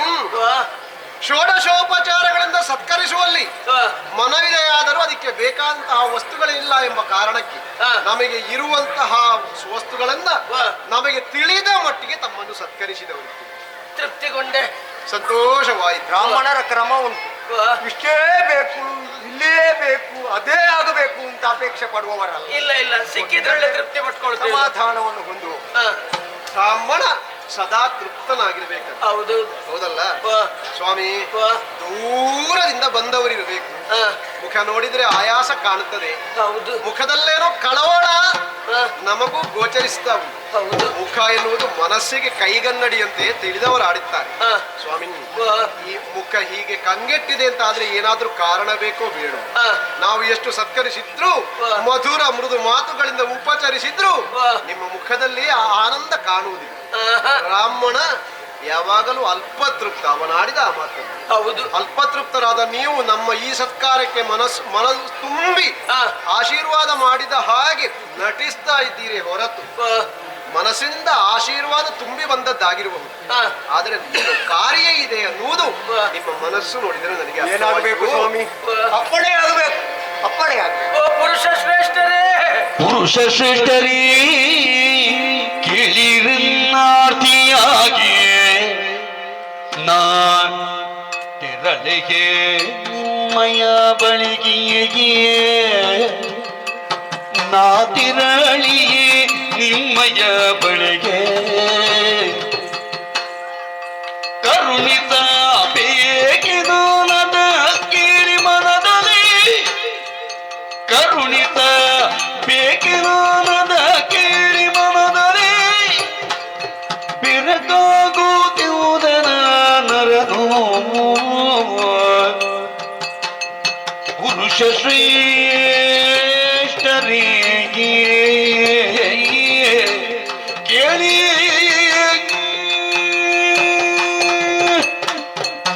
ಒಬ್ಬರನ್ನು ಕಾಣುವಾಗ ಇನ್ನೊಬ್ಬರಲ್ಲಿ ಮಾತಾಡುವಾಗ ಅವರ ಸ್ವಭಾವ ಸ್ವಭಾವ ಏನೆನ್ನುವುದನ್ನು ಚೆನ್ನಾಗಿ ಅರ್ಥ ಮಾಡಿಕೊಳ್ಳುವುದಕ್ಕೆ ಸಾಧ್ಯತೆ ಇದೆ. ಹಾಗೆಂದು ನಿಮ್ಮನ್ನು ಕಂಡಾಗ ಪುರುಷ ಶ್ರೇಷ್ಠರು ಎಂಬುದರಲ್ಲಿ ಯಾವ ಎರಡು ಮಾತು ಇಲ್ಲ. ಹಾಗೆಂದು ನಮ್ಗೆ ಬಂದಂತ ಕಷ್ಟವನ್ನು ತಮ್ಮಲ್ಲಿ ನಿವೇದಿಸಿಕೊಳ್ಳಬೇಕು ಎನ್ನುವಂತ ಉದ್ದೇಶ ಇರಿಸಿಕೊಂಡೇ ಇಲ್ಲಿವರೆಗೂ ನಾನು ಪಾದವನ್ನು ಬೆಳೆಸಿದವ. ಒಬ್ಬರ ಬಳಿಗೆ ಹೋಗಬೇಕಿದ್ರೆ ಆ ಕಷ್ಟ ನಿವಾರಣೆ ಆಗ್ತದೆ ಅನ್ನುವಂತ ಯೋಚನೆಯನ್ನು ಇರಿಸಿಯೇ ಅವನ ಬಳಿಗೆ ಸಾಗುವುದು. ಅದಕ್ಕಾಗಿಯೇ ಈಗ ನಿಮ್ಮ ಬಳಿಗೆ ಬಂದಿದ್ದೇನೆ. ನಮ್ಮ ಬಳಿಗೆ ಬಂದ ಮೇಲೆ ಏನು ಪ್ರಯೋಜನ ಆಗ್ಲಿಕ್ಕಿಲ್ಲ ಅನ್ನುವಂತ ಮನಸ್ಸು ಬೇಡ. ಬಂದ ಮೇಲೆ ಏನಾದ್ರೂ ಪ್ರಯೋಜನ ಆಗ್ತದೆ. ಅದೇ ಆದೀತು ಎನ್ನುವಂತ ಭರವಸೆಯನ್ನು ಇರಿಸಿಕೊಂಡೇ ಇಲ್ಲಿವರೆಗೂ ಬಂದಿದ್ದೇನೆ. ಸ್ವಾಮಿ, ನನಗೆ ಬಂದಂತ ಕಷ್ಟವನ್ನು ಪಾರುಗೊಳಿಸ್ತೇನೆ ಅಂತ ಒಂದು ನಂಬಿಕೆಯನ್ನು ಕೊಟ್ರೆ ನನ್ನ ಸತ್ಯ ವಿಚಾರವೊಂದನ್ನು ಹೇಳಿಬಿಡ್ತೇನೆ. ಏನಿದೇನಿದು ಭೂಮಿ ದೇವನೇ ನೀ ನನ್ನ ದಾನವ ಕೇಳುವ ಬಗೆಗೆ ಏನೆಂಬೆ ನಾ ಅರಮನೆಯೊಳಗಿಲ್ಲವಿ ಕಾನಮದೊಳಗಿನ ಕೊಡಲಿ ಭೂಮಿದೇವನೇ, ನಿನ್ನ ಮಾತುಗಳನ್ನು ಕೇಳುತ್ತಾ ಕೇಳುತ್ತಾ ಒಂದೊಮ್ಮೆಗೆ ಆಶ್ಚರ್ಯಕ್ಕೆ ಒಳಗಾದವ ನಾನು. ಯಾಕೋ ಈ ಕಾಲಕ್ಕೆ ಒಂದು ಭರವಸೆ ವಿಶ್ವಾಸವನ್ನು ಇರಿಸಿಯೇ ಕೃಷ್ಣಾರ್ಜುನರ ಬಳಿಗೆ ನೀವಾಗಿ ಬಂದವ. ನಿಜ ಸ್ವಾಮಿ, ನಮ್ಮ ಅರಮನೆಯಲ್ಲಿ ಆದರೆ ಬೇಕಾದಂತಹ ವ್ಯವಸ್ಥೆಗಳುಂಟು. ಇಂದ್ರಪ್ರಸ್ಥದಲ್ಲಿ ಹೌದು. ಅಣ್ಣ ಧರ್ಮದ ಆಳ್ವಿಕೆಯನ್ನು ಮಾಡುತ್ತಾ ಇದ್ದಾನೆ. ಧರ್ಮ ಶೂನ್ಯವಾದಂತಹ ಆತನ ಬಳಿಗೆ ಬೇಕಾದಂತಹ ದಿವಿಗೆರೆಲ್ಲ ದಿನೇ ದಿನೇ ಬಂದು ಬೇಕಾದಂತಹ ಧನ ಕನಕಗಳನ್ನೆಲ್ಲ ಹೊರೆಯಾಗಿ ಕೊಂಡು ಹೋಗುತ್ತಾ ಇದ್ದವರು ಜೀವನವನ್ನು ಸಾಗಿಸುತ್ತಾ ಇದ್ದವು. ಹೌದು. ನಾವೀಗ ಕಾಡಿನಲ್ಲಿ ಇರುವುದು. ದಾನ ಕೊಡಬೇಕು ಎನ್ನುವ ಹಾಗೆ ಅಪೇಕ್ಷೆಯನ್ನು ಪಟ್ಟಿದ್ದೀರಿ. ನಮ್ಮ ಮುಂದೆ ಕೇಳುತ್ತಾ ಇದ್ದೀರಿ ಸ್ವಾಮಿ. ಆದ್ರೆ ಈ ಕಾಲಕ್ಕೆ ನಿಮಗೆ ದಾನ ರೂಪವಾಗಿ ನಾವು ಏನನ್ನು ಕೊಡಬೇಕು? ನಿಮ್ಮ ಇಚ್ಛೆ ಏನು ಹೇಳಿ ಹೇಳಿ. ಎಂದ ನುಡಿಯ ಕೇಳಿ ಭೂಸುರ ಎಂದನು ಮುದ ತಾಳಿ ಇಂದೀವನವನೆ ಚಂದದೊಳಿದರೆ ಇಂದೀವನವನೆ ಚಂದದೊಳಿದರೆ ತಿಂದಪ್ಪೆ ದೋಷದೊಳಿಂದವನಾಡದು. ಎಂದ ನುಡಿಯ ಕೇಳಿ ಭೂಸುರ ಎಂದನು ಮುದ ತಾಳಿ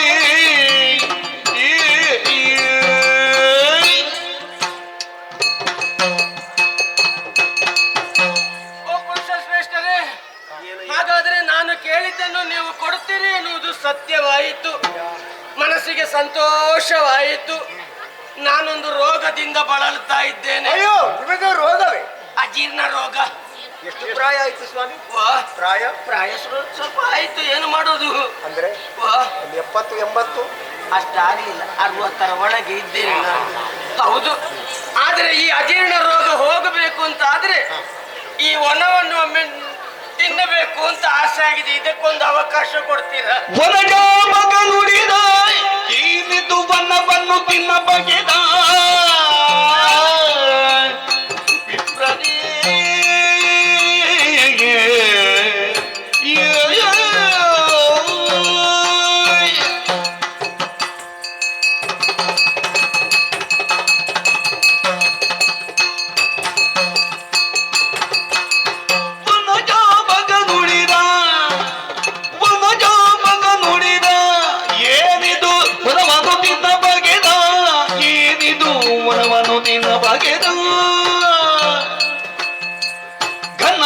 ಮನೆ ನಿನ್ನ ಗುಣಲೇ ನಿಲ್ಲದೆ ಘನಮಾಯಿ ಮನೆ ನಿನ್ನ ಗುಣಲೇ ನಿಲ್ಲದೆ ವನದೆ ಒಬ್ಬೆಯ ಕಾರಣ ದಯದಲೆ ನುಡಿ ವನಜಾಂಬಕ ನುಡಿದ ಏನಿದು ವನವನ್ನು ತಿನ ಬಗೆದ ವಿಪ್ರರೇ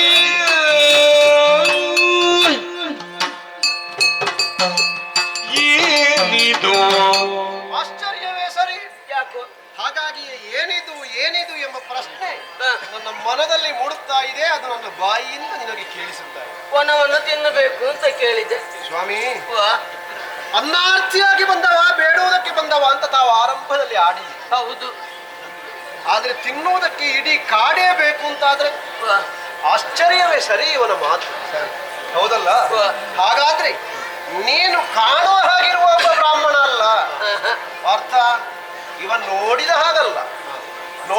ಅಲ್ಲ ಅಂತ ಆದ್ರೆ ಇದು ಬ್ರಾಹ್ಮಣ ಅಲ್ಲ ಅಂತಲೇ ನಾವು ಅರ್ಥ ಮಾಡಿಕೊಳ್ಬೇಕು. ನಿಮಗೆ ಅಜೀರ್ಣ ರೋಗ ಬಂದಿದೆ ಅನ್ನೋದು ನಿಮಗೆ ಸ್ಪಷ್ಟವಾಗಿದೆ. ಹೌದು. ಹಾಗಿದ್ರೆ ಕಾಂಡವು ವನವನ್ನು ದಹಿಸಬೇಕು ಎನ್ನುವ ಹಾಗೆ ನೀವೇ ಹೇಳ್ತಾ ಇದ್ದೀರಿ. ಹೌದು. ನಿಮ್ಮಲ್ಲಿ ಒಂದು ಪ್ರಶ್ನೆ ನನ್ನ. ಏನು?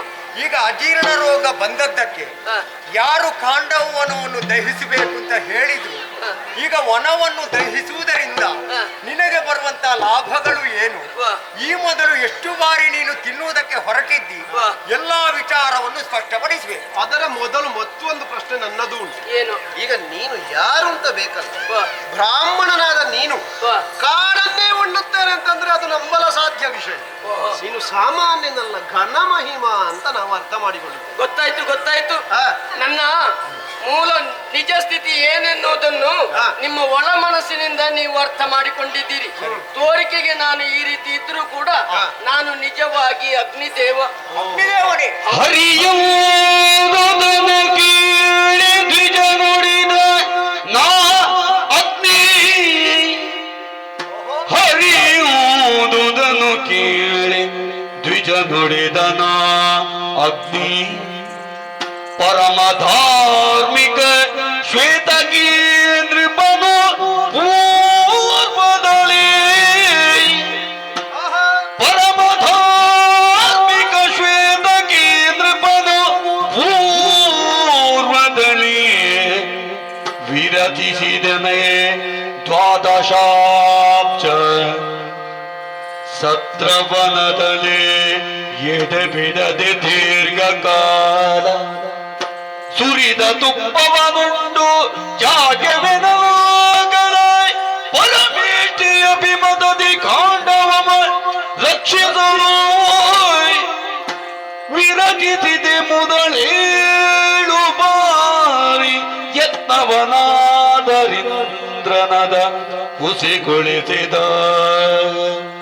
ಹರೆಯಂದುದ ಕೀಳಿ ದ್ವಿಜ ನುಡಿದ ನಾ ಅಗ್ನಿಯೇ, ನಾ ಅಗ್ನಿಯೇ, ಹರಿಯೇ ಹರಿಯೇ. ಕಾರ್ಯಾರ್ಥಿಯಾಗಿ ಅಗ್ನಿಯಾದಂತ ನಾನು ಬ್ರಾಹ್ಮಣ ರೂಪಧಾರಿಯಾಗಿ ನಿಮ್ಮ ಬಳಿಗೆ ಬರಬೇಕಾಯಿತು. ಕಾರಣ ಇದೆ. ಈ ಹಿಂದಕ್ಕೆ ಶ್ವೇತಕ ಎನ್ನುವಂತ ಮಹಾರಾಜ 12 ಯಾಗಗಳನ್ನು ಕೈಗೊಂಡ. ಆ ಸಂದರ್ಭದಲ್ಲಿ ಹವಿರ್ಭಾಗವನ್ನು ಇತ್ತಂತ ಸಂದರ್ಭ, ಅದಕ್ಕೆ ಸುರಿದ ತುಪ್ಪವನ್ನು ಆಹ್ವಾನಿಸಿದ ದೆಸೆಯಿಂದಲಾಗಿ ನನಗೆ ಅಜೀರ್ಣ ರೋಗ ಬಾಧೆ ಕೊಡುವುದಕ್ಕೆ ಆರಂಭ ಆಯಿತು. ಹೆಚ್ಚಾಯಿತು ಅಂತ ಹೇಳುವುದಿಲ್ಲ. ಹೌದು. ಹಾಗಾದ್ರೆ ಈ ಅಜೀರ್ಣ ರೋಗ ಹೋಗ್ಬೇಕಾದ್ರೆ ಏನು ಮಾಡ್ಲಿ ಎನ್ನುವ ಹಾಗೆ ಅವರಿವರಲ್ಲಿ ಕೇಳಿಕೊಂಡಾಗ ವಿಧಿಯತ್ತ ನನ್ನನ್ನು ಕಳುಹಿಸಿಕೊಟ್ರು ಬ್ರಹ್ಮದೇವರು. ಒಂದು ದಾರಿಯನ್ನು ನೇರ ಅಲ್ಲಿಗೆ ಹೋದದ್ದು. ಹೌದೌದು. ನಿಮ್ಮಲ್ಲಿ ಸ್ವರ್ಗದಲ್ಲಿ ಬೇಕಾದಷ್ಟು ಇದ್ದಾರಂತೆ ವೈದ್ಯರಿದ್ದಾರೆ. ಆದರೂ ಮೊದಲು ಔಷಧಿ ಎಲ್ಲಿಂದ ಸಿಗ್ತದೆ ಎನ್ನುವ ಬಗ್ಗೆ ನಾವು ಯೋಚನೆ ಮಾಡಬೇಕು. ವೈದ್ಯರಿಗೂ ಗುಣಪಡಿಸಲಾಗದಂತ ರೋಗ ನಿನಗೆ ಉಂಟು ಅಂತಾದ್ರೆ ವಿಧಿಯೇ ಗತಿ. ಹೌದು. ವಿಧಿ ಅಂತಲೇ ಹೇಳಿದೆ. ಅದಕ್ಕೆ ಅವರೊಂದು ದಾರಿಯೊಂದನ್ನು ಸೂಚಿಸಿದ್ರು. ಏನು? ಈ ಕಾಂಡವನದಲ್ಲಿ ಬೇಕಾದಂತ ಆಯುರ್ವೇದದ ಗಿಡ ಮೂಲಿಕೆಗಳ ಸತ್ವ ಇದೆಯಂತೆ. ಈ ಕಾಂಡವನವನ್ನು ಸುಟ್ಟದ್ದೇ ಹೌದಾದಲ್ಲಿ ನನ್ನ ಈ ಅಜೀರ್ಣ ರೋಗ ನಿವಾರಣೆ ಆಗುತ್ತದೆ ಅಂತ. ನೀನೇ ಹೋಗಿ ಸುಡಬೇಕಿತ್ತು. ಅಯ್ಯೋ, ಸುಡುವುದೇ ಒಂದೆರಡು ಸಲ ಅಲ್ಲ, ಮತ್ತೆ 7 ಸಲ ಪ್ರಯತ್ನ ಪಟ್ಟೆ. 7 ಸಲ ಪ್ರಯತ್ನ ಪಟ್ಟರು ಆ ದೇವೇಂದ್ರ ಇದನ್ನು ಸುಡ್ಲಿಕ್ಕೆ ಬಿಡ್ಲಿಲ್ಲ. ಯಾಕೆ ಮಾಡಿದ? ಇಂದ್ರನಿಗೆ ಪರಮಾತ್ಮ ತಕ್ಷಕ ಬಂದು ನೆಲೆದಿಗ ನೀ ಪದದೊಳ, ಅದರಿಂದ ಸಗನಿಗೆ ಕೇಡು ಪದದೋನಿಂದ ತಡೆದ. ದೇವೇಂದ್ರ ತಡೆಯುವುದಕ್ಕೂ ಬಲವಾದ ಕಾರಣ ಇದೆ. ಅವನ ಮಿತ್ರ ಒಬ್ಬ ಇದ್ದಾನೆ, ತಕ್ಷಕ. ಆ ತಕ್ಷಕ ಈ ಕಾಂಡವನದಲ್ಲೇ ವಾಸವಾಗಿದ್ದಾನಂತೆ. ಎಲ್ಲಿಯಾದ್ರೂ ಅವನಿಗೆ ತೊಂದರೆ ಆಗ್ತದೆ ಎನ್ನುವಂತ ಕಾರಣವನ್ನು ಇರಿಸಿಕೊಂಡು ನನ್ನ ಈ ಅಜೀರ್ಣ ರೋಗಕ್ಕೆ ತಡೆಯೊಡ್ಡುತ್ತಾ ಇದ್ದಾನೆ. ಈ ಕಾಂಡವನ ಸುಡದಿದ್ರೆ ನಾನು ಬದುಕುವುದಿಲ್ಲ. ನೀವೇ ಏನಾದ್ರೂ ಇರಲು ನರಕೈ ಮುಗಿದು ನುಡಿದನು ನನಗೆ ದಿವಿಜರು ಬಂದರಾದರೆ ಸೆಣಸುವಡೆ ಬೇಕಸ್ತ್ರ ಶಸ್ತ್ರಗಳಿನಗಿ ನೀಡಿ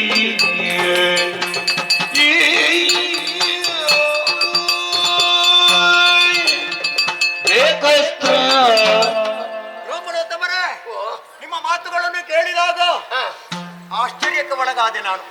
ಖಾಂಡವನ ದಹನ ಹೌದು, ಈ ಮೊದಲು 7 ಬಾರಿ ಆಗಿದೆ. ಹೌದು, ನೀನು ಜೀರ್ಣಿಸುತ್ತಾ ಹೋದವ. ಹೌದು. ಆಪೋಷಣೆ ಪಡೆದ್ರೆ ಯಾವ ಪ್ರಯೋಜನ ಫಲ ಯಶವನ್ನು ಕಾಣುವುದಕ್ಕೆ ಸಾಧ್ಯ ಇಲ್ಲ. ಮಹಾಮೋಸಗಾರನಾದ ದೇವೇಂದ್ರ ಬಂದು ಮಳೆಯನ್ನು ಸಿರಿಸಿದ್ರೆ ತಡೆ ಹುಟ್ಟಿದ್ರೆ ಹೌದು, ಹಾಗಿದೆ ನೀನು ಅಪೇಕ್ಷೆ ಸಾಧುವಾಗಿದೆ. ಕೃಷ್ಣಾರ್ಜುನರಾದಂತಹ ನಾವುಗಳು ಖಾಂಡವನ್ನು ದಹಿಸಬೇಕು, ಅದರಿಂದ ಬರುವಂತಹ ಹೊಗೆಯನ್ನು ನಾನು ಸೇವಿಸಬೇಕು ಅನ್ನುವಂತಹ ಆಶೋತ್ತರ ನಿನ್ನದು. ಹೌದು ಸ್ವಾಮಿ, ನೀವು ಹೇಳಿದ್ದಕ್ಕೆ ಇಲ್ಲ ಸಲ್ಲ ಅನ್ನುವಂತಹ ಸ್ವಭಾವ ನಮ್ಮದ್ದಲ್ಲ.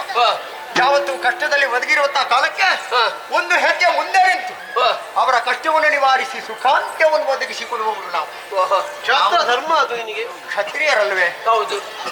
ಚಂದ್ರವಂಶದಲ್ಲಿ ಹುಟ್ಟಿಕೊಂಡವರು ಹಾಗೆ ಹಿರಿಯರ ಆದರ್ಶ ಅನುಕರಣೀಯವೂ ಹೌದು, ಅನುಸರಣೀಯವೂ ಹೌದು. ಆದ್ರೆ ಸ್ವಲ್ಪ ಆಲೋಚನೆ ಮಾಡಿ ಸ್ವಾಮಿ. ಯಾಕೆ? ಈಗ ಬೇಕಾದಂತಹ ರಥಗಳು ನನ್ನ ಜೊತೆಯಲ್ಲಿಲ್ಲ, ಬೇಕಾದಂತಹ ಭರಿತವಾದಂತಹ ಆಯುಧಗಳು ನನ್ನ ಜೊತೆಯಲ್ಲಿಲ್ಲ. ಖಾಂಡವವನ್ನು ದಹಿಸುವಂತಹ ಕಾಲಕ್ಕೆ ಯಾರಾದರೂ ಉಪಟಳವನ್ನು ಉಂಟು ಮಾಡಿದರು ಎಂದಾದ್ರೆ ಅವರಲ್ಲಿ ಹೋರಾಟ ಮಾಡುವಂತಹ ಒಂದು ಸಾಧನ ನನ್ನಲ್ಲಿ ಬೇಕು, ನನ್ನಲ್ಲಿ ಶಕ್ತಿ ತುಂಬಬೇಕು. ಭರಿತವಾದಂತಹ ಆಯುಧಗಳು ನನ್ನ ಬತ್ತಳಿಕೆಗೆ ಒದಗಿ ಬರಬೇಕು. ಹೌದು. ಹಾಗಾಗಿ ಇದೆಲ್ಲ ಇಲ್ಲದಿದ್ರೆ ಏನು ಮಾಡೋಣ ಅಂತ ನಾನು ಒಂದು ಚಿಂತೆ. ಅಯ್ಯ, ಇದಕ್ಕೆ ಚಿಂತೆ ಮಾಡಬೇಕಾದ ಅಗತ್ಯವೇ ಇಲ್ಲ. ಮೊದಲೇ ಹೇಳಿದ್ದೇನೆ, ನಾನು ಅಗ್ನಿದೇವ ಎನ್ನುವ ಹಾಗೆ. ಈಗ ನನ್ನ ಕೃಪಾ ಕಟಾಕ್ಷದಿಂದಲಾಗಿ ಈ ಮಣಿ ರಥ 2 ಸಿದ್ಧಗೊಳಿಸಿದ್ದೇನೆ ನಿಮಗಾಗಿ. ಸಾಲದು ಅರ್ಜುನ, ಈ ಧನುಸ್ಸು ನಿನಗಾಗಿ. ಇದರ ಹೆಸರವೇ ಗಾಂಧೀವ ಧನುಸ್ಸು. ಧನ್ಯನಾದೆ. ಅಷ್ಟು ಮಾತ್ರ ಅಲ್ಲ, 2 ಬತ್ತಳಿಕೆಗಳನ್ನು ನಿನಗೆ ಅನುಗ್ರಹಿಸಿದ್ದೇನೆ. 2 ಯಾಕೆ ಬೇಕಾಗುತ್ತದೆ? ಆತನ ಹೆಸರಿನಲ್ಲೇ ಉಂಟಲ್ಲ ಸವ್ಯಸಾಚಿ ಎನ್ನುವ ಹಾಗೆ. ಎಡಗೈಯಿಂದಲೂ ಬಾಣ ತೆಗಿಲಿಕ್ಕೆ ಅನುಕೂಲ ಆಗಬೇಕು, ಬಲಗೈಯಿಂದಲೂ ಬಾಣ ತೆಗೆಯಲಿಕ್ಕೆ ಹೌದೌದು. ಅಷ್ಟು ಮಾತ್ರ ಅಲ್ಲ, ಎಷ್ಟು ಬಾಣ ತೆಗೆದ್ರು ಆ ಬತ್ತಳಿಕೆಯಿಂದ ಬಾಣ ಅಕ್ಷಯವಾಗಿ ಉಳಿಯಲಿ.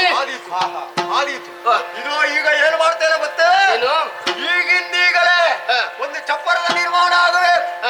ಒಂದು ಜಂತುವು ಹೊರಗೆ ಕೂಡದು. ಹಾಗಾಗಿ ಇದು ಅಸ್ತ್ರವೊಂದನ್ನು ತೆಗೆದಿದ್ದೇನೆ.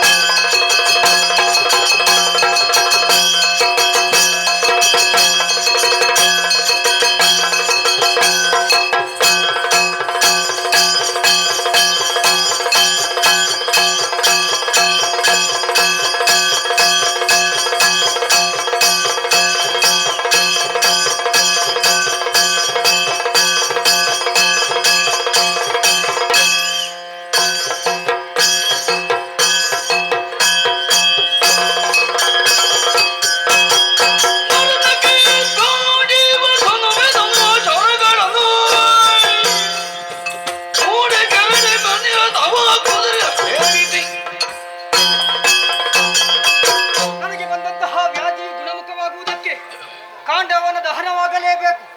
ಹಾಗಾಗಿ ಮಣಿರಥವನ್ನು ಏರಿದ್ದೇನೆ. ನನ್ನಲ್ಲಿರುವಂತಹ ಅಗ್ನಿಸ್ವರವನ್ನು ಈ ಖಾಂಡವನಕ್ಕೆ ಪ್ರಯೋಗಿಸುತ್ತೇನೆ.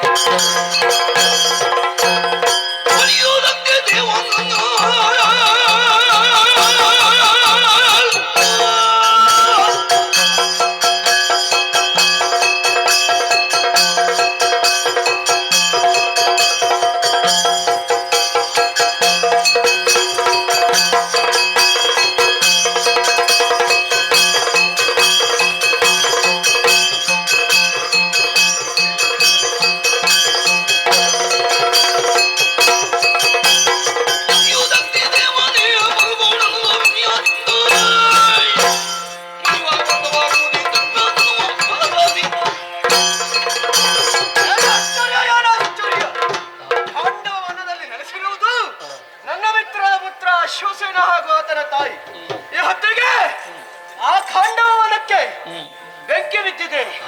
ಬೆಂಕಿಗೆ ಅನುಮತಿಯನ್ನು ಕೊಟ್ಟಿದ್ದಾರೆ. ಮಳೆಯನ್ನು ಸುರಿಸಿದರೂ ಕೂಡ ಅದನ್ನು ತಡೆಯುವುದಕ್ಕಾಗುತ್ತಾ ಇಲ್ಲ. ಅವರಿಗೆ ಹೊರಗೆ ಹೋಗುವುದಕ್ಕೆ ದಾರಿಯನ್ನೇ ಬಿಡದೆ ಅಡ್ಡಲಾಗಿ ನಿಂತಿದ್ದಾರೆ ಎಂಬುದಾಗಿದ್ರೆ ಪ್ರಶ್ನಿಸುವುದಕ್ಕೆ ನಾನು ಮುಂದುವರಿಯಬೇಕು. ದೇವತೆಗಳ ಸಹಿತ ಮುಂದುವರಿಯುತ್ತಾರೆ.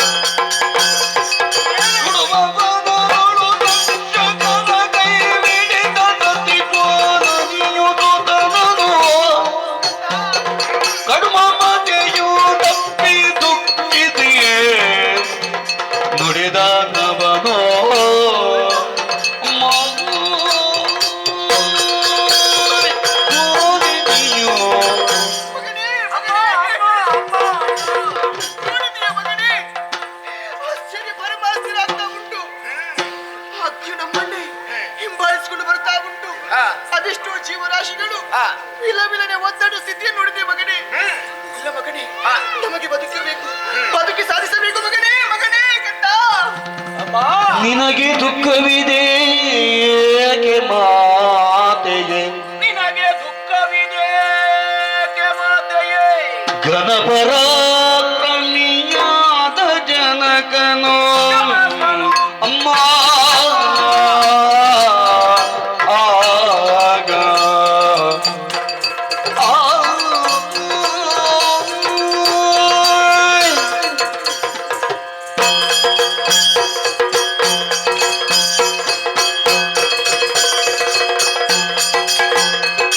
ನಿನಗೆ ದುಃಖವಿದೆ ಮಾತೆಯೇ,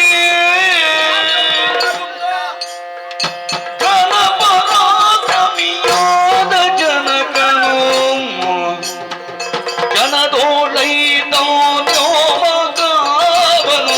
ನಮ್ಮನ್ನು ಕಾಯ್ತಾನೆ. ಜನದೋಳೈದವನು ಮಗವನು ಮನದಿ ನಂಬೋ ಅಮ್ಮ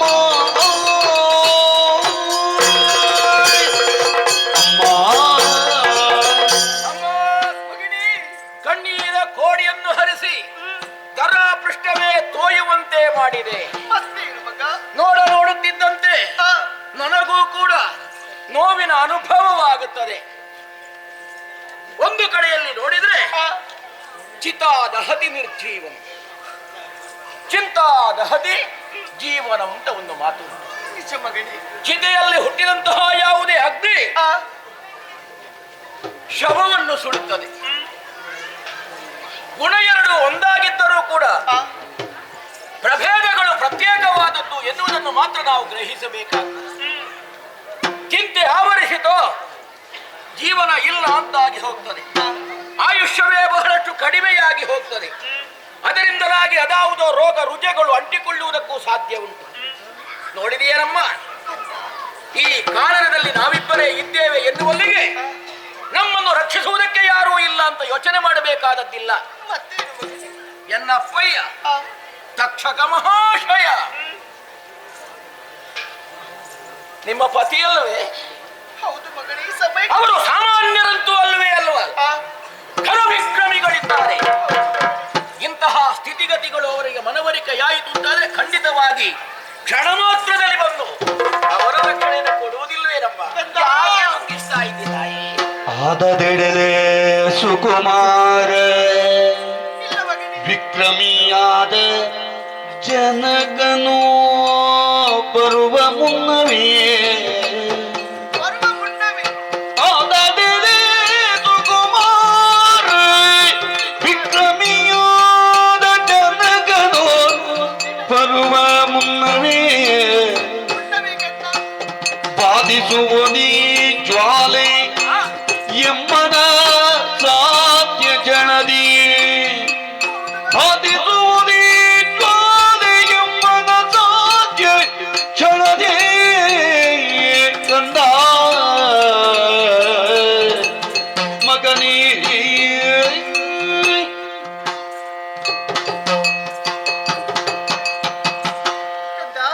ಮಾತೆ, ಈ ಕಾಲಕ್ಕೆ ಒಳದಲ್ಲಿ ವಾಸ ಮಾಡಿದವರು ನಾವೇನು ಸತ್ಯ. ಆದ್ರೆ ನೋಡಿದೀಯಾ, ನಾವು ಅದೆಷ್ಟು ಅಂಗಲಾಚಿ ಬೇಡಿದ್ರು ಕೂಡ ನಮ್ಮ ಸಹಾಯಕ್ಕೆ ಯಾರು ಬರುವುದಿಲ್ಲ. ಆದರೆ ಈ ಸಮಯಕ್ಕೆ ನೀವು ಆಡ್ತಕ್ಕಂಥ ಮಾತೇನು ಮಗ? ನಿನ್ನ ಅಪ್ಪ ಪರಾಕ್ರಮಿ ಇದ್ದಾರೆ, ಅವರು ಬರ್ತಾರೆ ಎನ್ನುವ ಹಾಗೆ ಖಂಡಿತವಾಗಿ ಬಂದು ನಮ್ಮನ್ನು ರಕ್ಷಿಸ್ತಾರೆ ಮಗ. ಬರುವುದೇನು ಸತ್ಯ ಕಂದ, ಆದರೆ ಅವರು ಬರುವ ಮೊದಲೇ ಈ ಅಗ್ನಿ ನೋಡು ಮುಂದೊತ್ತಿ ಬರ್ತಾ ಉಂಟು. ಖಂಡಿತವಾಗಿ ನಾವು ಸಾಯುತ್ತೇವೆ ಮಗನೇ, ಖಂಡಿತವಾಗಿ ನಾವು.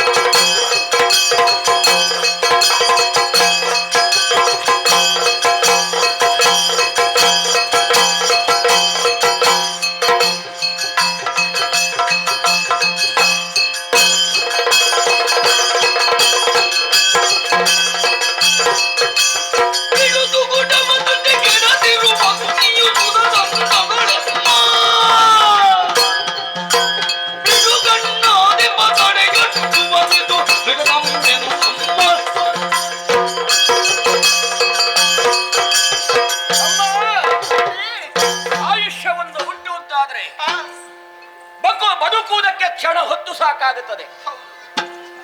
ಸುತ್ತಮುತ್ತಲೆಲ್ಲವೂ ಆವರಿಸಿಕೊಂಡಿದೆ ಅಗ್ನಿ. ಅದರ ಪ್ರಕೋಪ ಏನುಂಟು ಎಲ್ಲವೂ ನಶಿಸುತ್ತಾ ಇದೆ, ಸುಟ್ಟು ಸುಡುಕರಿಯಾಗುತ್ತಾ ಇದೆ ಎನ್ನುವಾಗಲೇ ಯಾವುದೇ ದಯನೀಯ ಸ್ಥಿತಿಯೋ ಇನ್ನೇನು ನಮಗೆ ಬಂದ ಇಂತಹ ಆಪತ್ತು ಪರಿಹರಿಸುವುದಕ್ಕೆ ಸಾಧ್ಯ ಇಲ್ಲ ಎನ್ನುವಾಗಿ ನಿರಾಶರಾಗಿ ಕುಳಿತುಕೊಳ್ಳುವುದಲ್ಲ, ಯೋಚನೆ ಮಾಡಬೇಕಾಗ್ತದೆ. ಯಾವುದನ್ನು ಅಪ್ಪಯ್ಯ ಯಾರು, ಅವರಿಗೆ ಸಹಾಯ ಎಲ್ಲಿಂದ ಬರ್ತದೆ ಅಂತ ಕೇಳಿದ್ರೆ ದೇವಪತಿಯಾದಂತಹ ಸುರೇಶನ ಸಖನಲ್ವೇ?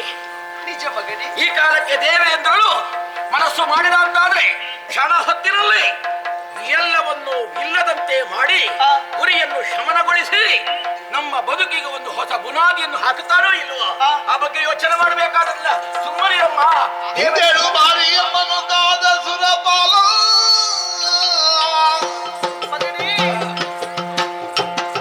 ಹಿಂದೇಳು ಬಾರಿಯಮ್ಮನು ಕಾದ ಸುರಪಾಲ,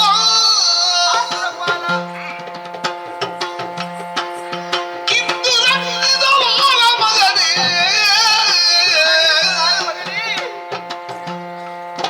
ಒಂದು ಹನಿ ಜಲ ಸೋಕದಂತೆ ಶರ ಪಂಜರವ, ಒಂದು ಹನಿ ಜಲ ಸೋಕದಂತೆ ಶರ ಪಂಜರವ, ಕಿತ್ತು ರಚಿಸಿದ ನೋರ್ವ ನರನು.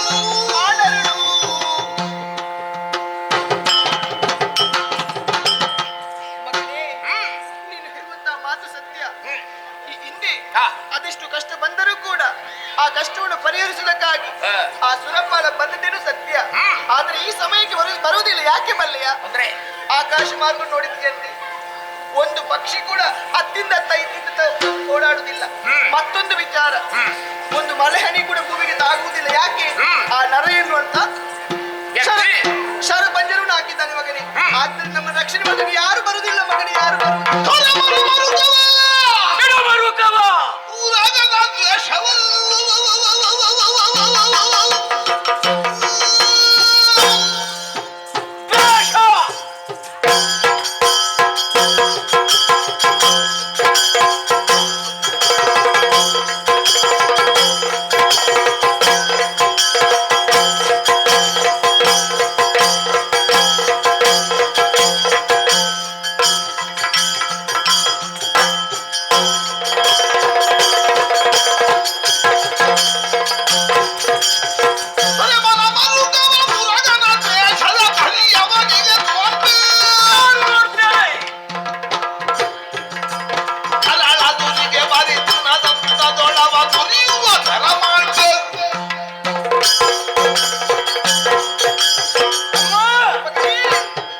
ವಿಶ್ವಾಸ ಎನ್ನುವುದು ಫಲದಾಯಕವಾಗಿರುತ್ತದೆ.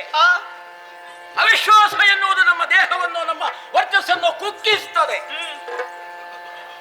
ಅವ ಬರಲಾರ, ಅವನಿಂದ ಆಗುವುದಿಲ್ಲ ಎನ್ನುವಂತಹ ಶಂಕೆಯುಂಟಲ್ಲ, ಯಾವ ಕಾಲಕ್ಕೂ ನಿನಗದು ಬಾಧ್ಯತೆಯನ್ನು ಹೊಂದುತ್ತದೆ ಅಂತಾದ್ರೆ ನನ್ನ ಮಾತನ್ನು ಸರಿಯಾಗಿ ಕೇಳಿಸಿಕೊ.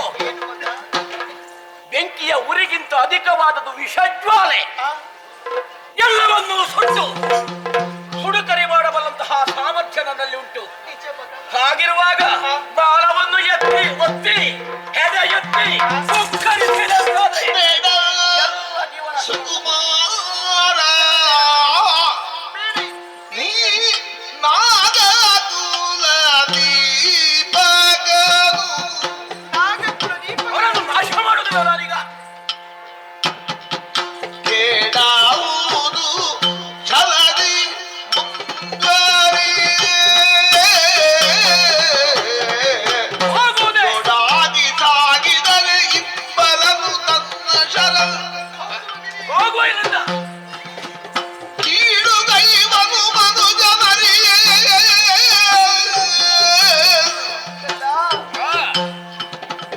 ಅದಕ್ಕಾಗಿ ನಿನ್ನ ನಾ ತುಂಗಿ ಮೇಲಕ್ಕೆ ಜಿಗಿವೆ, ಅದ ಕಂಡು ನರನು ಶರವೆಸೆಯೇ,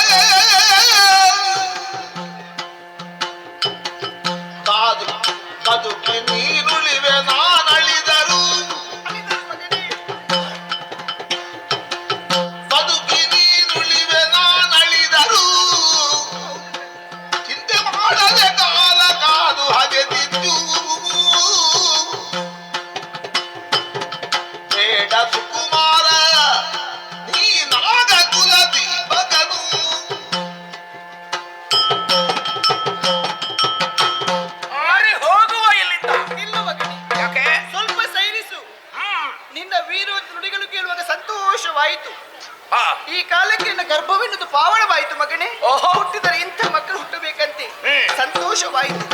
ಆದರೆ ಒಂದು ವಿಚಾರ ಮಗನೇ, ತಿಳಿದರೊಂದು ಮಾತನ್ನು ಹೇಳಿದ್ದಾರೆ.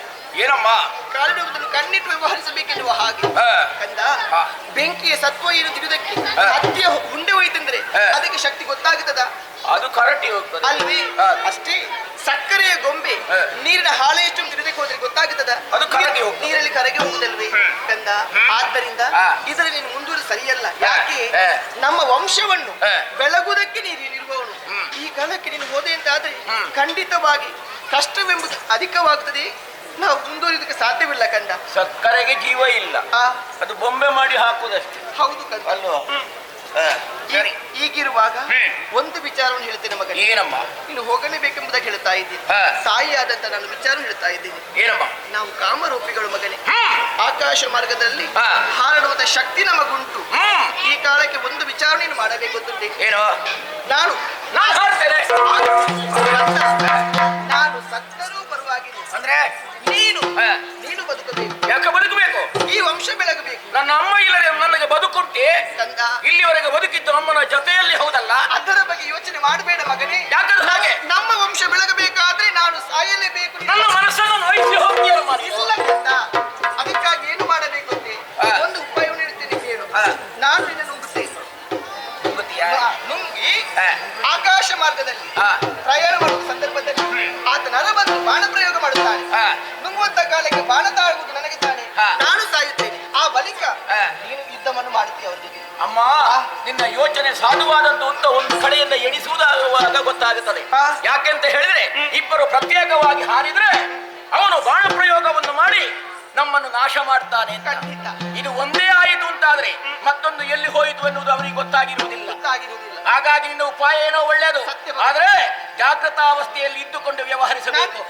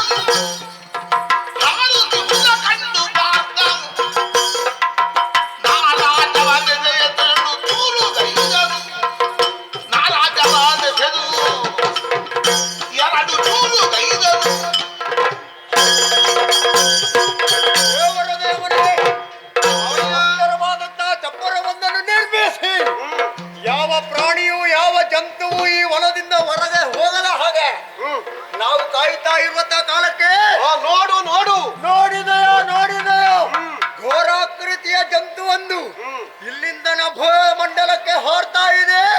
ಹಾಗಾಗಿ ಮೂಡಿಗೆಯಿಂದ ಅಸ್ತ್ರವೊಂದನ್ನು ತೆಗೆದಿದ್ದೇನೆ.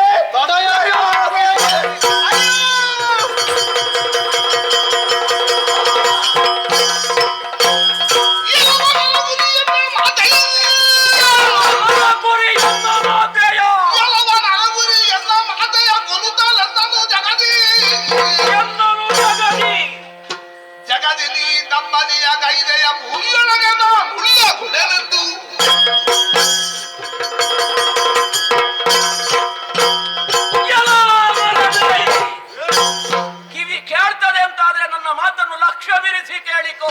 ಹೇಳು. ಪ್ರಕೃತಿಗೆ ಯೋಗ್ಯವಾದಂತಹ ಔಷಧಿಯ ಗುಣಗಳುಳ್ಳಂತಹ ಈ ವನವನ್ನು ಯಾವನೋ ಆ ಮಾತನ್ನು ಕೇಳಿ ನಾಶ ಮಾಡುವುದಕ್ಕೆ ಹೊರಟು ನಿಂತೆಯ ನೀನು.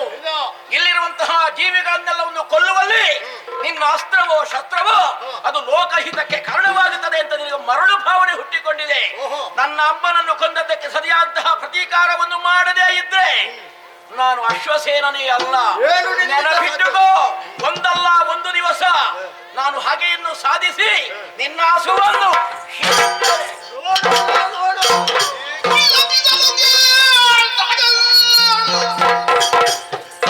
ಹರಿ ಬಲು ಗುಣರು ತಾವೇಗ ಕಾಲದು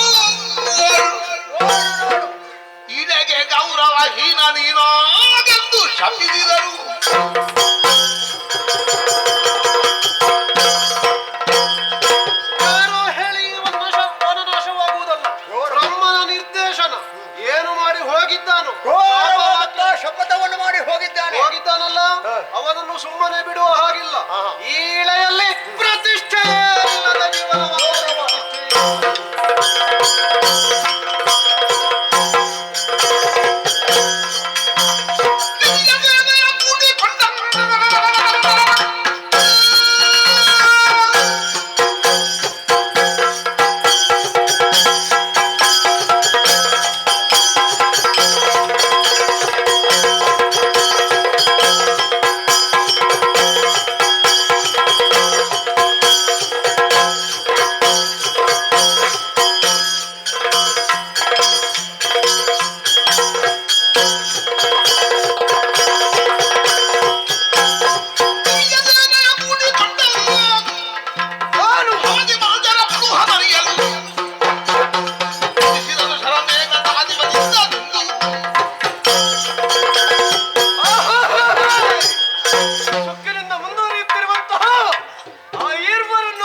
ಪ್ರಶ್ನಿಸುವುದಕ್ಕೆ ದಿವಿಜ ಸೇನೆ ಸಹಿತ ಮುಂದುವರಿಯುತ್ತೇನೆ.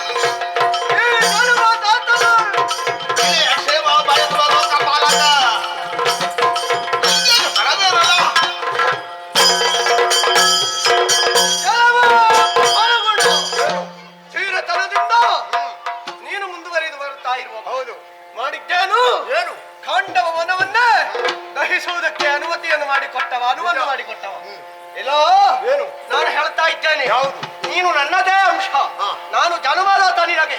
ಜನ್ಮದಾತನಳು ಯುದ್ಧವನ್ನು ಮಾಡುತ್ತೀಯ. ಇದು ನನ್ನ ರಕ್ಷಣೆಗೆ, ನನ್ನ ವಲಯಕ್ಕೆ ಸೇರಿದಂತಹ ಅವನ ಮುಂದುವರಿದರೆ ಶಿಕ್ಷಿಸಬೇಕಾದೀತು.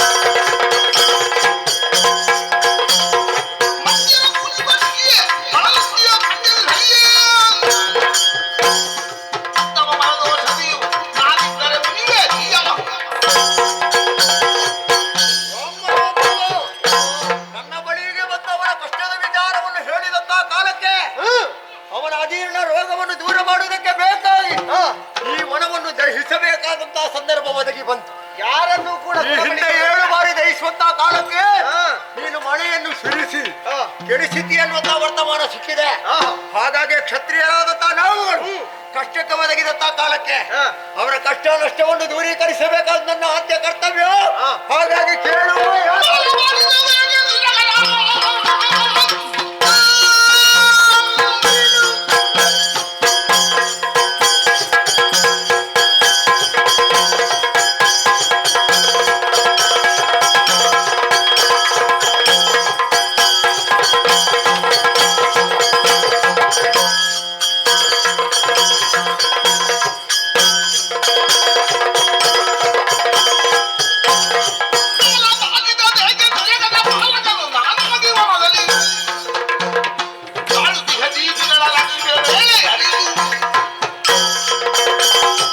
ನಿನ್ನ ತಪ್ಪನ್ನು ನಾನು ಪ್ರಶ್ನಿಸುವುದಕ್ಕೆ ಮುಂದಾದರೆ ನನಗೆ ಎದುರುತ್ತರವನ್ನು ಕೊಡುವಷ್ಟರ ಮಟ್ಟಿಗೆ ನೀನಾಗಿದ್ದಿ.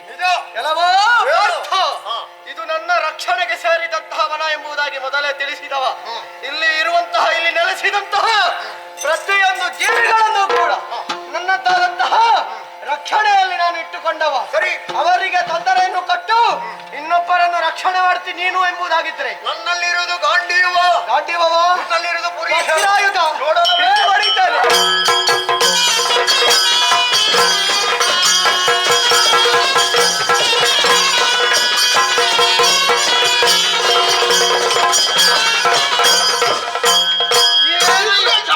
ಪುರಂದರ ಸಮಾನವ ಸರಳಾಗೋಳದ ದೂವೆಯ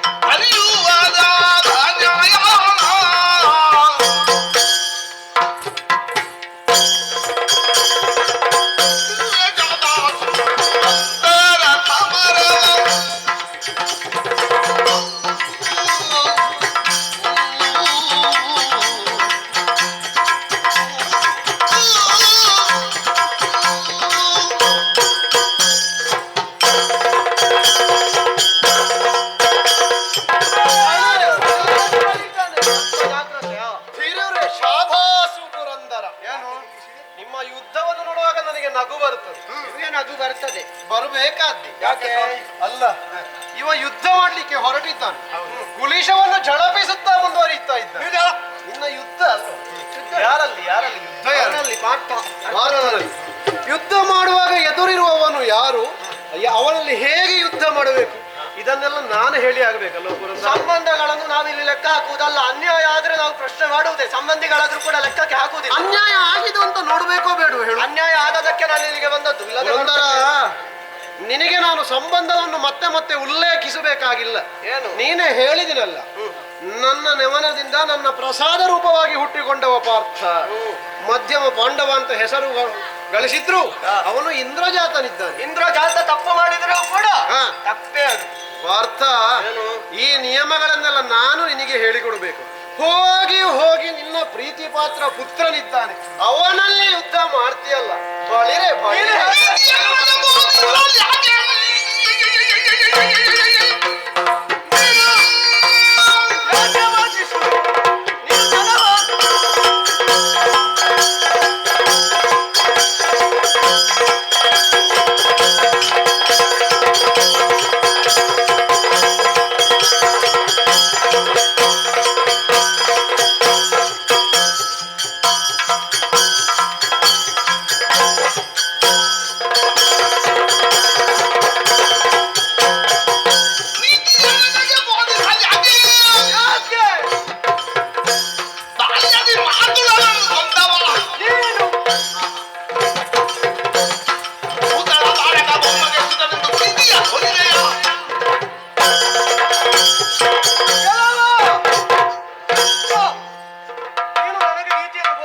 ಕೇಳುವುದಕ್ಕೆ ಜನವ ಅಲ್ವಾ? ಅಲ್ಲವೇ ಅಲ್ಲ. ನಿನ್ನದಾದಂತಹ ಕಥೆಯನ್ನು ಹೇಳುವುದಕ್ಕೆ ಹೊರಟ್ರೆ ನೀನು ಈ ಕಥೆಯನ್ನು ನನಗೆ ಬೋಧನೆಯನ್ನು ಮಾಡುವುದಕ್ಕೆ ಜನ ಅಲ್ಲ ಎಂಬುದು ಸ್ಪಷ್ಟ ಆಗ್ತದೆ. ಹೇಗೆ? ನಿನ್ನದಾದಂತಹ ಮಾವ ಕಂಸ, ಆತನನ್ನೇ ನೀನು ಕೊಂದವ. ಹಾಗಿರುವಾಗ ನಿನ್ನ ಮಾವ ಅಂತ ಹೇಳಿಕೊಂಡು ಸುಮ್ಮನೆ ಇರ್ಬೋದಿತ್ತಲ್ಲ. ಯಾಕೆ ಅಲ್ಲಿ ತಕ್ಷಣಗೋ ಸುಖ ಸುತ್ತನಿಗೆ ನೀಕು ಜನನು ಎನಿಬೆ.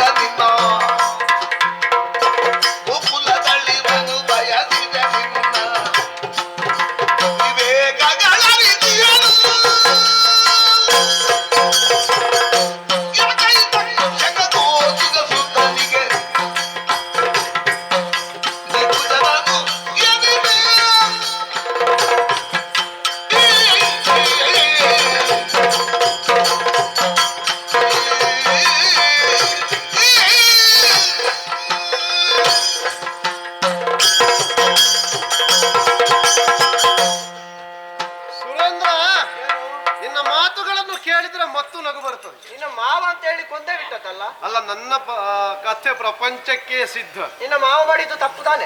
ನನ್ನ ಮಾವ ಮಾಡಿದ್ದು ತಪ್ಪು, ಆದ್ರೆ ಇವನ ಅಳತೆಗೋಲು ಅದಾಗುವುದಿಲ್ವಲ್ಲ. ಆದ್ರೆ ನಿನಗೂ ಆತ ಸಂಬಂಧಿ, ಈತ ನನಗೂ ಸಂಬಂಧಿ. ಸಂಬಂಧಕ್ಕೆ ಸರಿ ಹೋಗುತ್ತದೆ ಹೊರತು ಕಾರ್ಯಕ್ಕೆ ಸರಿ ಹೋಗುವುದಿಲ್ಲ. ತಪ್ಪನ್ನು ಪ್ರಶ್ನಿಸಬೇಕ ಬೇಡುವ? ಪುರಂದರ, ನನ್ನ ಜನ್ಮವನ್ನೇ ಪ್ರಪಂಚ ಆಡಿಕೊಂಡದ್ದು ಹಾಗೆ. ಹೌದಾ? ಕಂಸ ವಧಾಯಾತ್ ಅತ್ತ ಆಡಿಕೊಳ್ಳುವ ಹಾಗೆ ಮಾಡಿದ್ದಲ್ವ? ಅಲ್ಲ, ಕಂಸ ವಧೆಗಾಗಿಯೇ ಹುಟ್ಟಿಕೊಂಡ ನಾನು ಕುಜನ ನಿರ್ಮೂಲನೆಗೆ ಸಜ್ಜನ ಪಾಲನೆಗಾಗಿ ಈ ಭೂಮಿಗೆ ಇಳಿದು ಬಂದವ. ನಾನು ಧರ್ಮ ರಕ್ಷಣೆಗಾಗಿ ಕಾಣಿಸಿಕೊಂಡವ. ಇಲ್ಲಿ ನನ್ನವರ ಆರ್ತನಾದಕ್ಕೆ ಬೇಕಾಗಿ ನಾನು ಇಲ್ಲಿ ನೀನು ನಿನ್ನವರ ಅಂತ ಹೇಳಿ ಎಲ್ಲರನ್ನು ಆ ಒಂದು ಬಲೆಯೊಳಗೆ ಸಿಲುಕಿಸಬೇಡ. ಅವ ಒಬ್ಬ ತಕ್ಷಕ, ಆ ಒಬ್ಬ ತಕ್ಷಕನಿಗೆ ಬೇಕಾಗಿ ಈಗ ನೀನು ಕುಲಿಶಧಾರಿಯಾಗಿ ಬಂದಿದ್ದೀಯಲ್ಲ. ಒಬ್ಬನಾದರೂ ಕೂಡ ಒಳ್ಳೇದಲ್ವಾ? ಈ ಪಾರ್ಥ ನಿನ್ನ ಆತ್ಮ ಸಂಜಾತ, ಅವನಿಗೆ ಕುಜನ ಅಂತ ಅನಿಸಿಕೊಂಡಿಲ್ಲ. ನೋಡು, ಅವ ನಿನ್ನನ್ನು ತೀಕ್ಷ್ಣ ಮಾತುಗಳಿಂದ ಹಂಗಿಸುವುದು. ನಿನ್ನ ಬಗ್ಗೆ ಯಾರಿಗೆ ಗೊತ್ತಿಲ್ಲ ಹೇಳು. ನನ್ನ ಬಗ್ಗೆ ಮಾತಾಡುವ ನೀನು, ನಿನ್ನ ಬಲ ಏನು, ನಿನ್ನ ಸಾಮರ್ಥ್ಯ ಏನು, ಅದನ್ನು ನಾನು ಚೆನ್ನಾಗಿ ತಿಳಿದವನು. ಹೆಚ್ಚು ಹಿಂದೆ ಹೋಗುದು ಬೇಡ. ನೀನು ಆಡಿದೆಯಲ್ಲ ಕಂಸವಧೆಯ ಪ್ರಕರಣ, ಅದಕ್ಕಿಂತ ಮೊದಲು ನಾನು ಅಲ್ಲಿ ಗೋಕುಲದಲ್ಲಿ ಇದ್ದವ. ಅಂದು ಗೋಕುಲದಲ್ಲಿ ಅಂದು ಹಬ್ಬ ಮಾಡಿದೆವು ನಾವು, ಗೋವರ್ಧನ ಪೂಜೆ. ಅಂದು ಬಂದಿಯಲ್ಲ ನೀನು ಬೋರ್ಗರೆದು ಮೊಳೆಗರೆಯುತ್ತ. ನಿಜವಾಗಿ ಹೌದು. ಅಂದು ನನಗೆ ನೀನು ಮಾಡಿದಂತಹ ಪಟ್ಟಾಭಿಷೇಕ, ಗೋವಿಂದರಾಜ ಪಟ್ಟಾಭಿಷೇಕ, ಸೋತು ಕಾಲುಗಳಿಗೆ ಮಣಿದು ಹೋದವನು. ಅಂದು ಬಾಲ್ಯದಲ್ಲೇ ಮಣಿದ ನೀನು ಇಂದು ಇಷ್ಟು ಮಾತಾಡ್ತೀಯಲ್ಲ, ಬೇಕಾಗಿದೆ ನಿನಗೆ? ನಾಚಿಕೆ ಆಗುದಿಲ್ಲ?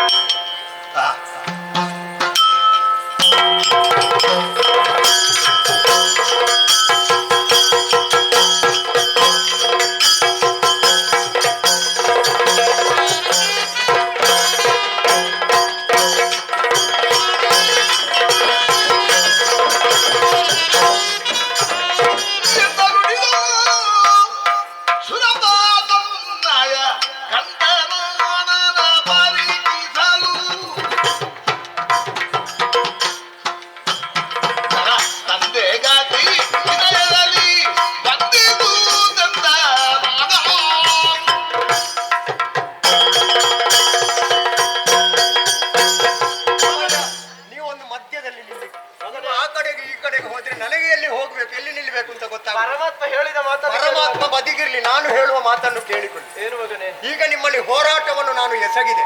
ನೀವು ಯಾರು, ನಿಮ್ಮ ಮೂಲ ಉದ್ದೇಶ ಏನು ಅನ್ನುವುದನ್ನು ಅರ್ಥವಿಸಿಕೊಳ್ಳದೆ ಹೋದೆ.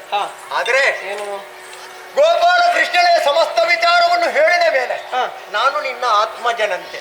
ದಾತಾರನಾದಂತ ನೀನು ಪೊರೆಯುವಂತ ನೀನೇ ಕೈಯಲ್ಲಿ ದಂಡಿಸುವುದಕ್ಕೆ ಹೊರಟೆ ಎಂದಾದ್ರೆ ನನ್ನೆಲ್ಲರ ಸ್ಥಿತಿ ಏನಾದೀತು? ಹಾಗಾಗಿ ನಾನು ಮಾಡಿದ್ದೇನೆ ತಪ್ಪು, ನಿನ್ನಲ್ಲಿ ಹೋರಾಟವನ್ನು ಎಸಗಿದೆ. ಅವನಿಗೆ ಕೊಟ್ಟಂತಹ ಮಾತನ್ನು ಉಳಿಸಿಕೊಳ್ಳುವುದಕ್ಕೆ ಮಾಡಬೇಕಾಗಿ ಈ ಕಾಲಕ್ಕೆ ಈ ರೀತಿಯಾಗಿ ವರ್ತಿಸಬೇಕಾದಂತಹ ಸ್ಥಿತಿ ನಿರ್ಮಾಣವಾಯಿತು. ನನ್ನ ತಪ್ಪನ್ನು ಮನ್ನಿಸಿ ನಮ್ಮನ್ನು ಉದ್ಧರಿಸಿ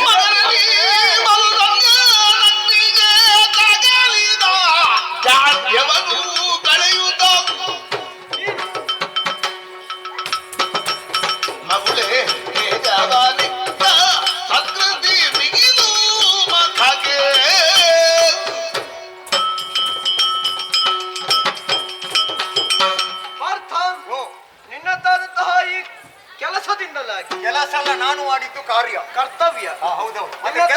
ಕ್ಷತ್ರಿಯ ಧರ್ಮ ಅಲ್ಲ, ಕೆಲಸ ಎಂತದ್ದು? ಇದು ನಿನ್ನಂತಹ ಕರ್ತವ್ಯ ಪ್ರಜ್ಞೆ ಅನ್ನೋದು ಜಾಗೃತವಾಗಿದೆ. ನಿನ್ನದಾದಂತಹ ನಾವು ಕ್ಷತ್ರಿಯರಲ್ವಾ? ಕ್ಷತ್ರಿಯ ಧರ್ಮವನ್ನು ನೀನು ಮೆರೆಸಿದವ. ಈ ಹೊತ್ತಿನಲ್ಲಿ ನನ್ನಲ್ಲಿ ಇದ್ದಂತಹ ಒಂದು ಏನು ತಪ್ಪು ಕಲ್ಪನೆಗಳುಂಟು ಅವುಗಳನ್ನು ಹೋಗಲಾಡಿಸಿ ಸಂತೋಷವಾಯಿತು. ಮಗನಾದಂತಹ ನಿನ್ನನ್ನು ಕಾಣುವಾಗ ಹೆಮ್ಮೆಯೂ ಅನಿಸುತ್ತದೆ. ಒಂದು ಮಾತನ್ನು ಹೇಳ್ತಾ ಇದ್ದೇನೆ, ಮುಂದಕ್ಕೆ ಪರಶಿವನನ್ನು ಒಲಿಸಿಕೊಂಡು ಆತನಿಂದ ವರಗಳನ್ನು ಪಡೆದುಕೊಂಡು ದೇವಲೋಕಕ್ಕೆ ಬಾ. ಬೇಕಾದಂತಹ ಮನ್ನಣೆಗಳನ್ನು ನಾನು ನೀಡುತ್ತೇನೆ. ಶುಭವಾಗಲಿ.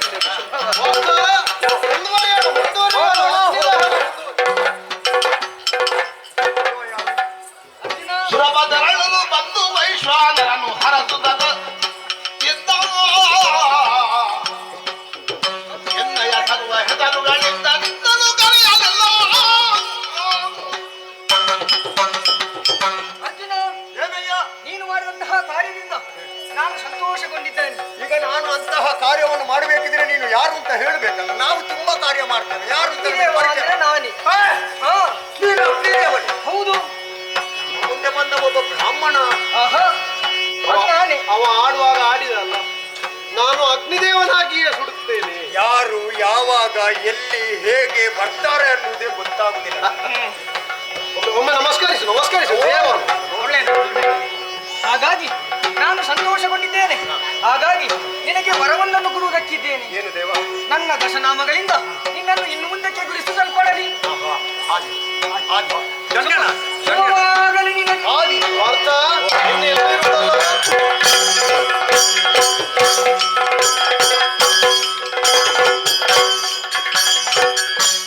ಇದ್ದಲು ತಕ್ಷಣನುಗನು ಚಿತ್ತದಿದು ಗುಡದಿ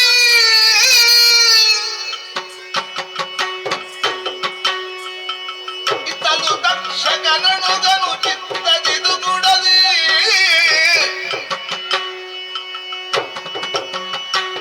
ಹಂಬಲಿಸುತ್ತಲೇ ತೊಳಲಿದ ಮಾಡುವೆ ಅಯ್ಯಂದರು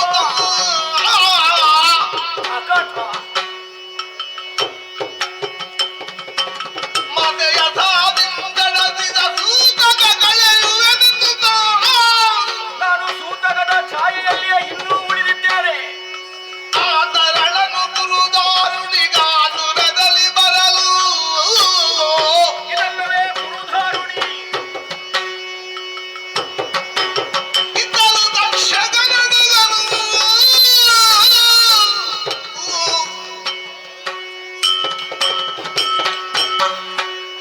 ಹೇಳಿಕೊಳ್ಳುವುದಕ್ಕೆ ಮೂರು ಲೋಕದಲ್ಲಿಯೂ ಖ್ಯಾತನಾಮಕರಾದ ತಕ್ಷಕ ಮಹಾಶಯನ ಪುತ್ರ. ದಿಗ್ಗಜ ಇಲ್ಲದೆ ಬಳಲುತ್ತಿರಬೇಕಾದಂತಹ ದಯನೀಯ ಸ್ಥಿತಿ ಬಂದು ಹೋಯಿತು. ಸೂತಕದ ಛಾಯೆ ನನ್ನನ್ನು ಆವರಿಸ್ತಾ ಇದೆ. ಯಾವತ್ತೂ ನಮ್ಮದಾದಂತಹ ಆರೋಗ್ಯದ ಕಡೆಯೋ ವ್ಯಕ್ತಿತ್ವದ ಕಡೆಯೋ ದೀರ್ಘವಾದಂತಹ ಮನಸ್ಥಿತಿಯನ್ನು ಇರಿಸಿಕೊಂಡು ಮಗನ ಲಾಲನೆ ಪಾಲನೆಯಲ್ಲಿ ತನ್ನದಾದಂತಹ ಸರ್ವಸ್ವವನ್ನು ವ್ಯಯಿಸಿದ ಮಾತೇ ಇರಲಿಲ್ಲ. ಅವಳನ್ನು ಕಳೆದುಕೊಂಡಂತಹ ದುಃಖ ನಿರಂತರವಾಗಿ ನನ್ನನ್ನು ಬಾಧಿಸ್ತಾ ಇದೆ. ಯೋಚಿಸುತ್ತಾ ಮುಂದೆ ಹೋದದ್ದು ಗೊತ್ತೇ ಆಗಲಿಲ್ಲ ನನಗೆ. ಬರಬರುತ್ತಾ ಸೇರಿದಂತಹ ಈ ಪ್ರದೇಶವನ್ನೊಮ್ಮೆ ಅವಲೋಕಿಸಿ ನೋಡ್ತೇನೆ. ಕುರುಕ್ಷೇತ್ರ, ಕುರುದಾರುಣಿ ಇದು. ಇಲ್ಲಿಯವರೆಗೆ ಬಂದವನಿದ್ದೇನೆ. ನನ್ನ ಬಗ್ಗೆ ಆಲೋಚನೆಯನ್ನು ಮಾಡಿದೆ ಅಂತಾದ್ರೆ ನನಗೆ ಯಾರಿದ್ದಾರೆ? ಅಪ್ಪ ಬಂದ್ರಲ್ಲ. ಬಂಧು ಬಾಂಧವರು ಯಾರು ಇಲ್ಲದಿದ್ದರೂ ಕೂಡ ನಾನು ಒಂಟಿಯಾಗಿದ್ದೇನೆ. ದಿಕ್ಕೆ ತೋಚುತ್ತಾ ಇಲ್ಲ ಅಂತ ಮುಂದುವರೆದಾಗ ಅಪ್ಪನೇ ಬಂದರಲ್ಲ. ಯಾಕಪ್ಪ ಮರುಗುತ್ತಾ ಇದ್ದಿ ಇಂಥ ವಿಚಾರವನ್ನೆಲ್ಲವನ್ನು ಹೇಳಿದಾಗ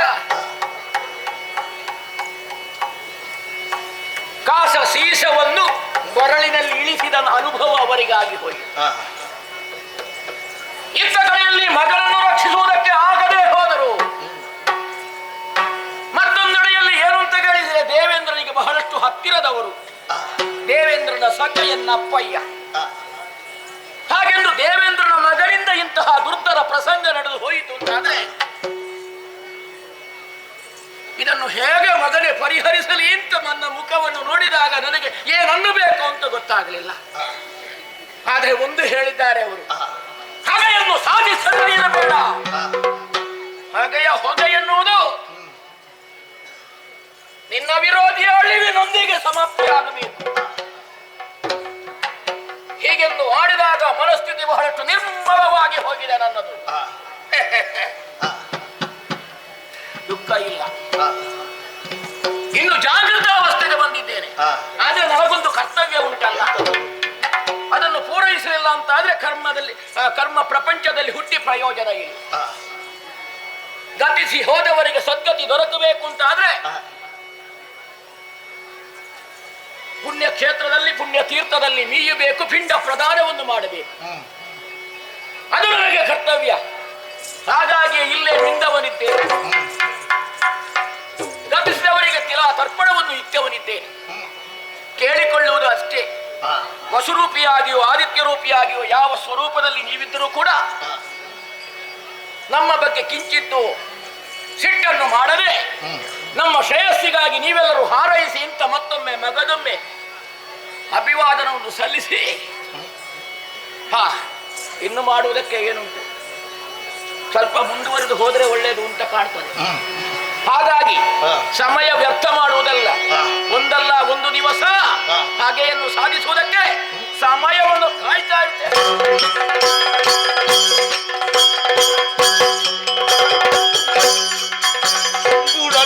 ನರನಿಂದೆಂದು ಹೋಗಲು ಗಾಢನಿಂದೆಯ ತಾಳು ತಂಗನೆ ಏನು ಮಾಡಲಿ, ಕಾಡಗತಿಯಾಯ್ತ ಕಡ ಸತ್ತರ್ಮಿಗಳಿಗೀಗರರಿ ತಾಡು ಬಂಧುಗಳೀಗ ಕೂಡೆ ಬೇಡುವನೆಂದು ಒಂದೇ ದಾರಿ ನಿಶ್ಚಯ ಮಾಡಿ ಕರೆಯಲು ಬಂದರು ಭಯರು ಬರದಿ ತಮ್ಮೆಡೆಗೆ.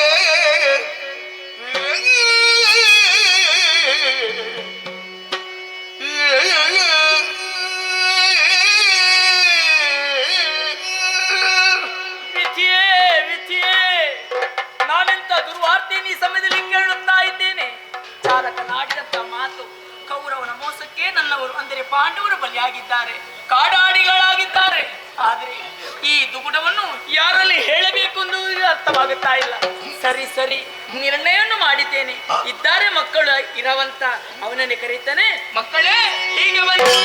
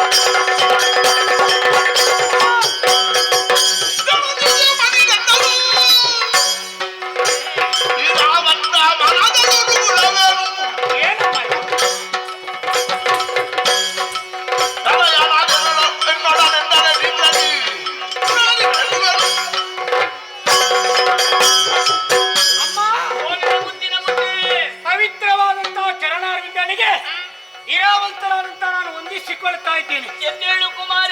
ಮಗನೇ ನಾನು ಇದ್ದಾರೆ.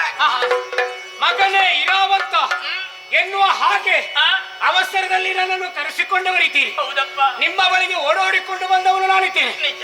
ಬಂದ ಕ್ಷಣವೇ ನಿನ್ನ ಮುಖವನ್ನು ಗಮನಿಸಿ ಅಂತಾದ್ರೆ ಯಾವಾಗಿನ ಸಂತೋಷ ಮುಖದಲ್ಲಿ ಕಾಣ್ತಾ ಇಲ್ಲ. ಇಲ್ಲ ಮಗನೇ. ಏನೋ ಒಂದು ರೀತಿಯಂತ ದುಗುಡ ಖಂಡಿತ. ತುಮ್ಮಾನ ನಿಮ್ಮನ್ನು ಆವರಿಸಿ ಕಂಡಿದೆ ಅಂತ ಅರ್ಥವಾಯಿತು. ಸತ್ಯ. ಈ ರೀತಿಯಾದಂತಹ ದುಗುಡಕ್ಕೆ ಕಾರಣವನ್ನು ತಿಳಿಸಿದ್ದಾದ್ರೆ ನಿಮ್ಮ ಮನಸ್ಸಿಗೆ ಸಂತೋಷ ಉಂಟುವಾಗುವಾಗೆ ಇರಾವಂತ ಮಾಡ್ತಾನೆ. ಹೇಳಿ ಅಮ್ಮ. ಅವ ಓಡಿ ಬಂದದ್ದು, ನಾನು ನಿಧಾನಕ್ಕೆ ಬರೋದಷ್ಟೇ. ಮಗನೇ. ಹೇಳುವೆನೆಂದು ಹೌದಪ್ಪ. ನಾನು ನಿಜ. ಏನು ಹೇಳುವೆನೆಂದು ನಾನು ಏನಂತ ಹೇಳಿ ಮಗನೇ. ನಿನ್ನಯ್ಯನು ಬಾಳಿದು ಬಂದವನು ನಿನ್ನಯ್ಯನಿಗೆ ಕಷ್ಟ ಬಂತು ಮಗನೇ. ಕೂಡ ಕೌರವ ದೂತನೇ ಹೌದು ಮಗನೇ. ಸೋಲಿಸುತ್ತ ಪಾಂಡವರ ವನದಲ್ಲಿ ನಿಜ ಕಂದ. ಬಾಳದನು ತಟ್ಟಿದನು ದಡ ಹೌದಪ್ಪ. ಮಮ ಬಾಳಿನ ಶಮ ಜ್ಯೋತಿ ತಂದಿತು ಮಗನೇ. ಬೇಡುವೆನೆಂದು ನಾನು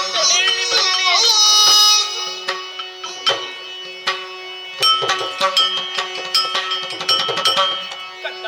ಅಮ್ಮ, ನನ್ನ ದುಗುಡದ ವಿಚಾರವನ್ನು ಯಾವ ನಾಲಗೆಯಿಂದ ಬಿತ್ತರಿಸಲಿ ಎಂಬುದಾಗಿ ಅರ್ಥವಾಗುತ್ತಾ ಇಲ್ಲ ಮಗನೇ. ಯಾಕಮ್ಮ ಎರಡು ನಾಲಿಗೆ ಇಲ್ಲಲ್ಲ, ಒಂದೇ ಅಲ್ಲ ಇರೋದು? ಹೌದು ಯಾಕಮ್ಮ ಹೀಗೆಲ್ಲ? ಮಗನೇ. ಓ ನಮ್ಮ ಈರುವರಿಗೆ ಸಂಬಂಧಪಟ್ಟಂತ ವಿಚಾರ ಅಲ್ವಾ, ಹಾ ಅದನ್ನು ನಿನ್ನಲ್ಲೇ ಹೇಳಬೇಕಾಗಿದೆ ಹೌದಾ? ಆಯ್ತಮ್ಮ. ಅಲ್ವಾ? ನನ್ನಲ್ಲಿ ಹೇಳದ ವಿಷಯ ಯಾವುದು? ಹೇಳ್ಬಹುದು, ನಿನಗೆ ಕೇಳಬಹುದಲ್ಲ. ಹಾಗೆ. ಇವನಲ್ಲಿ ಹೇಳುತ್ತಿರುವಾಗ ನೀನು ಕೇಳಬಹುದು ಮಗನೇ. ಆಯ್ತಮ್ಮ. ಕಂದ, ಓ ಕೌರವರಿಗೆ ಪಾಂಡವರಿಗೆ ಹಾ. ಸರಸಕ್ಕೆ ತೊಡಗಿದಂತ ದ್ಯೂತ ಮಗನೇ. ಆಮೇಲೆ ವಿರಸಕ್ಕೆ ಉಂಟಾಯಿತು. ತದನಂತರ ಒಡ್ಡಿಯಾಗಿ ಆಟವನ್ನು ಮುಂದುವರಿಸಿದ್ರು ಮಗನೇ. ಸರಿ, ಪಾಂಡವರು ಎಲ್ಲವನ್ನು ಕಳೆದುಕೊಂಡರು ಮಗನೇ. ಬಹಳ ಒಳ್ಳೆದಾಯ್ತು. ಒಳ್ಳೆ ಕಥೆ ಇದೆ, ಬಹಳ ಒಳ್ಳೆ. ಯಾಕೆ ಗೊತ್ತಾ? ನನ್ನ ಮುಖ ನೋಡ್ಬೇಕಾದಿಲ್ಲ. ಮತ್ತೆ ಯಾರಾದ್ರೂ ಒಬ್ಬ ಸೋಲ್ಬೇಕೋ, ಸೋಲ್ಬೇಕು, ಯಾರಾದ್ರೂ ಒಬ್ಬ ಗೆಲ್ಲಬೇಕಾ? ಗೆಲ್ಲಬೇಕು. ಇಬ್ಬರು ಗೆಲ್ಲುವುದಿಲ್ವಲ್ಲ, ಇಲ್ಲ. ಇಬ್ಬರು ಸೋಲುವುದಿಲ್ವಲ್ಲ. ಹೌದಪ್ಪ. ಹಾಗಾಗಿ ಪಾಂಡವರು ಸೋತಿದ್ದಾರೆ, ಕೌರವರು ಗೆದ್ದಿದ್ದಾರೆ. ಅದ್ರಲ್ಲಿ ಎಂತದುಂಟು? ಅವನು ಬಾಲಪಾಠದಲ್ಲಿ ಇದ್ದಾನೆ ಮಗನೇ. ಅವನಿಗೆ ಕೆಲವೆಲ್ಲ ಗೊತ್ತಾಗುದಿಲ್ಲ. ಗೊತ್ತಾಗುದಿಲ್ಲ. ಬಾಲ ಬುದ್ಧಿ, ಬಾಲಿಶ ಬುದ್ಧಿ. ಅಲ್ಲ, ನಿಮ್ಮೊಟ್ಟಿಗೆ ಇರುವಾಗಾದ್ರೂ ನಾನು ಕಲಿತೇನೆ ಅಂತ ಗ್ರಹಿಸಿದ್ದು. ಹ. ಈಗ ಬಹಳ ಹಿಂದೆ ಬರ್ತಾ ಇದ್ದಾರೆ, ಮುಂದೆ ಹೋಗುದಿಲ್ಲ, ಮುಂದೆ ಹೋಗ್ಲಿಕ್ಕೆ ಬಿಡುವುದೇ ಇಲ್ಲ. ನೀನಾದ್ರೆ ಮುಂದೆ ಹೋಗ್ಬೇಕಪ್ಪ. ಆಯ್ತು ಮಗನೇ, ನಿನ್ನ ಏನಾದಂತ ಭಾರತ ಮಹರ್ಷಿಯರು ಕಾಡಿನಲ್ಲಿ ಇದ್ದಾರೆ. ಹ. ಅರಮನೆಯಲ್ಲಿ ಜೀವನ ನಡೆಸಬೇಕಾದಂತ ಅವರುಗಳು ಹ. ಈಗ ಕಾಡಾಡಿಗಳಾಗಿ ಕಷ್ಟವನ್ನು ಅನುಭವಿಸ್ತಾ ಇದ್ದಾರೆ. ಕಾಡಿನಲ್ಲಿ ಏನು ಹುಲಿ ಹಿಡಿಯುತ್ತಾ, ಲಕ್ಷ್ಮ ಹಿಡಿಯುತ್ತಾ? ಅಮ್ಮ, ಮಗನೇ, ಇದಕ್ಕೆಲ್ಲ ಈ ವ್ಯಕ್ತಿಯ ಕಥೆಯನ್ನು ನಿನ್ನಲ್ಲಿ ಹೇಳುತ್ತಾರೆ. ಕಾರಣೀಕರ್ತರು ಯಾರು? ಕೌರವರು ಮಗನೇ. ಕೌರವರು. ತುಗುಡವ ಕಂಜಳದಲ್ಲಿ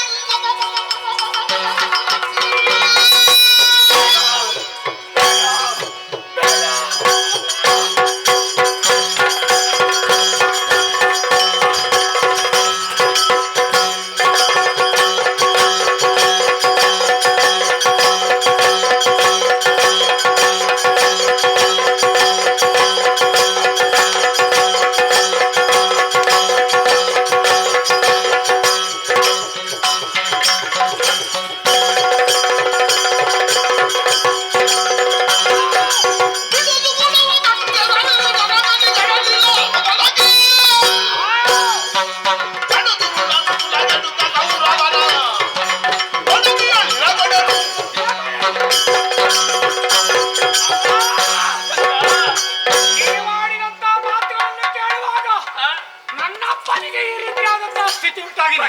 ನಾನು ನೆಲದಲ್ಲಿದ್ದೇನೋ, ಇದಕ್ಕೆಲ್ಲ ಕಾರಣೀಕರ್ತರಾದವರು ಕೌರವರು. ಆ ದುರುಳರಾದಂತಹ ಕೌರವರು.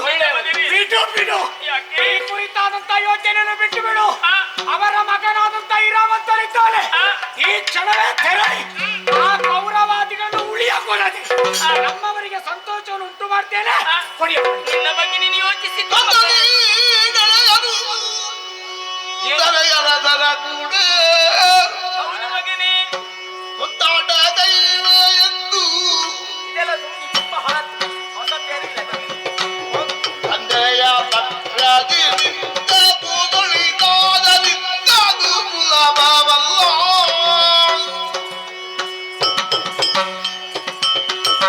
ಹೋಗ್ತೇನಮ್ಮ ನೀವು ನೀವೊಂದು ಆಶೀರ್ವಾದ ಮಾಡಿ. ವೀರೋಚಿತವಾದ ಮಾತುಗಳನ್ನು ಕೇಳಿದಾಗ ಸಂತೋಷವಾಗುತ್ತಾ ಇದೆ. ಅವರ ಹುಟ್ಟಿಲ್ಲದಂತೆ ಮಾಡ್ತೇನೆ. ಹೋಗುವುದಕ್ಕಿಂತ ಪೂರ್ವದಲ್ಲಿ ನಾವು ಚೆನ್ನಾಗಿ ಯೋಚಿಸಬೇಕು ಮಗನೇ. ಈಗ ಯಾಕೆ ಯೋಚನೆ? ಹೇಳುವುದಕ್ಕಿಂತ ಬದಲಾಗಿ ದೃಷ್ಟಿಯನ್ನಿರಿಸಬೇಕಂತೆ. ಯಾಕೆ ಹೀಗೆ ಮತ್ತೆ ಏನು ಅವಸರ ಆಯ್ತು?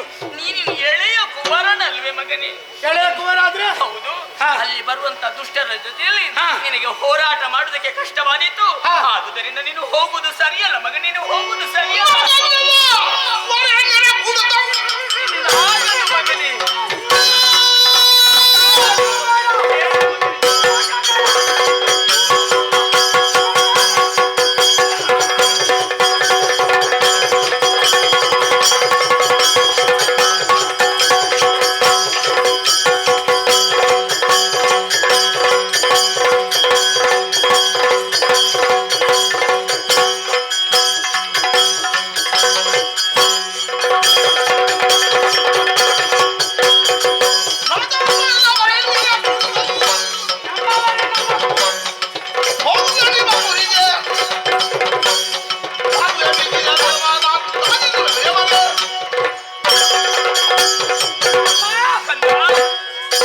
ಕವರವರು ಪ್ರಪಂಚ ಮುಖದಲ್ಲಿ ಇಲ್ಲದಾಗಿಸ್ತೇನೆ ಹೌದು. ಅನ್ನುವಾಗೆ ಕೋಪದಿಂದ ಹೊರಟಾಗ ಏನು ಸಮಾಧಾನ ಮಾಡುದ? ತಡೆದು ನಿಲ್ಲಿಸಿದ್ದೇನೆ. ನಾನು ನೀನು ಸಣ್ಣ ಎಳೆಯ ಬಾಲಕ. ನಾನು ಸಣ್ಣವನಿರ್ಬಹುದು. ಹೌದು. ನಾನು ಯಾರ ಮಗ? ಯಾರ ಮಗ? ಲೋಕ ವಿಕ್ರಮಿ ಎನಿಸಿಕೊಂಡಂತ ತಮಾಷೆ. ಹೌದಾ? ಈಗ ನಾವಿಲ್ಲಿ ನಾವು ಮಾತ್ರ ಇರುದ? ಅಲ್ಲ, ನನ್ನ ಹಾಗೆ ಹೊಟ್ಟೆಯಲ್ಲಿ ಆಡಿನವರು ಹುಟ್ಟಿದಾಗೆ. ಅಯ್ಯೋ, ಏನು ಮಾತಾಡ್ತಾ ಇದ್ದೀಯ? ಸರಿ ಸರಿ ಸರಿ. ಇವ ಬೇಡ ಇವ ಬೇಡ. ಬೇಡ. ನಮ್ಮವರೆಲ್ಲ ಇದ್ದಾರೆ ಊರಾಗಗಳು. ಹೌದು. ಎಷ್ಟು ಮಂದಿ ಇದ್ದಾರೆ? ಆ? ಎಲ್ಲ ವಿಷಕಾರುವವರೇ. ಹೌದು. ಅವರನ್ನು ಎದುರುಗೊಳ್ಳುವುದಕ್ಕೆ ಒಬ್ಬ ವ್ಯಕ್ತಿ ಉಂಟಾ? ಇಲ್ಲ. ಅವರನ್ನೆಲ್ಲ ಒಟ್ಟುಗೂಡಿಸ್ತೇನೆ. ಅಲ್ಲಿಗೆ ಹೋಗ್ತೇನೆ. ಆ? ಅವರನ್ನು ಸರ್ವ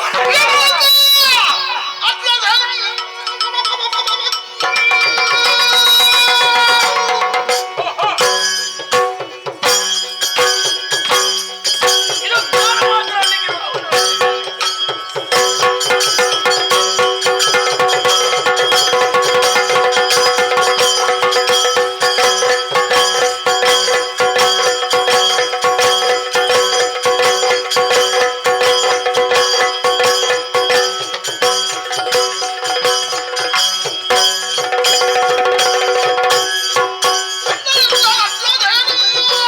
ಅಶ್ವತ್ಥೇಮ, ಸುರದಿ ಬಲಗುಣನನ್ನು ಮೀರಿನಿಂದ ಗುರುಜಿ ಫಲಗುಣನನ್ನು ಮುರುಗನೆಂಬ ಮಾತು ಎದೆಯ ಬಲಮಹದಿಯವರ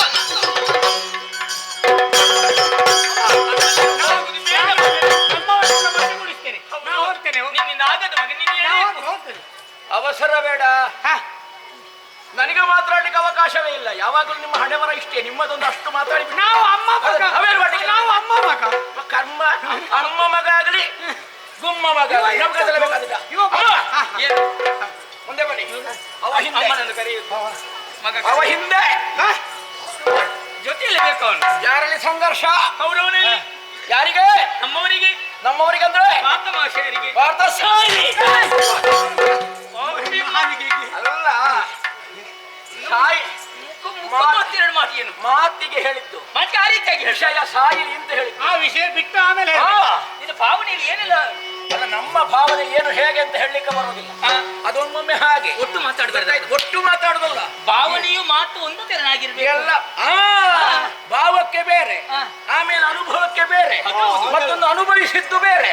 ಇದೆಲ್ಲವೂ ಬೇರೆ ಬೇರೆ ಆಗಿದ್ರೆ ಮಾತ್ರ ಸರಿ. ಭಾವನೆಯ ಮಾತುಗಳು ಒಂದೇ ರೀತಿ ಇರಬೇಕು. ಯಾರು ಹೇಳುದು ಕೇಳಿ, ಅರ್ಜುನನ ವಿಷಯದಲ್ಲಿ ಯಾವನು ಬರುವುದಿಲ್ಲ.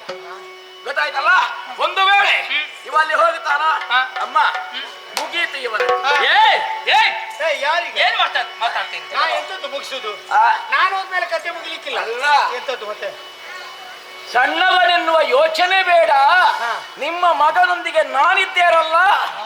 ಮಾತಿನ ಒಳಾರ್ಥ ನಿಮಗೆಲ್ಲ ನನ್ನ ಗರ್ಭಕೋಶದಲ್ಲಿ ಎಂತ ಅಲ್ಲ, ಅದೇ ಹೇಳಿದ ಅದೆಲ್ಲ ಬೇಗ ಬೇಗ ಮಾತನಾಡುವಾಗ ಹಾಗೆ ಆಗುದು.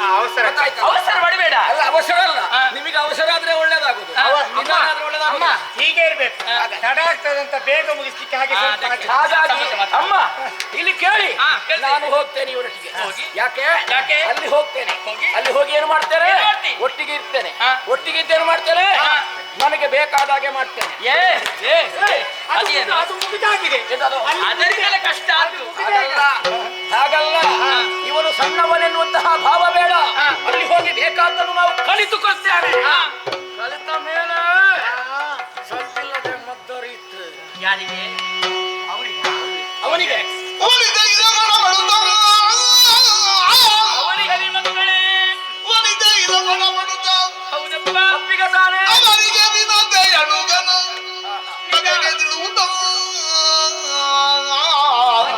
ಇದು ಯಾರಲ್ಲಿ ಯಾರಲ್ಲಿ ಯಾರಲ್ಲಿ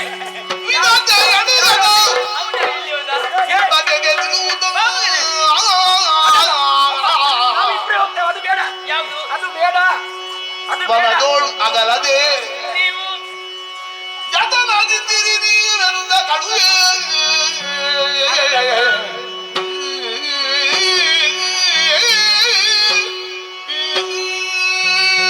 ಮಕ್ಕಳೇ, ಅಯ್ಯನ ಪರಾಕ್ರಮದ ಮೇಲೆ ನಿಮಗೆ ಸಂದೇಹ ಬೇಡ.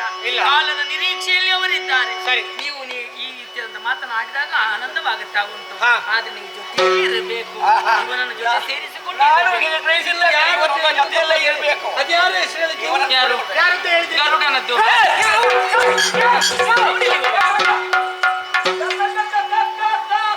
ಗರುಡನ ವಿಚಾರ.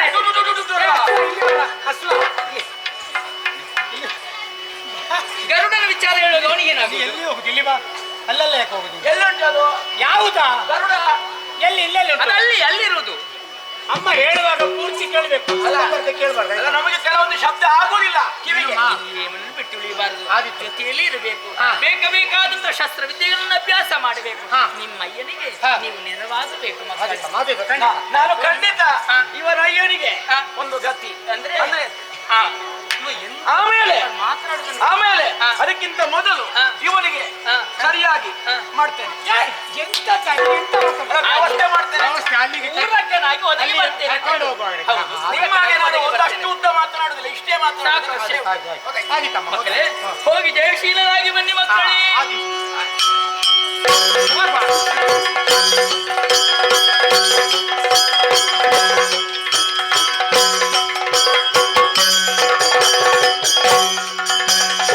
ಬಂದನು ಪ್ರಿಯ ಕಂದನು ತಕ್ಷಕ ನಂದನ ಸಹಿತಲಿ ಮರದಿಂದ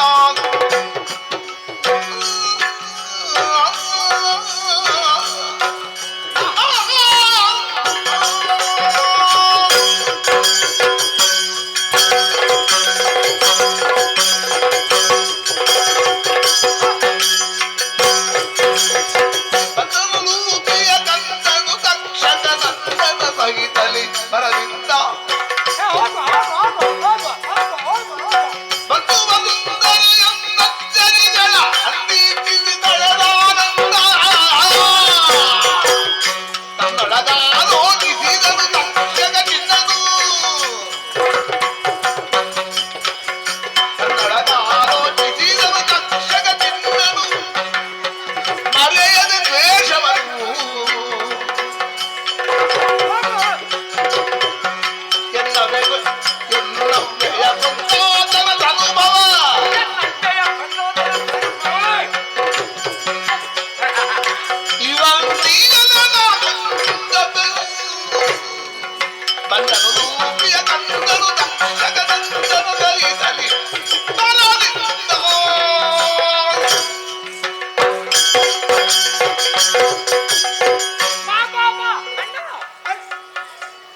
ನಿನಗಿಂತ ಮುಂದೆ ಇದ್ದೇನೆ ನಾನು.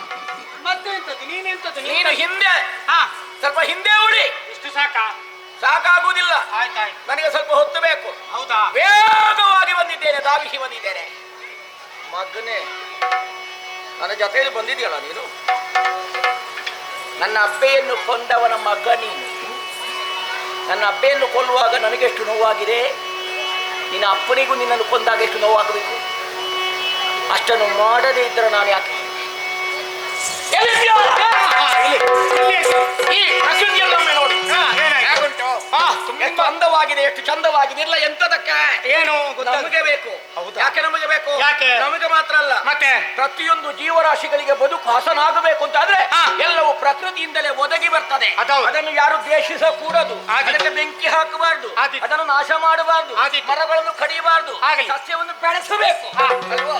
ಸರೀಸೃಪಗಳಾಗಲಿ ಇನ್ನು ಯಾವುದೇ ಜಾತಿ ಆದ್ರೂ ಉಳಿಬೇಕು. ಉಳಿದ್ರೆ ಮಾತ್ರ ಹಸನಾಗ್ತದೆ, ಹಸಿರಾಗ್ತದೆ. ಹೌದಲ್ಲ? ಆದಷ್ಟು ಬೇಗ ಹೋಗೋದಲ್ಲ.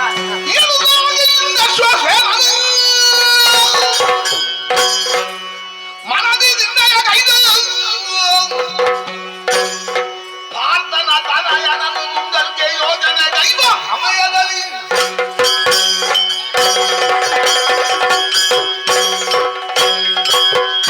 ಮುಂದೆ ನೋಡಿಕೊಂಡು ಹೋಗು, ಹಿಂದೆ ನೋಡ್ಬೇಡ. ಇವರನ್ನು ನುಂಗುವುದಕ್ಕೆ ಇದುವೇ ಸಮಯ.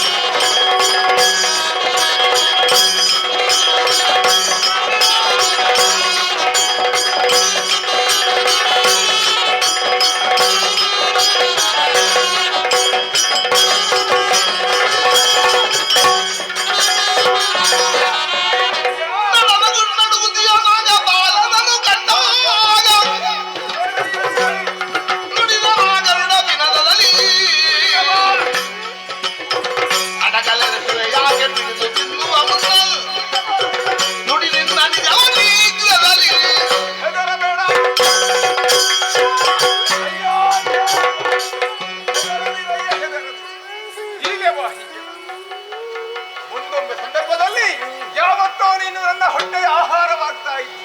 ಆದ್ರೆ ನಿನ್ನನ್ನು ಕಾಣುವಾಗ ನನಗೆ ಏನೋ ಒಂದು ರೀತಿಯ ಕರುಣೆ ಹುಟ್ಟಿ ಹರಿತಾ ಇದೆ. ಅಯ್ಯ, ಯಾರು ನೀನು? ಯಾಕೆ ದುಃಖಿಸ್ತಾ ಇರುವೆ? ಯಾಕೆ ಹೆದರಿ ನಡುಗುತ್ತಾ ಇರುವೆ? ಹೇಳಯ್ಯ. ಗರುಡ ದೇವರ ನಿನಗೆ ಹತನತಿಗಳೆನ್ನ ನೀ ಕರುಣದಿಂದಲೇ ಕಾಯಬೇಕು.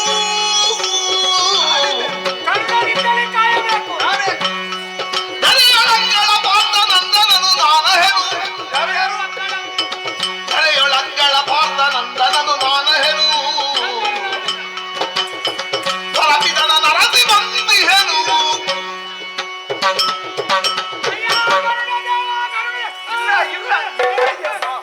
ಹೆದರದಿರು, ಹೆದರದಿರು, ಹೆದರಬೇಡ. ನನ್ನನ್ನು ತಿನ್ನಬಾರದು. ಇಲ್ಲ, ತಿನ್ನುವುದಿಲ್ಲ. ಕರುಣಾಮಯಿ ಆಗಬೇಕು. ಕರುಣೆಯ ದೃಷ್ಟಿ ಹರಿಸಿದ್ದೇನೆ. ಯಾರು ತಿನ್ನುವುದಿಲ್ಲ ನಿನ್ನನ್ನು. ಯಾರು ನೀನು? ಯಾಕೆ ಇಲ್ಲಿ ಹೆದರುತ್ತಾ ಇರು? ನನ್ನ ಕುರಿತಾಗಿ ವಿಚಾರವೇ ಲೋಕಮುಖದಲ್ಲಿ ಅಂದ್ರೆ ಈ ಧರೆಯಲ್ಲಿ ಅಕ್ಕಳಿಕೆ ಅಂದ್ರೆ ವೀರನೆನಿಸಿಕೊಂಡಂತಹ ಪಾರ್ಥರು ಯಾರಿದ್ದಾರೋ ಅವರ ಸುಕುಮಾರನಾದಂತಹ ಇರಾವಂತ ನಾನಿದ್ದೇನೆ. ಪಾರ್ಥನ ಮಗ ನೀನು ರಾವಂತ. ಸರಿ, ಇಲ್ಲಿ ಯಾಕೆ ಹೆದರುತ್ತಾ ಇರುವೆ? ಇದು ಅಪ್ಪನಿಗೆ ಸಂಕಷ್ಟ ಒದಗಿದೆ. ಹಾಗಾಗಿ ಅಪ್ಪನ ಸಂಕಷ್ಟವನ್ನು ಪರಿಹಾರ ಮಾಡಬೇಕೆನ್ನುವ ಉದ್ದೇಶ ಇಟ್ಟುಕೊಂಡು ಅಪ್ಪನನ್ನು ಸೇರಿಕೊಳ್ಳಬೇಕೆನ್ನುವ ಹಾಗೆ ಹೊರಟು ನಿಂತಿದ್ದೇನೆ ನಾನು. ಈಗ ಅಪ್ಪನ ಬರ ತಿಳಿಯಲಿವಾಲಿಯ ಮಗನೆಂದನ ಭಾರತ ಸಲೆ ಮಮತೆಯಿಂದವನ ಬಿಡಿದು ಕೊಲಲಾರೆ ಪ್ರೀತಿಗಿಡು.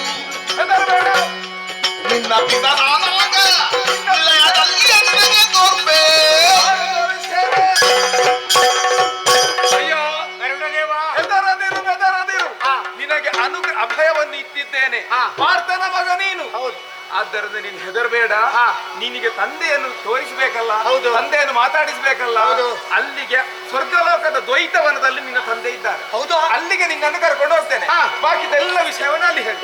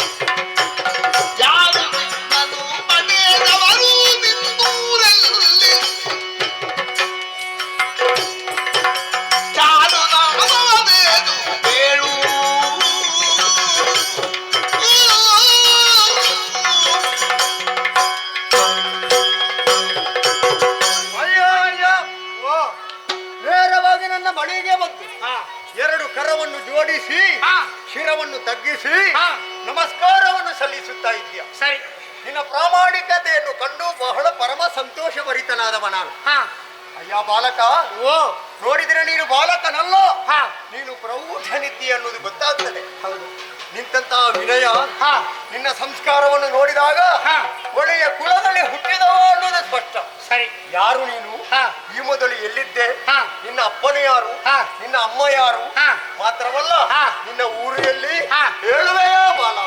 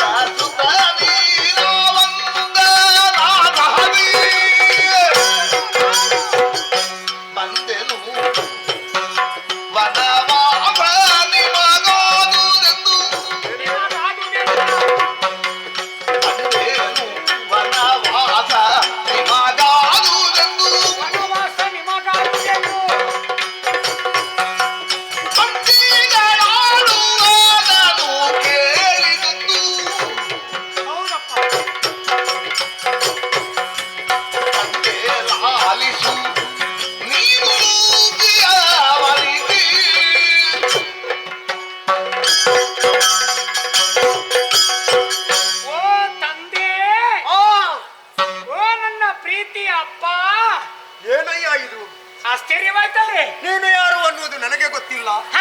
ನೇರವಾಗಿ ಅಪ್ಪ ಎನ್ನುವ ಹಾಗೆ ಕರೆಯುತ್ತಾ ಇದೆಯಲ್ಲ. ಕಾರಣವಿಲ್ಲದೆ ಅಪ್ಪನಲ್ಲದವರನ್ನು ಯಾವ ಕಾಲಕ್ಕೂ ಯಾವ ವ್ಯಕ್ತಿ ಅವರು ಯಾವ ಮಕ್ಕಳಾಗಲಿ ಅಪ್ಪ ಅಂತ ಕರೆಯುವುದಕ್ಕೆ ಸಾಧ್ಯವಿಲ್ಲ. ನೀವು ನನ್ನ ತಂದೆ ಆದ ಕಾರಣವೇ ನಿಮ್ಮನ್ನು ನಾನು ಕರೆಯುತ್ತಾ ಇದ್ದೇನೆ. ಒಳ್ಳೆಯದು. ನಿಮಗೆ ಆಶ್ಚರ್ಯ ಆಗಬಹುದು, ಈ ರೀತಿಯಾದಂತಹ ಮಗ ಹೇಗೆ ಎನ್ನುವ ಹಾಗೆ ಒಂದು ಪ್ರಶ್ನಾರ್ಥಕವಾದಂತ ವಿಚಾರ ನಿಮ್ಮಲ್ಲಿ ಮೂಡಬಹುದು. ಆದ್ರೆ ಹೇಳಿದ್ರೆ ಸಾಕಾಗ. ಈ ಹಿಂದೆ ನೀವು ತೀರ್ಥಯಾತ್ರೆಗಾಗಿ ಬಂದಂತಹ ಸಂದರ್ಭ ಪಾತಾಳ ಲೋಕದಲ್ಲಿ ಉಲೂಪಿ ಎನ್ನುವರನ್ನು ಮದುವೆ ಆದ್ರಂತೆ. ಹೌದೇ? ನಿಮ್ಮಿಬ್ಬರ ದಾಂಪತ್ಯದ ಮೂಲಕವಾಗಿ ಲೋಕಮುಖದಲ್ಲಿ ಕಾಣಿಸಿಕೊಂಡಂತಹ ಮಗ ಇರಾವಂತ ಅಂತ ಹೇಳಿದ್ರೆ ನಾನು ಉಲೂಪಿಯ ಮಗನಿದ್ದೇನೆ. ನನ್ನ ವಿಚಾರ ಯಾರು ಹೇಳಿದ್ರು? ಇದು ಅಮ್ಮ ನಮ್ಮನ್ನು ಕರೆಸಿಕೊಂಡು ನಿಮಗೆ ವನವಾಸವಾಗಿದೆ, ಕಾಡಿನ ವಾಸವಾಗಿದೆ ಎನ್ನುವಂತಹ ದುಃಖದ ವಿಚಾರವನ್ನು ನಮ್ಮಲ್ಲಿ ಹೇಳಿಕೊಂಡ್ರು. ಆ ಸಂದರ್ಭದಲ್ಲಿ ನಾನು ಹೇಳಿದೆ, ಅಪ್ಪನಿಗಾದಂತಹ ಕಷ್ಟವನ್ನು ನಾನು ಮಗನಾಗಿ ಪರಿಹಾರ ಮಾಡ್ತೇನೆ, ನಾನು ಹೋಗ್ತೇನೆ ಅಂತ ಹೇಳುವ ಹಾಗೆ ಹೇಳಿಕೊಂಡೆ. ಆಗ ನನ್ನ ಜೊತೆಲಿದ್ದ ಅಣ್ಣ ಇದ್ದ, ಆದ್ರೆ ಈಗ ಕಾಣುವುದಿಲ್ಲ. ಅವ ನಾವು ಒಟ್ಟಿಗೆ ಬರುವಾಗ ನನ್ನ ಬಿಟ್ಟು ಹೋದ. ಆದ್ರೆ ಆ ಸಂದರ್ಭದಲ್ಲಿ ಅಮ್ಮ ನಮ್ಮನ್ನು ಹರಸಿ ಕಳಿಸಿಕೊಟ್ಟವರಿದ್ದಾರೆ. ಹಾಗಾಗಿ ಬರುತ್ತಿರುವಂತಹ ಸಂದರ್ಭ ಗರುಡ ನಮ್ಮನ್ನು ಪೀಡಿಸುವುದಕ್ಕಾಗಿ ಮುಂದುವರಿದ ಸಮಯದಲ್ಲಿ ತಂದೆ ಯಾರಿರುವಂತಹ ವಿಚಾರವನ್ನು ಹೇಳಿದ ಕ್ಷಣವೇ ಗೌರವಯುತವಾಗಿ ಇಲ್ಲಿ ನೀವು ಇದ್ದೀರಿ ಎಂದು ನಿಮ್ಮ ಬಳಿಗೆ ಕರೆತಂದು ಬಿಟ್ಟು ಅಪ್ಪ ಅಂತ ಕರೆಯುವಾಗ ಪರಮಾನಂದ ಬರೀತಾನೆ. ನಿಮ್ಮ ಕಷ್ಟವನ್ನು ನೀಗಿಸಬೇಕೆನ್ನುವುದಕ್ಕಾಗಿ ಮಗ ಬಂದಿದ್ದಾನೆ. ಆದ್ರೆ ಒಂದು ಮಾತು ಏನು, ಹುಟ್ಟರಿಸಿದೊಂದು ಸಹಾಯಕ್ಕೆ ಶ್ರೇಷ್ಠ ನಾಗಾತಿಥ್ಯ ಭೋಗಗಳೆನಗೆ ಲಭಿಸಿದುದು. ದುಷ್ಟಮಾನಸನಾದೆ ಮಗನೇ, ಏನು ಬೇಕು ನಿನಗೆ? ಇದ್ದವೇನಿದೆ ಮನದಿ ಚಲಿಸುವೆ ತಟ್ಟ ನರುಹೆರೆ ಪಿತಗೆ ಪುನರಪಿ ಮಣಿಯುತ್ತಿದ್ದ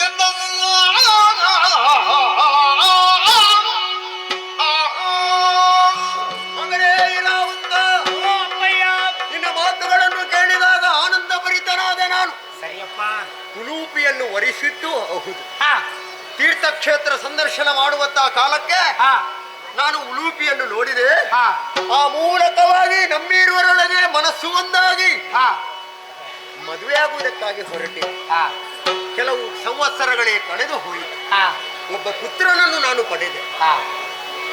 ತಾಯಿಯನ್ನು ಮಗನನ್ನು ಅಲ್ಲಿಯೇ ಇರಿಸಿ ನನ್ನ ಕರ್ತವ್ಯದಲ್ಲಿ ನಿರತನಾಗುವುದಕ್ಕೆ ಬೇಕಾಗಿ ನಾನು ಮುಂದೆ ಮುಂದೆ ಸಾಗಿ ಬಂದೆ.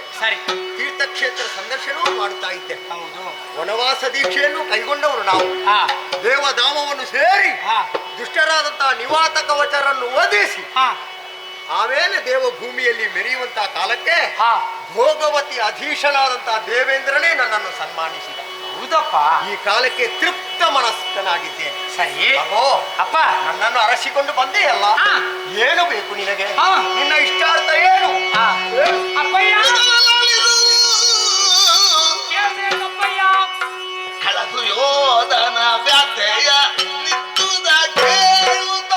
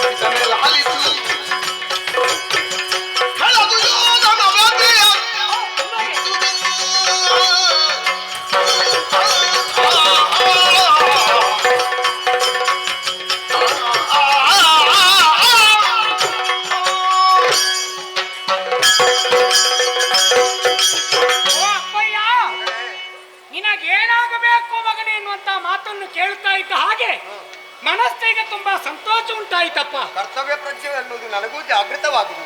ಯಾಕೆಂದ್ರೆ ಅಪ್ಪ, ಬಲವಾದಂತ ಕಾರ್ಯಕಾರಣಗಳು ಇರಿಸಿಕೊಂಡೆ ತಂದೆಯಾದಂತ ನಿಮ್ಮನ್ನು ಕಾಣುವುದಕ್ಕಾಗಿ ಇಲ್ಲಿವರೆಗೆ ನಾನು ಬಂದವನಿದ್ದೇನೆ. ಅಮ್ಮ ಬೇಡ ಬೇಡ ಅಂತ ಹೇಳಿದ್ರು, ಅಮ್ಮನ ಮಾತು ಕೇಳಿಲ್ಲ, ಹಠ ಮಾಡಿ ಬಂದಿದ್ದೇನೆ. ಯಾಕೆ? ಲೋಕಮುಖದಲ್ಲಿ ಅಂದ್ರೆ 3 ಲೋಕದಲ್ಲಿ ಪರಾಕ್ರಮಿ ವಿಕ್ರಮಿ ಎನಿಸಿಕೊಂಡವರು ನೀವಿದ್ದೀರಿ, ಹೌದಲ್ಲ? ಅಂತ ಅವರಿಗೆ ಮಗನಾಗಿ ಹುಟ್ಟಿಕೊಂಡಂತ ನಾನು ಲೋಕಮುಖದಲ್ಲಿ ವಿಕ್ರಮಿಯಾಗಿ ಕಾಣಿಸಿಕೊಳ್ಳಬೇಕೇ ಹೊರತು ಏನು ವಿಕ್ರಮ ಇಲ್ಲದಂತ ವ್ಯಕ್ತಿ ಆಗಬಾರ್ದಲ್ಲ. ಸಿಂಹದ ಹೊಟ್ಟೆಯಲ್ಲಿ ಸಿಂಹದ ಮರಿಯೇ ಹುಟ್ಟುವುದಲ್ಲ.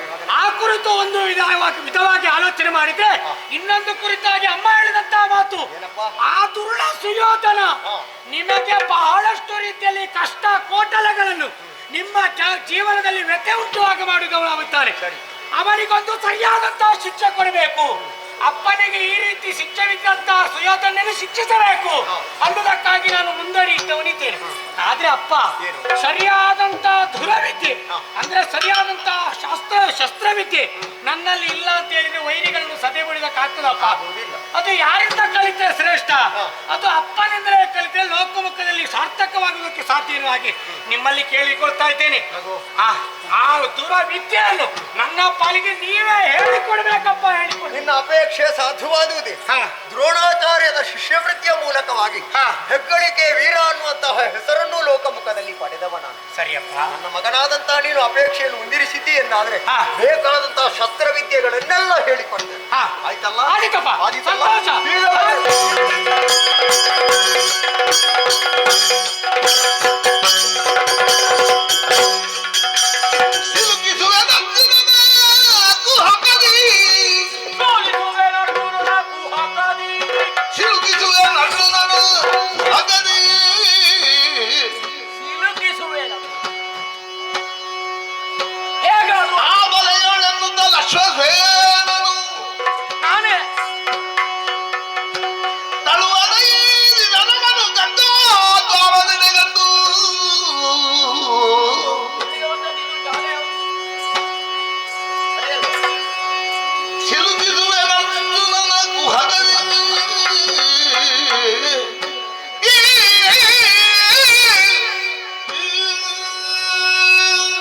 ನಿದ್ರೆ ಮಾಡುವ ರಾತ್ರಿಗಳು ಕೆಲವು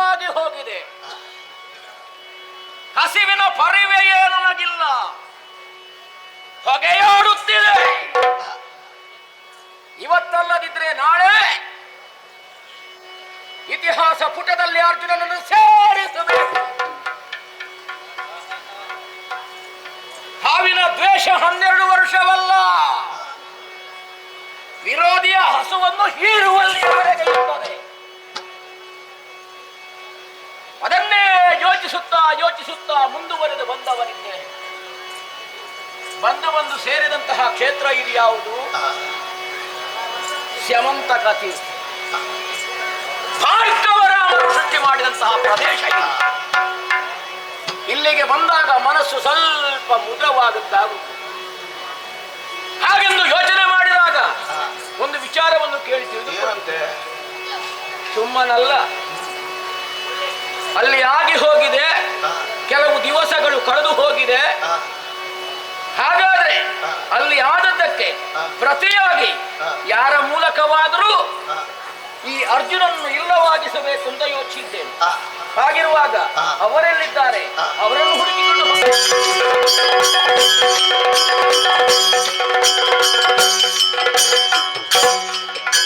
ಬಸುಗಳೆಲ್ಲರೂ ನಿತ್ಯದಂತದಿ ವಿಸದ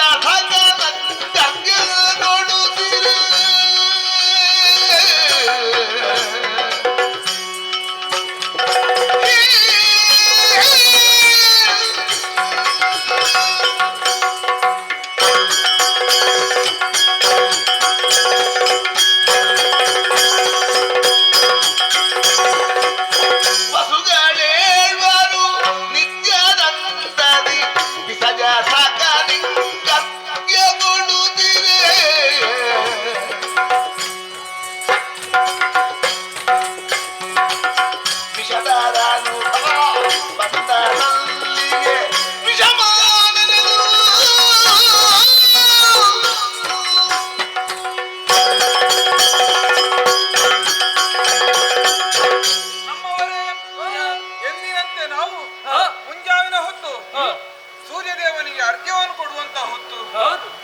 ಅರ್ಘ್ಯವನ್ನು ಕೊಟ್ಟಾಗಿದೆ.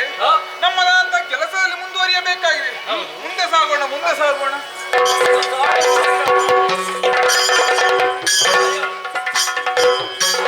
ಕುಳನವರಿಗೆ ಮಣಿಯುವುದೆಂದನು ಲಾಲಿಸಿರಿ ಕಾಂಗೆಯ ಗತಿ.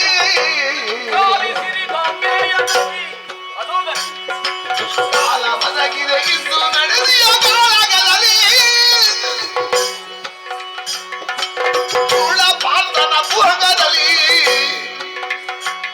ತಾನೊಳಗಿದನು ಶರಶಯ್ಯ ಇಲ್ಲಿದೆ. ಅರಿಕೆ ಗೈಯಲು ಬಂದೆ ಬೇರೆ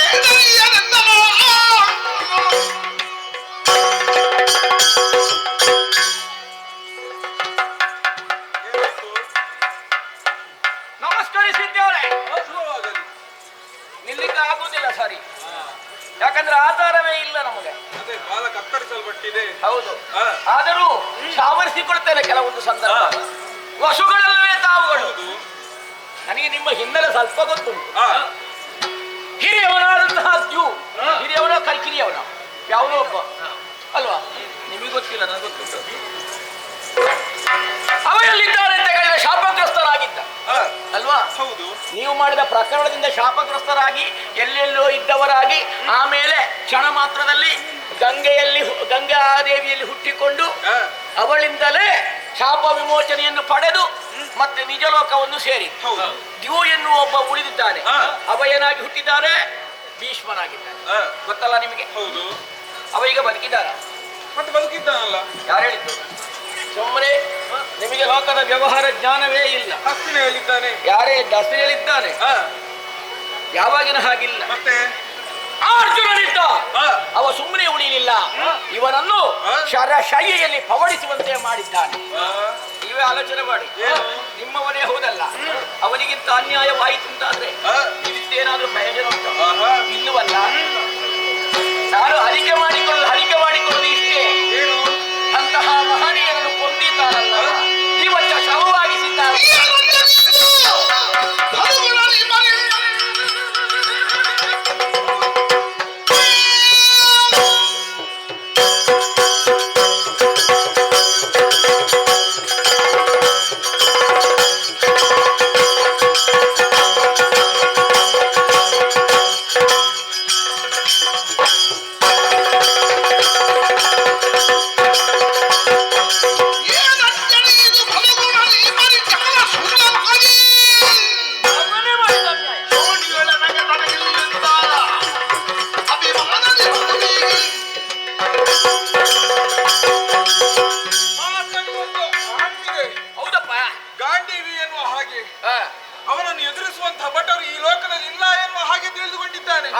ಅವನಿಗೆ ತಕ್ಕುದಂತ ಶಾಸ್ತಿ ಆಗಲೇಬೇಕು. ಆದುದರಿಂದ ಭೀಷ್ಮ ಈಗ ಜೀವಚ್ಚ ಶವವಾಗಿ ಸುಮ್ಮನೆ ಮಲಕೊಂಡಿದ್ದ. ಹೌದು, ಇದನ್ನೆಲ್ಲ ನೋಡಿದ್ರೆ ನಮ್ಮ ಕಣ್ಣಿಗೆ ಆಗುದಿಲ್ಲಪ್ಪ. ಹಾಗಾದ್ರೆ ಈ ರೀತಿ ಮಾಡಿದವನು ತಕ್ಕುದಂತ ಶಾಸ್ತಿ ಆಗಲೇಬೇಕಲ್ಲ. ಆಗಬೇಕಾಗಿತ್ತು. ಆದುದರಿಂದ ಮುಂಬರುವ ಯುದ್ಧದಲ್ಲಿ ಆತನ ಶಿರವನ್ನು ಕಡಿದು ಆತನಿಗೆ ಮರಣ ಬರುವ ಹಾಗೆ ಮಾಡಿದ್ವಿ.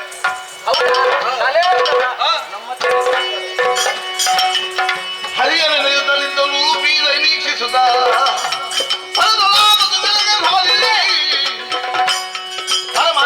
ಮಣಿದು ವಿನಯದಲ್ಲಿ ನುಗ್ಗಿಸಿ ಬಳಿಕ ಇದ್ದರೆಲ್ಲರಿಗೆ ನೀತಿಯ ಕಾರ್ಯವಲ್ಲ ನಿಮಗಿದರಿಂದ ಪಾಠಕ ಬಹುದು ಸಲ್ಲ ಅಂದು ಮುನಿಷ ಬದಲಿ ಗಂಗೆಗೆ ಕತ್ತರಾದಿರಿ ಬಳಿಕ ಬಿಡುಗಡೆ ಹೊಂದಿದಿರಿ ಇಲ್ಲುಳಿದ ನಿಮ್ಮನು ಮುಂದೆ ನಿಮ್ಮನು ಸೇರಿಕೊಂಡಪ್ಪ ನೀತಿಯ ಕಾರ್ಯವಲ್ಲ.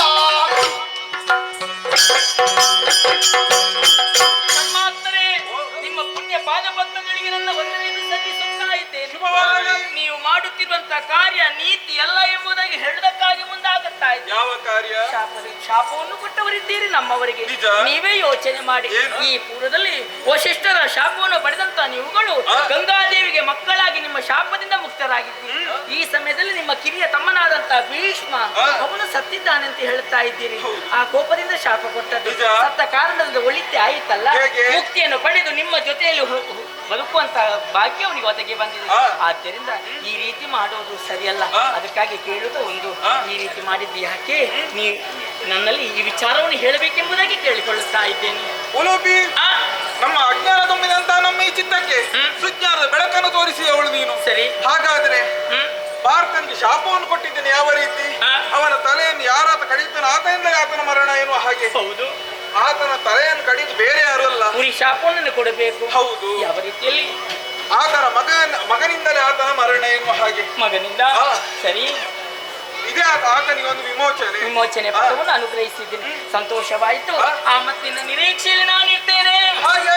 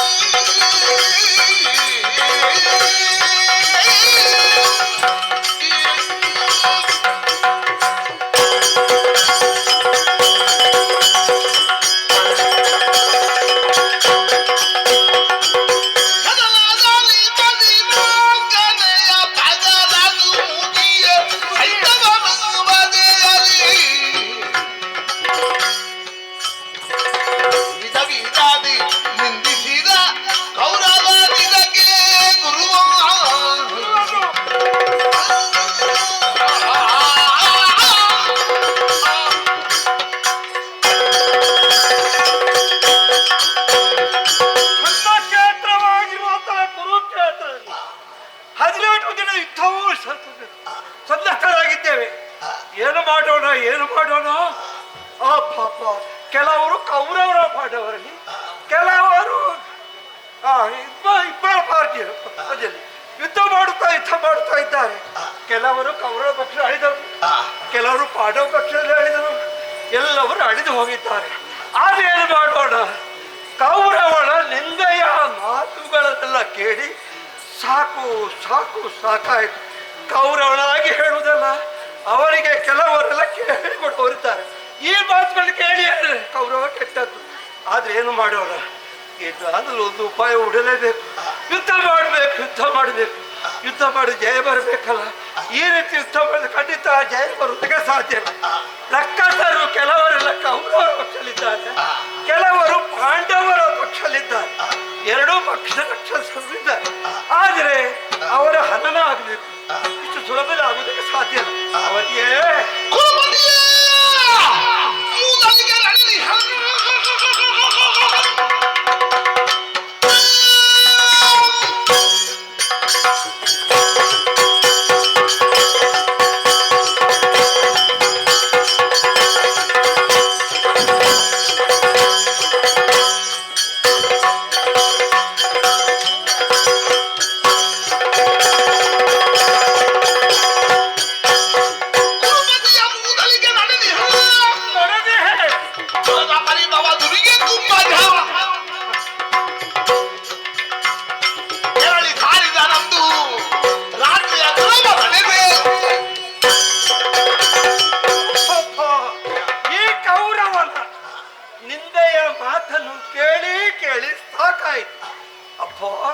ಈ ಕೌರವರು ಈ ರೀತಿ ಆಡ್ತಾರೆ ಭಾವಿಸುದಿಲ್ಲ. ಅವರಿಗೆ ಹೇಳಿಕೊಟ್ಟವರ ಹಿಂದಿನ ಈ ರೀತಿ ಆಗೋದಕ್ಕೆ ಸಾಧ್ಯ. ಬ್ರಾಹ್ಮಣ ಊಟಕ್ಕಿರುವುದಂತೆ, ಬೇಕಾದಷ್ಟು ಊಟ ಮಾಡ್ತಾರತ್ತೆ. ಕೆಲವರು ಪಾಂಡವರ ಪಕ್ಷ ಇರತ್ತೆ, ಕೆಲವರು ಕೌರವರ ಪಕ್ಷದಲ್ಲಿ. ಅಯ್ಯೋ, ದ್ರೋಣ ಬೇಕಾದಷ್ಟು ಹೇಳಿಕೊಡೋರಿದ್ದಾರೆ. ನಾವು ಯಾವ ಕಾರ್ಯಕ್ಕೆ ಹೋದ್ರು ನಮಗೆ ಅಡ್ಡಿಯಾಗಿ ಮಾಡ್ತಿದ್ದಾರೆ ಅಂತ ಹೇಳ್ತಿದ್ದಾರೆ. ಅದೇನು ಮಾಡೋಣ, ಇವತ್ತೆಂತ ಮಾಡುದು?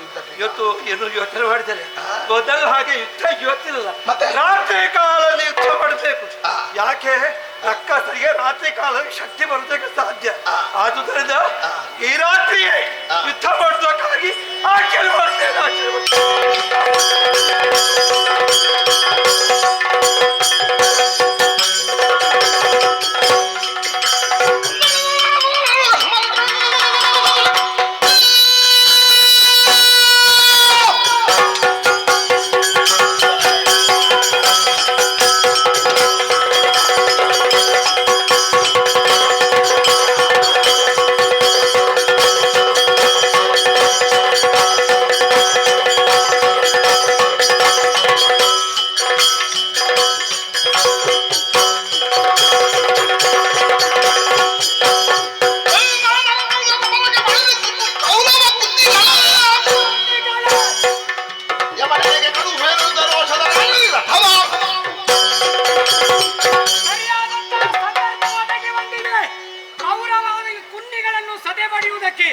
ರಾತ್ರಿ ಕಾಲದ ಯುದ್ಧವನ್ನು ಗುರುಗಳು ಸಾರಿದ್ದಾರೆ. ತಂದೆಯವರಿಂದ ಅಪ್ಪಣೆಯನ್ನು ಹೊರಟು ಪಡೆದು ನಾನೇ ಹೊರಟಿರುತ್ತಿದ್ದೇನೆ.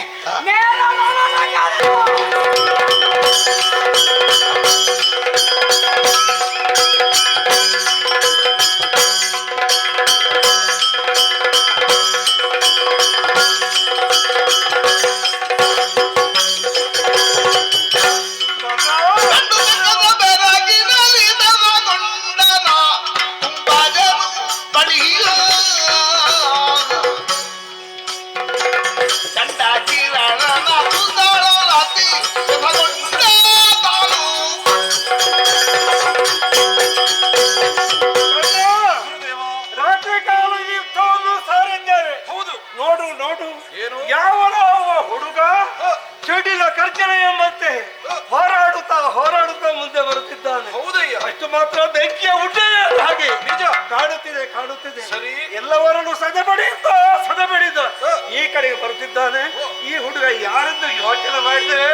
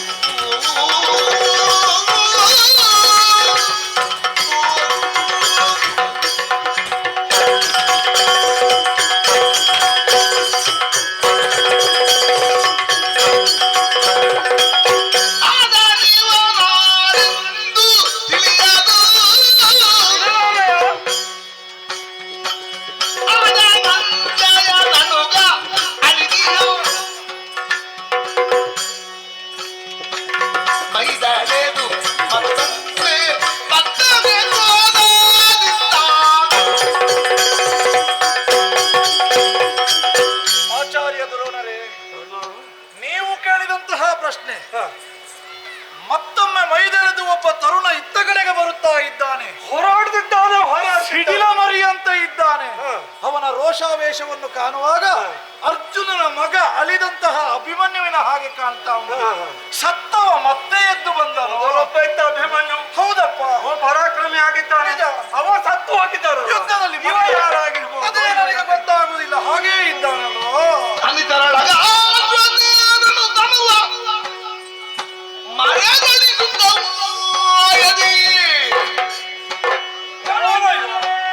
ಇನಸುತನ ಬೆಂಗಡೆಯೊಳ್ಳಿ ನಿಂತೆಂದ ದ್ರೋಣನಲ್ಲಿ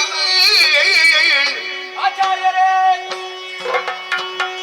ಮಣಿಕುಲ ಜನಿವನ ಧನಂಜಯ ನಡುಗ ನಾದಿಹ ಇರಾವಂತನು ಇವ ಇರಾವಂತ ರಣ ಕುಶಲನಿವನನ್ನು ವಧಿಸುವ ಬಿಗಡಾರ್ಯಾರಿಹರು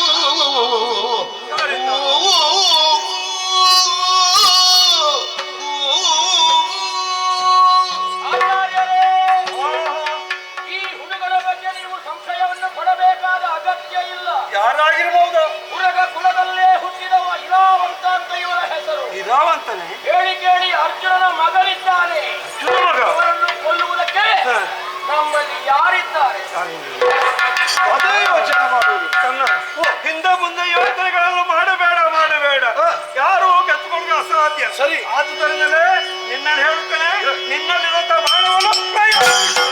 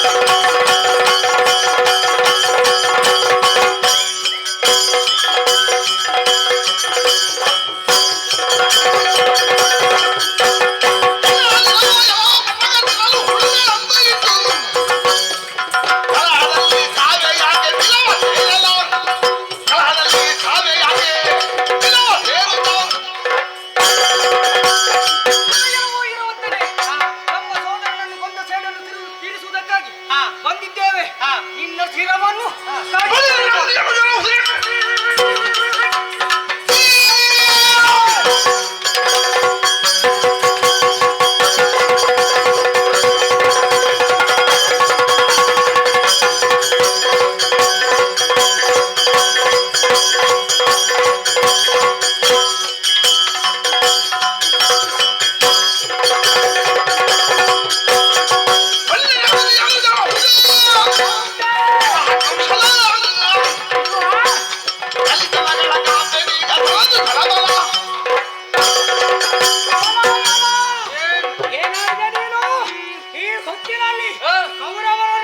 ಪಕ್ಷದಲ್ಲಿಟ್ಟುಕೊಂಡು ಪಾಂಡವರಿಗೆ ಅಡಿಗಡಿಗೆ ಅನ್ಯಾಯ ಮಾಡ್ತಾ ಇದ್ದವರು. ಹೌದು, ಈವರೆಗೆ ನಿಮ್ಮನ್ನು ಕಾದುಕೊಂಡಿದ್ದವ ನಿನ್ನಲ್ಲಿ ಸಾಮರ್ಥ್ಯ ಉಂಟಾ?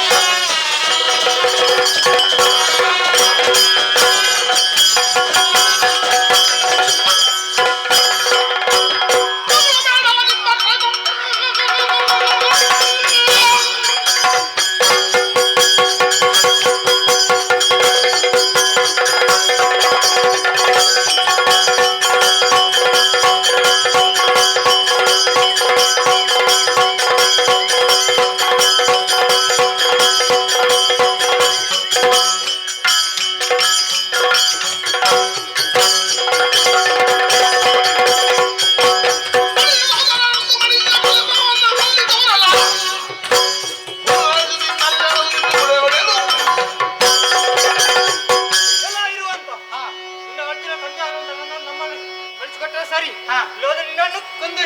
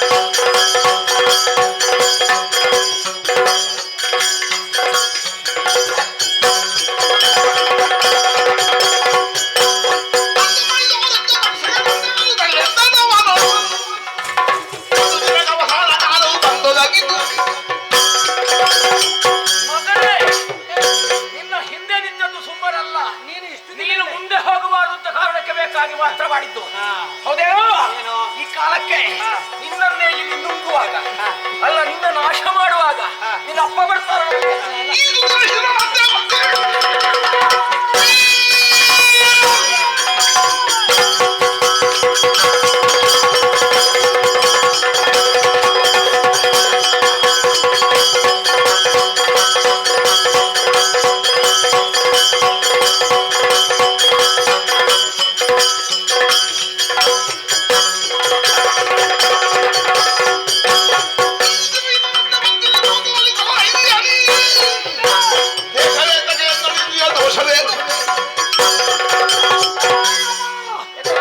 ಸಮಯಕ್ಕೆ ಸಂದರ್ಭಕ್ಕೆ ತಕ್ಕೂ ಹಾಗೆ ವ್ಯವಹಾರ ಮಾಡುವಂತ ವ್ಯಕ್ತಿ ನೀನಿದ್ದಿ. ಸಮಯಕ್ಕೆ ಸಂದರ್ಭಕ್ಕೆ ಬಣ್ಣ ಬದಲಾಯಿಸದಿದ್ರೆ ನಿಮ್ಮಂತವರು ಬದುಕಲಿಕ್ಕೆ ಮಾತಾಡುವಾಗ ನಾನು ಆಲೋಚನೆ ಮಾಡಿದೆ, ನೀನು ನೇರವಾಗಿ ಯಾವುದೇ ಮಾತಾಡುತ್ತಿಲ್ಲ. ನಿನ್ನ ಅಪ್ಪ ಸರಿ ಇದ್ರಲ್ಲೋ ಯಾನು ಅಪ್ಪ?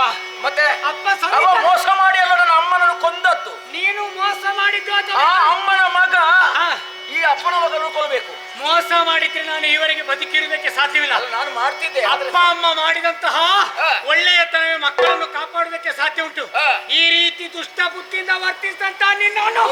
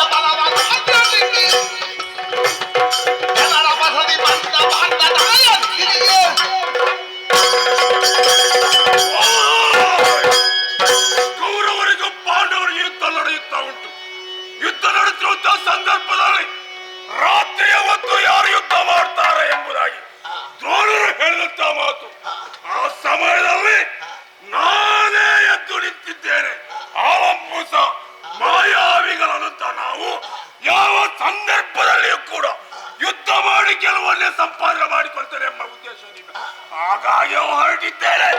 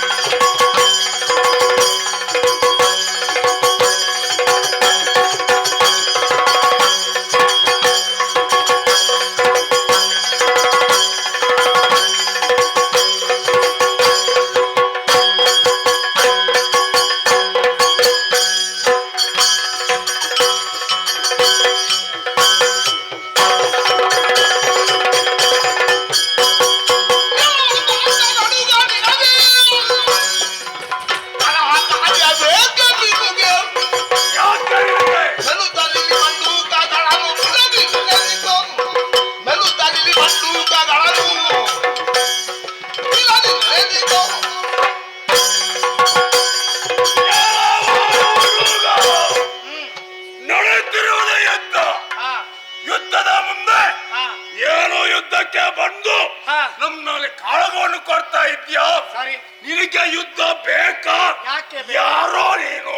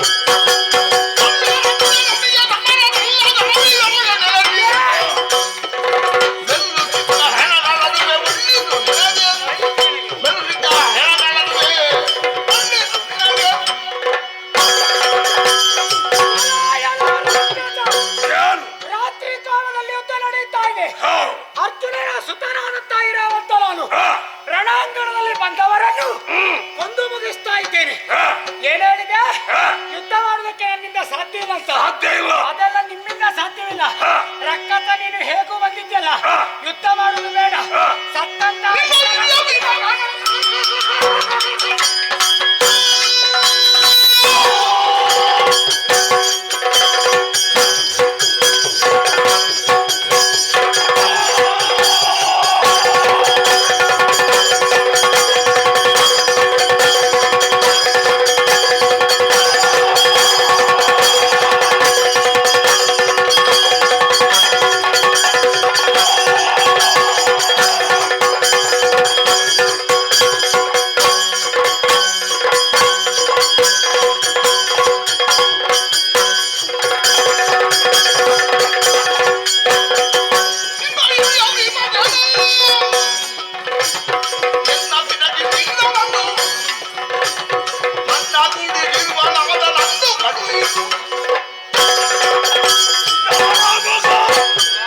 ಅರ್ಜುನನ ಮಗ. ಸತ್ತ ಹೆಣ ತಿನ್ನು ಹೋಗು. ಸತ್ತ ತಿನ್ನುವುದಕ್ಕೆ ನಾವಂತರ ರಾಕ್ಷಸ. ಯಾರು? ಹೌದು, ರಾಕ್ಷಸ. ಹೌದು, ರಾಕ್ಷಸ ಆದ ಕಾರಣವೇ ಈ ರಾತ್ರಿ ಹೊತ್ತು ಯುದ್ಧ ಮಾಡುತ್ತಾ ಇದ್ದೇನೆ. ನಿನ್ನ ಹತ್ರ ಆಗ್ಲಿಕ್ಕಿಲ್ವ ಅದು? ಯಾರು ಎಂತದು? ಆಗ್ಲಿಲ್ವಾ? ಆಗುವುದಕ್ಕೆ ಬಂದದ್ದು. ನಿನ್ನದು ಎಷ್ಟೇ ಪರಾಕ್ರಮ ಇದ್ದರೂ ಕೂಡ ನಿಮ್ಮ ತಿನ್ನುವುದು ನಾಳೆ.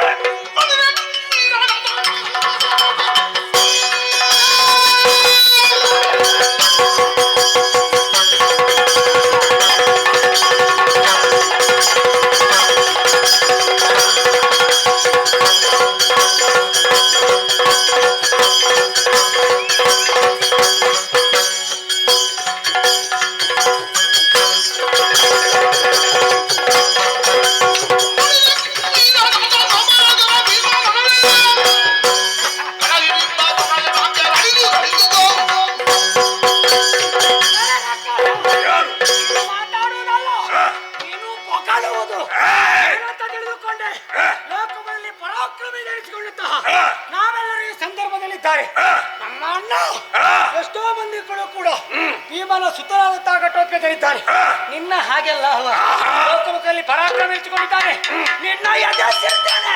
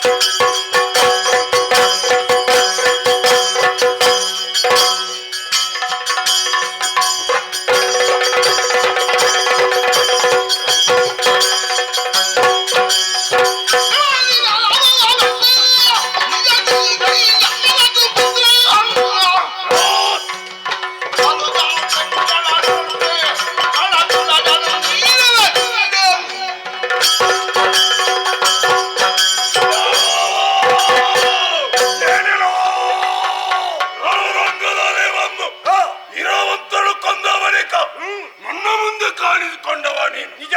ಹೌದು, ಕಿಮ್ಮೀರ ಮಗಳಂತ ನಾನು. ಹಾಲಂಬೂಸ ಸರಿಯಾಗಿ ಗೊತ್ತಿದೆ. ಹೌದಲ್ವಾ? ಹಾಗಂತ ಬಂದ ಮರ್ಯಾದ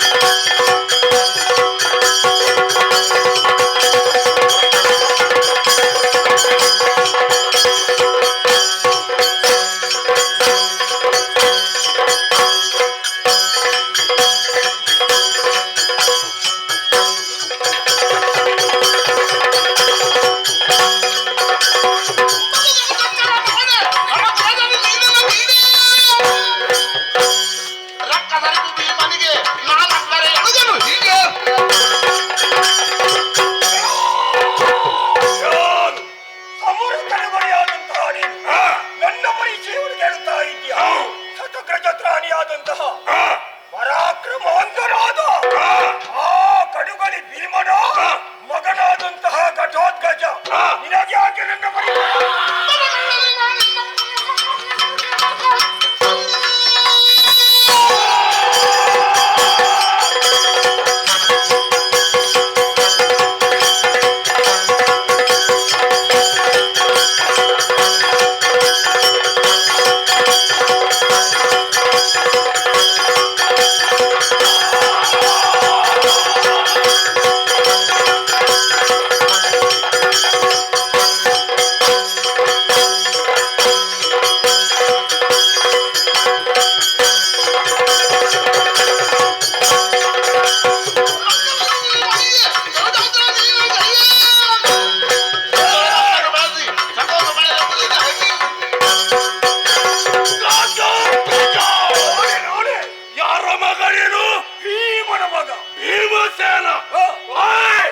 ನೀನು ಸಿಕ್ಕಿದ್ದು ಒಳ್ಳೆ. ಯಾಕೆ ಗೊತ್ತಾ? ನನ್ನ ತಂದೆಯ ಸಾವಿಗೆ ಕಾರಣ ನಿನ್ನ ತಂದೆ ಭೀಮಸೇನ. ಹಾಗಾಗಿ ಹೇಳ್ತಾ ಇದ್ದೇನೆ, ಇದೇ ಸಂದರ್ಭ ಒಳ್ಳೆದು. ಆದ್ರೆ ಒಂದು ವಿಷಯ, ನಾವು ಕೂಡ ರಕ್ಕಸರೇ. ಒಟ್ಟಿಗೆ ನೀನು ಬಂದು ನನ್ನ ಸಹಾಯಕ್ಕೆ ನಿಂತಿಯಾದ್ರೆ ಬದ ಇಲ್ಲಿ ನಡೆಯುವುದೇನು ಗೊತ್ತಾ?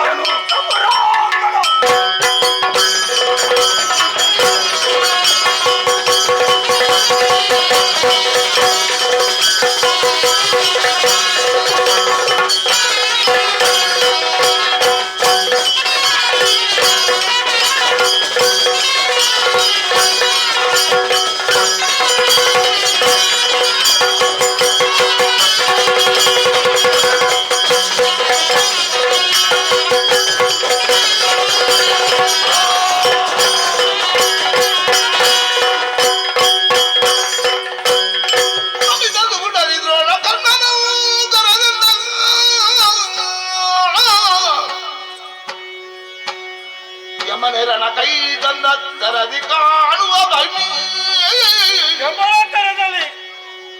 ಸುಮನಸಾಧಿಪನಿದ್ದ ಶಕ್ತಿಯಿಂದ ಅದನು ವದಿದು ನೀನೆಂದನು. ಕಂಡೆ ಏನು ಪರಾಕ್ರಮಿಯಾಗಿರುವ ಅಸುರನು ಯುದ್ಧಕ್ಕೆ ಸನ್ನದ್ಧರಾಗಿ ಬರುತ್ತಿದ್ದ. ನಿಜ. ಎಂಬುದೇ ಕೋರಣೆ ಹಾಕೊಂಡು ಯುದ್ಧಕ್ಕೆ ಬಂದರು ಎಂಬಾಗೆ ತೋರುತ್ತಾ ಉಂಟು. ಹೌದಯ್ಯ. ಇವರನ್ನು ಇದೇ ರೀತಿಯಲ್ಲಿ ಮುದರಿಸಿದ್ರೆ ಖಂಡಿತ ಇವರಿಗೆ ಜಯ ಪಡೆದ್ರೆ ನಮಗೆ ಸಾಧ್ಯ ಇಲ್ಲ. ಆದುದರಿಂದ ನಿನ್ನ ಭಕ್ತರಿಗೆ ಇದನ್ನು ಬಾಣ ಇದನ್ನು ಕೊಟ್ಟ ಆ ಬಾಣವನ್ನು ಏನು ಗುರುದೇವ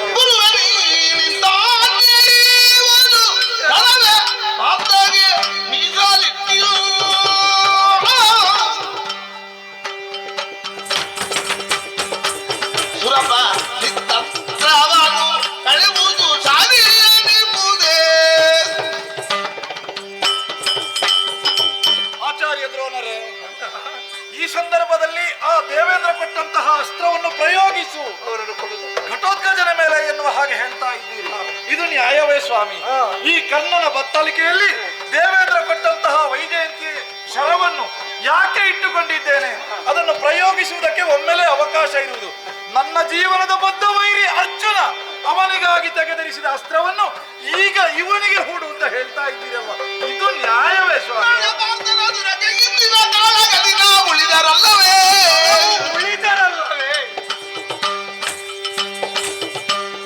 ಮೇಳಲರಿದ ನೆಲದಿ ಕವಿದ ಕೆಡುಗ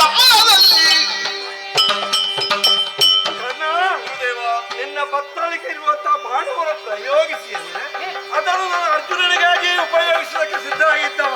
ಅಥವಾ ತೆಗೆದರೆ ಸಿದ್ಧರು ಹೇಳುತ್ತಿಲ್ಲ. ನಿಜ. ಮತ್ತೆ ಅರ್ಜುನ ಹೌದು. ಈಗ ನಾವು ಉಳಿಬೇಕಲ್ಲ, ನಾವು ಉಳಿಯಬೇಕಾದ್ರೆ ಈ ಬಾಣ ಪ್ರಯೋಗಿಸಲೇಬೇಕು. ಉಳಿಬೇಕು. ಆದೀತು ಗುರುದೇವ, ಆಶೀರ್ವಾದಿ.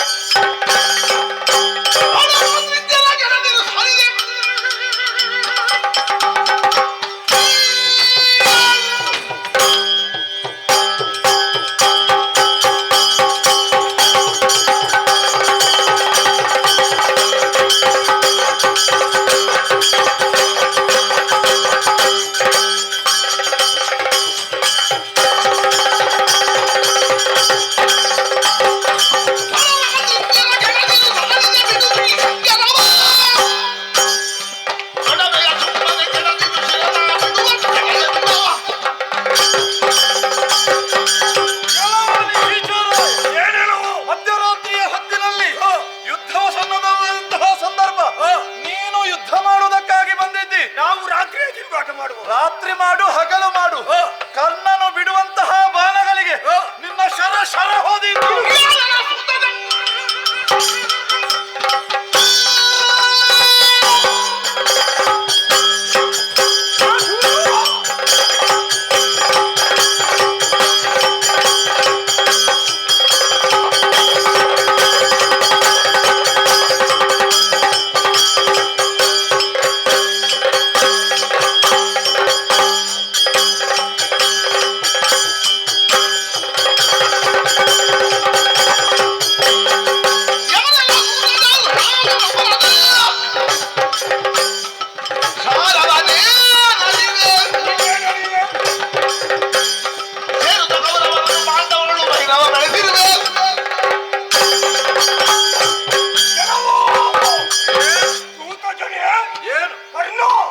ನಿನ್ನ ಬಗ್ಗೆ ನಾನು ಸರಿಯಾಗಿ ಅರ್ಥ ಮಾಡಿಕೊಂಡೆ. ಏನು ಅರ್ಥ ಮಾಡಿ? ನೀನು ಬಂಡಿಯನ್ನು ಓಡಿಸುವುದಕ್ಕಾದೀತು, ಸಮರದ ಸಾರವನ್ನು ಏನು ಬಲ್ಲೆ.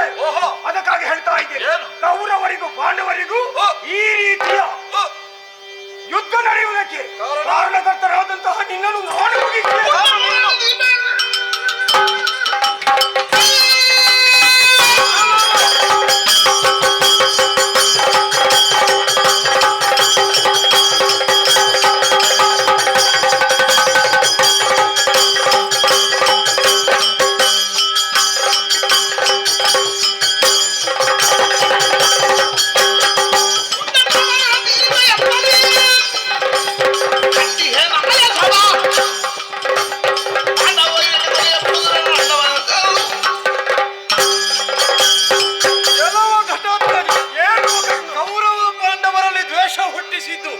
ನಾನಲ್ಲ, ನಾನು ಯಾವಾಗ ಕೌರವರ ಪಕ್ಷವನ್ನು ಸೇರಿಕೊಂಡೇನು ಅವರಲ್ಲಿ ಉಂಟಂತಹ ಉತ್ಪನ್ನದರನ ತೀರಿಸುವುದಕ್ಕಾಗಿಯೇ ನಾನು ಇದುವರೆಗೆ ಬದ್ಧನಾಗಿ ನಿಂತವ. ಪಾಂಡವ ದ್ವೇಷ ಕೌರವನಿಗೆ ಇರುವುದು, ಕೌರವನಿಗೆ ಸಹಾಯಕ್ಕಾಗಿ ನಾನಿರುವುದು. ಅದಕ್ಕೆ ಮಿತ್ರತ್ವ ಏನು ಎನ್ನುವುದನ್ನು ಲೋಕಮುಖಕ್ಕೆ ತೋರಿಸಿಕೊಟ್ಟಿದ್ದೇನೆ. ಮಧ್ಯರಾತ್ರಿಯಲ್ಲಿ ಬಂದಿದ್ಯಲ್ವಾ, ಸಾಯಿಸ್ತೇನೆ ನಿನ್ನನ್ನು.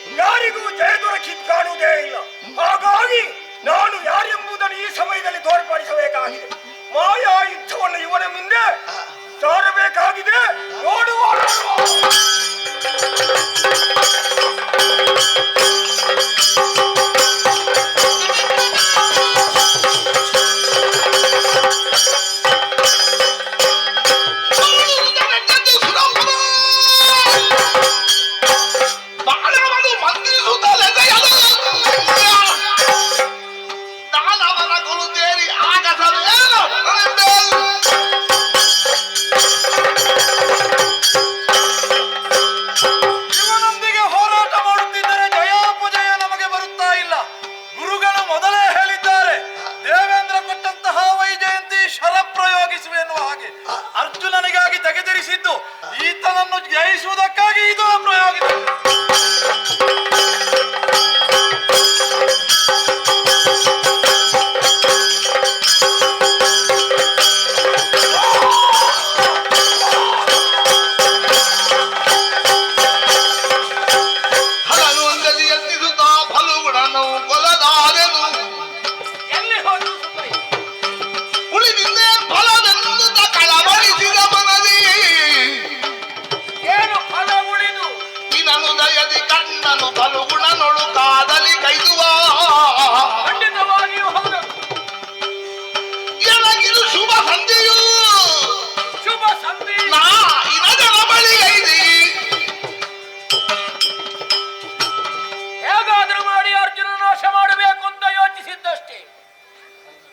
ಎಂತಹ ಪ್ರಯತ್ನ ಮಾಡಿದ್ರೆ ಅವ ಸಾಯುವುದೇ ಇಲ್ಲ, ಹೇಗಾದ್ರೂ ಬದುಕಿಕೊಳ್ತಾನೆ. ಅವನ ಮಗನಂತೂ ಸತ್ತು ಹೋಗಿದ್ದಾನೆ, ಇಲ್ಲ. ಇವನನ್ನು ಕೊಲ್ಲಬೇಕು ಅಂತಾದ್ರೆ ಏನು ಮಾಡಬೇಕಾಯಿತು? ಸರಿ ಸರಿ, ನಾಳೆ ದಿವಸ ನಡೆಯುತ್ತಿರುವಂತಹ ಕರ್ಣಾರ್ಜುನರ ಕಾಳಗ. ಅತ್ಯದ್ವೇಷಿಯಾದಂತಹ ಕರ್ಣ ಅರ್ಜುನ ನಾಶ ಮಾಡಬೇಕು ಅಂತಾದ್ರೆ ಕರ್ಣನಿಗೂ ಅರಿವಿಲ್ಲದೆ ಅವನ ಬತ್ತಳಿಕೆಯೊಳಗೆ ಕುಸಿಸಿಕೊಳ್ತಾನೆ.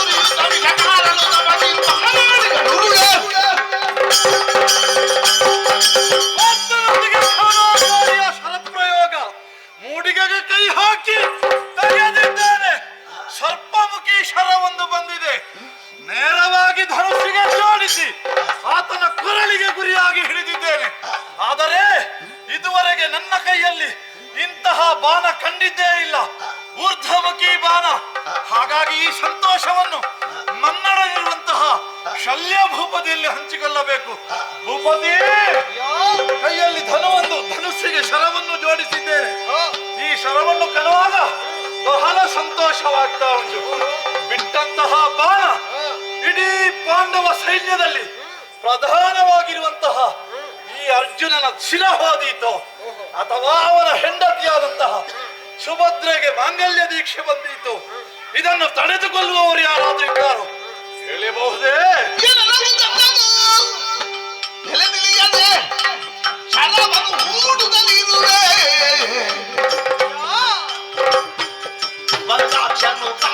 ರಕ್ಷಿಸದಿರ ನಿನಗ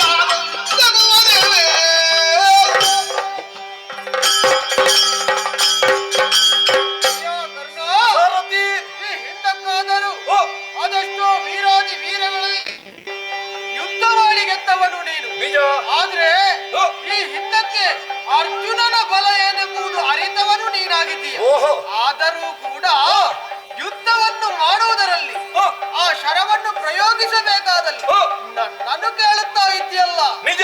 ಅದಕ್ಕಾಗಿ ನಗೆಯಾಡಿದ್ದು. ಯಾಕೆ?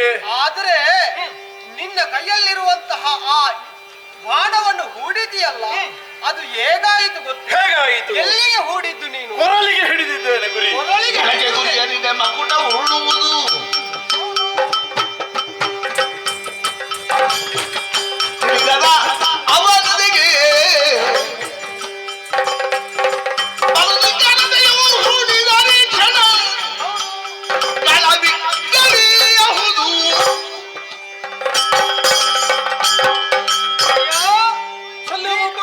ನೀನು ಹೂಡಿದ್ದು ಕೊರಳಿಗೆ ಆದರೂ ಅವನ ರಥದಲ್ಲಿ ಇರುವವನು ಯಾರು ಗೊತ್ತಾಯ್ತು? ಯಾರು ಇದ್ದಾನೆ? ಕಮಲಾಕ್ಷ ಇದ್ದಾನೆ. ಓ ಕೃಷ್ಣ ಪರಮಾತ್ಮ. ಹೌದಪ್ಪ. ಏನೀಗ? ಅವನಿದ್ದಲ್ಲಿ ಪಾರ್ಥನ ಅಪಜಯವನ್ನು ಅವನು ಸಹಿಸುವುದಕ್ಕೆ ಸಾಧ್ಯ ಇದೆ ಹೇಳು? ಸಹಿಸುವುದಿಲ್ವೇ? ಸಾಧ್ಯವೇ ಇಲ್ಲ. ಏನು? ಅದಕ್ಕಾಗಿ ಒಂದಂಗುಳವನ್ನು ಕೆಳಗೆ ಹೂಡಿದೆ ಅಂತ ಆದ್ರೆ, ಅಂದ್ರೆ ಅವನ ಎದೆಗೆ ಹೂಡಿದೆ ಅಂತ ಆದ್ರೆ ಅವನ ಕೊರಳು ಹೋದಿತು. ಅದಕ್ಕಾಗಿ ಹೇಳ್ತಾ ಇದ್ದೇನೆ, ನಿನ್ನ ಗುರಿಯನ್ನು ತಪ್ಪಿಸಿ.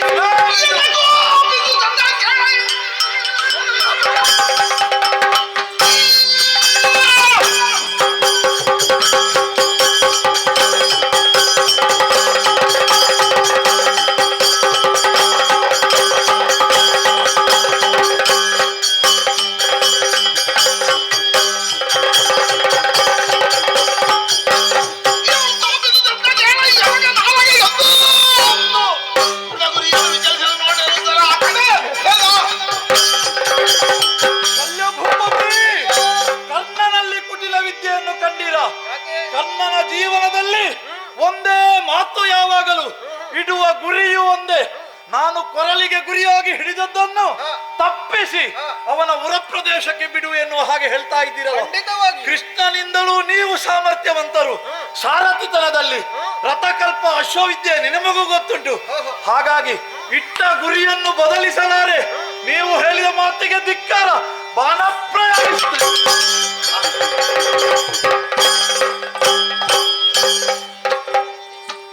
ಲಾಲಿಸೆಲೆ ಕಲಿಕಲಾಶರ ಹೋಗಿ ಪಾರ್ಥನಗಳ ತಪ್ಪಲಿಗಾಗ ಮಕ್ಕಳವರು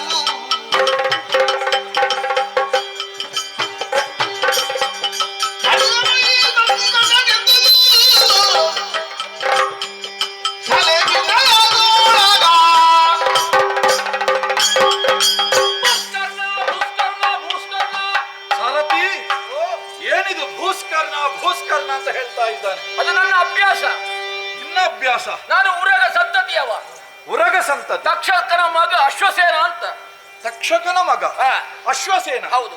ಇಲ್ಲಿಗೆ ಯಾಕೆ ಬಂದೆ ಯುದ್ಧ ಕ್ಷೇತ್ರಕ್ಕೆ? ಕಾಂಡ ವನದಲ್ಲಿ ನಾನು ಮತ್ತು ನನ್ನ ಅಬ್ಬೆ ಇದ್ದದ್ದು. ನಿನ್ನ ಅಬ್ಬೆ ಅಲ್ಲಿದ್ರೆ ನೀನ್ ಅಲ್ಲಿದ್ರೆ ಇಲ್ಲಿಗೆ ಯಾಕೆ ಬರುವುದಕ್ಕೆ ಹೋದಿ? ಅನಿವಾರ್ಯ ಕಾರಣ ಬಂದೊದಗಿದೆ. ಯುದ್ಧ ಕ್ಷೇತ್ರದಲ್ಲಿ ನಿನಗೂ ಅನಿವಾರ್ಯ? ಹೌದಪ್ಪ. ಏನದು? ನನ್ನ ವಿರೋಧಿಯೊಬ್ಬನೊಡನೆ ನೀನು ಯುದ್ಧವನ್ನು ಮಾಡ್ತಾ ಇದ್ದಿ. ನಿನ್ನ ವಿರೋಧಿ? ಹೌದು. ಯಾರವ? ಅವನೇ ಅರ್ಜುನ.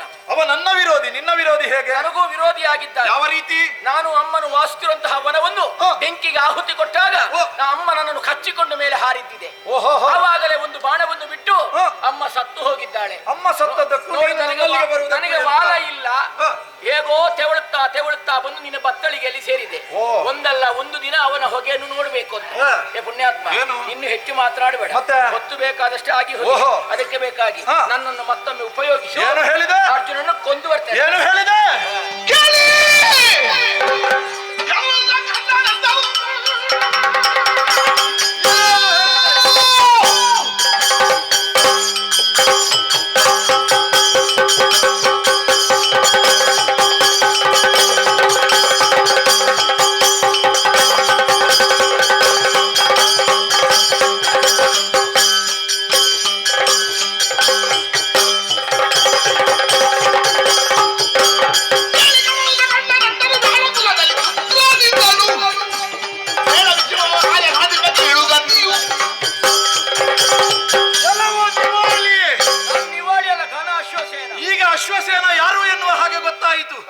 ನಾನು ಈಗ ಬಾಣ ಪ್ರಯೋಗಿಸುವಾಗ ನನ್ನ ಮೂಲಿಗೆಯಲ್ಲಿ ಕೇಳದೆ ಹೇಳದೆ ಬಂದು ಸೇರಿಕೊಂಡು ನನ್ನ ಕೈಗೆ ಸಿಕ್ಕಿ ಈಗ ಶರಪ್ರಯೋಗ ಮಾಡುವಾಗ ಹೋದವ ನೀನು. ಅಲ್ಲ, ನಿನ್ನ ಕೈಗೆ ಸಿಕ್ಕುವಾಗಲೇ ಕೇಳಿ ಆಯ್ತಲ್ಲ. ಎಂತದು ಕೇಳಿದ್ದು ನೀನು? ಮತ್ತೆಂತದು? ನನಗೆ ಅರಿಯದ ರೀತಿಯಲ್ಲಿ ಬಂದು ಸೇರಿದವ. ಅಲ್ಲ, ಪ್ರಯೋಗ ಮಾಡಿದ್ಯೋ ಇಲ್ಲೋ ನನ್ನನ್ನು? ನೀನು ಪ್ರಯೋಗಿಸುವಾಗ ನನಗೆ ನೀನು ಅಂತ ಗೊತ್ತಿರ್ಲಿಲ್ಲ. ಹಾಗೆ ನಿನ್ನ ಕೆಲಸ ಆಗುವುದಕ್ಕೆ ಬೇಕಾಗಿ ನನ್ನಲ್ಲಿ ಸೇರಿಕೊಂಡು ನಾಳೆ ಹೋದಲ್ಲಿ ಹೇಳಿಕೊಂಡು ಹೋದೀತು. ಏನು? ಅರ್ಜುನನ್ನು ಕೊಂದದ್ದು ಕರ್ಣ ಅಲ್ಲ, ನಾನು ಅಶ್ವಸೇನ ಎನ್ನುವ ಹಾಗೆ. ನಿನ್ನ ಉಪಕಾರವನ್ನು ಪಡೆದು ಅರ್ಜುನನನ್ನು ಹೊಡೆದುರುಳಿಸುವಂತಹ ಹೇಡಿತನ ನನಗೆ ಅಗತ್ಯವಿಲ್ಲ. ಪರಾಕ್ರಮ ನನ್ನಲ್ಲಿ ಉಂಟು. ನೀನಾಗಿ ಹೋದರೆ ಒಳಿತು, ಇಲ್ಲದಿದ್ದರೆ ಕೈ ಹಾಕಿ ಒಳಗೆ ತಪ್ಪಿ. ಅವನ ಅಷ್ಟೊಂದು ಅಂಗಲಾಚಿ ಬೇಡುತ್ತಾ ಇದ್ದಾನೆ. ಒಳ್ಳೆಯದಕ್ಕೆ ಹೇಳುತ್ತಾ ಇನ್ನೊಬ್ಬರ ಸಹಾಯವನ್ನು ಪಡೆದು ಕರ್ಣನಿಗೆ ಜಯವನ್ನು ಸಾಧಿಸಬೇಕು ಎನ್ನುವ ಹಂಬಲವಿಲ್ಲ. ಮೊದಲೇ ಹೇಳಿದ್ದೇನೆ, ಒಂದು ಶರಸಂಧಾನ ಎನಗೆ, ಒಂದು ನಾಲಿಗೆ ಇರುವುದು. ಇನ್ನೊಬ್ಬರ ಹಂಗಿನಲ್ಲಿ ಯಾವತ್ತೂ ಕೂಡ ಗೆಲುವನ್ನು ಸಾಧಿಸಬೇಕಾದ ಅಗತ್ಯವಿಲ್ಲ. ಎಲ್ಲಿಯವರೆಗೆ ಗೊತ್ತುಂಟ? ಅಂಬರವೇ ಕುಸಿಯಲಿ, ಕುಂಬಿನಿಯೇ ಬಾಯಿ ಬಿರಿಯಲಿ, ನಾನು ಪರರ ಹಂಗಿನನ್ನು ಗೆಲ್ಲಲಾರೆ. ನೀನಾಗಿ ಹೋಗದೇ ಇದ್ದರೆ ನಿನ್ನಗೆ ಕಾಲಿಗೆ ಕೈ ಹಾಕಿ ತಪ್ಪಿದ್ದೇನೆ.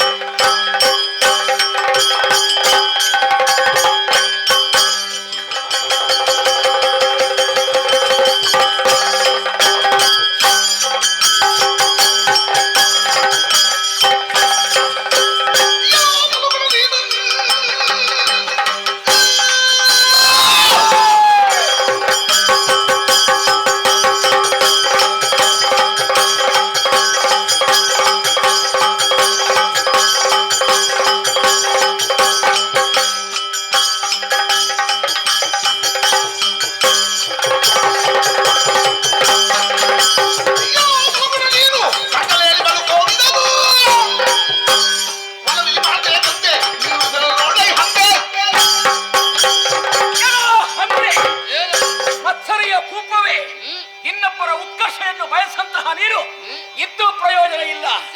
ಏ ಜೀವಚ್ಚ ಶವವೇ, ನನಗೆ ಬಾಲವನ್ನು ಒತ್ತಲಿಕ್ಕೆ ಆಗದಿದ್ರೆ ಏನಾಯ್ತಂತೆ?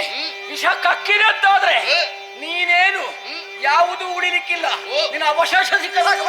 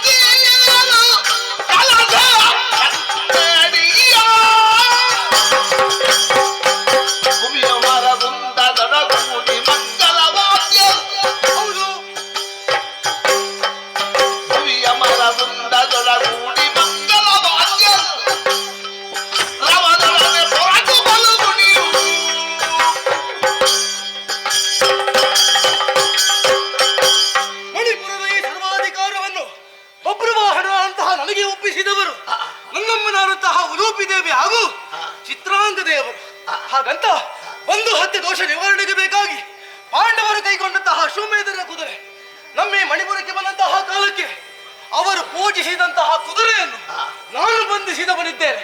ಆ ಬಳಿಕ ಸತ್ಯದ ವಿಚಾರ ತಾಯಿನ ತಿಳಿದ ಬಳಿಕ ಕಪ್ಪವನ್ನು ಒಪ್ಪಿಸುವುದಕ್ಕೆ ಬೇಕಾಗಿ ತಂದೆಯ ಬಳಿಗೆ ಹೋಗಬೇಕು, ಕರೆ ತರಬೇಕಾಗಿದೆ.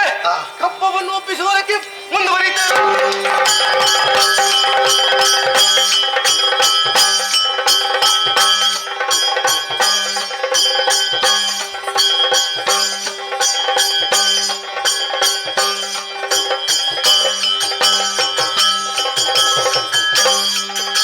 ಕಪ್ಪವನ್ನು ಒಪ್ಪಿಸಬೇಕು. ಇಲ್ಲ ನನ್ನ ಗಾಳಿಗೆ ನಮ್ದು ಎಳೆಗೊಪ್ಪಿಸುವುದರಿಂದ ಕೈಗಳ ಬೇಕು ದಯದಿ ಎಂದು ಬಿಂಬವಿಸುವುದಿಲ್ಲ ಭಾರತ ಬಿಪ್ಪಯದೊಳ್ಳು ಎಂತ ಕಂಡವರ ಮನೆದ ಮದಿ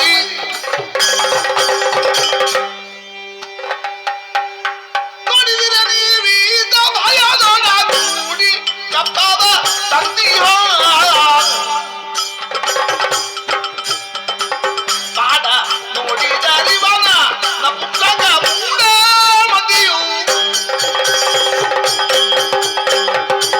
ನೋಡಿದಿರ ಸದಜಾದಿಗಳೇ, ಏನೋ ಕ್ಷತ್ರಿಯ ವೀರ ಈ ಬಬ್ರುವಾಹನ ನಮ್ಮ ಕುದುರೆಯನ್ನು ಕಟ್ಟಿದರಂತೆ, ನಮ್ಮ ಜೊತೆ ಕಾದಾಡಿ ಹೋರಾಟ ಮಾಡುತ್ತಾರೆಂದು ಯೋಚಿಸಿದ್ದಾರೆ. ನಮ್ಮ ನಿರೀಕ್ಷೆ ಸುಳ್ಳಾಗಿದೆ. ಇಲ್ಲಿ ನೋಡಿದರೆ ಕಪ್ಪ ಕಾಣಿಕೆಗಳನ್ನು ತಂದು ಕಾಲ ಬುಡದಿಟ್ಟು ಶರಣಾಗುತ್ತಾ ಇದ್ದಾರೆ. ಈತ ನಪುಂಸಕನಾಗಿ ವರ್ತಿಸುತ್ತಾ ಇದ್ದಾನೆ. ಮೂಢಮತಿ ಈತ ಇವನ ಬಗ್ಗೆ ಅನುಮಾನ. ನರಾತ್ಮಜ ನಿನಗನುಮಾನ ಪುಟ್ಟುವುದತಿ ಸಹಜ ಜನಕ ನೀನೆಂಬುದ ನವಿಯದೆ ವಿಶ್ವವನ್ನು ಚಂದ್ರ ಬಂದದಿ ಕಂಡಿದೆ. ಓ ತಾತ, ಹೀಗೆಂದಾಗ ಆಶ್ಚರ್ಯ ಆಗಿರಬಹುದು. ಈತ ಯಾರು ಎನ್ನುವ ಹಾಗೆ ಈ ಹಿಂದೆ ನೀವು ತೀರ್ಥಯಾತ್ರೆಗೆಂದು ಮಣಿಪುರಕ್ಕೆ ಬಂದಂತಹ ಕಾಲಕ್ಕೆ ನನ್ನ ತಾಯಿ ಚಿತ್ರಾಂಗದೆಯನ್ನು ಕಂಡಿರಂತೆ. ಗಾಂಧರ್ವ ವಿಧಿಯಿಂದ ಮದುವೆಯಾದ ಬಳಿಕ ನಿಮ್ಮಿಬ್ಬರ ದಾಂಪತ್ಯದ ಪ್ರತೀಕವಾಗಿ ಹುಟ್ಟಿಕೊಂಡವನು ನಾನು. ಬಬ್ರುವಾಹನ ಎನ್ನುವ ಹಾಗೆ ನನಗೆ ಹೆಸರನ್ನು ಇರಿಸಿದ್ದಾರೆ. ಆದರೆ ನೀವು ಪೂಜಿಸಿದಂತಹ ತುರಗವನ್ನು ನೀವು ತಂದೆ ಎನ್ನುವ ಹಾಗೆ ಅರಿಯದೆ ತಪ್ಪು ಮಾಡಿ ಕಪ್ಪವನ್ನು ತಂದು ಒಪ್ಪಿಸಿದ್ದೇನೆ. ಜನಕ ನನ್ನನ್ನು ಮಗ ಎನ್ನುವ ಹಾಗೆ ಒಪ್ಪಿಕೊಂಡು ನನ್ನನ್ನು ಅಪ್ಪಿಕೊಳ್ಳಬೇಕು.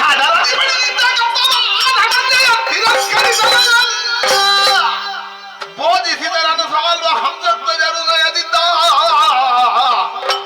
ನೀತಿಯಲ್ಲ ನೀರು ಜಾತ ನಿವರ ಹೀದೈಪುದು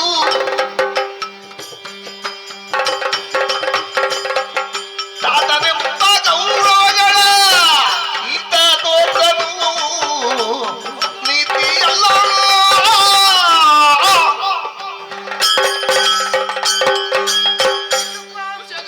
ಈತನ ಮಾತನ್ನು ಕೇಳುವಾಗ ಆಶ್ಚರ್ಯವೆನಿಸುವುದಿಲ್ಲ. ಯಾಕೆ ಯಾಕೆ? ಆತನ ಮುಖವನ್ನು ನೋಡುವಾಗ ನಿಮ್ಮ ಹಾಗೆ ಹೋಲುತ್ತಾ ಇದ್ದಾನೆ. ಅಷ್ಟು ಮಾತ್ರವಲ್ಲ, ಕಪ್ಪ ಕಾಣಿಕೆಯನ್ನು ಕೊಟ್ಟು ಶರಣಾಗಿದ್ದಾನೆ. ಹಾಗಾಗಿ ಆತನನ್ನು ಒಪ್ಪಿಕೊಳ್ಳುವಿರಾ? ಅಭಿಮನ್ಯು ಹೊರತು ನನ್ನ ಪುತ್ರನ ಇಲ್ಲವೇ ನುಡಿಯೂ ಸತ್ತವೀತನು ಲಾಭ ನಷ್ಟ ಗಣನೆಯ ಮಾಡಿ ಮತ್ತೆ ಕಾಜೋಡೆಯುವ ಭೈಷ್ಯ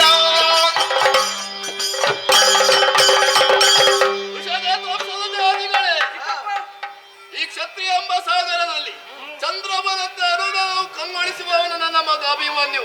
ಅವನ ಹೊರತಾಗಿ ನನಗೆ ಅನ್ಯ ಮಗನಿರುವುದಕ್ಕೆ ಸಾಧ್ಯವಿಲ್ಲ. ಇದು ಸತ್ಯ. ಇವನು ಹೇಗಾಯ್ತು? ಲಾಭ ನಷ್ಟಗಳನ್ನು ಲೆಕ್ಕ ಮಾಡುವ ಒಬ್ಬ ವೈಶ್ಯನ ಹಾಗೆ ಈತ ಬಹುಶಃ ವೈಶ್ಯೆಯ ಮಗಳಿರಬೇಕು. ಅಲ್ಲ, ಕಾಡಾಡಿಯಾಗಿ ತಿರುಗಾಡುವಂತ ವೈಶ್ಯರಿಗೆ ಹುಟ್ಟಿದಂತ ಮಗನಿರಬೇಕು. ತಂದೆಯನ್ನು ಬೇಕಾಗಿರುವುದರಿಂದ ನನ್ನನ್ನು ತಂದೆ ಎಂಬುದಾಗಿ ಈತ ಕರೆಯುತ್ತಾ ಇದ್ದಾನೆ. ಈತ ವೈಶ್ಯ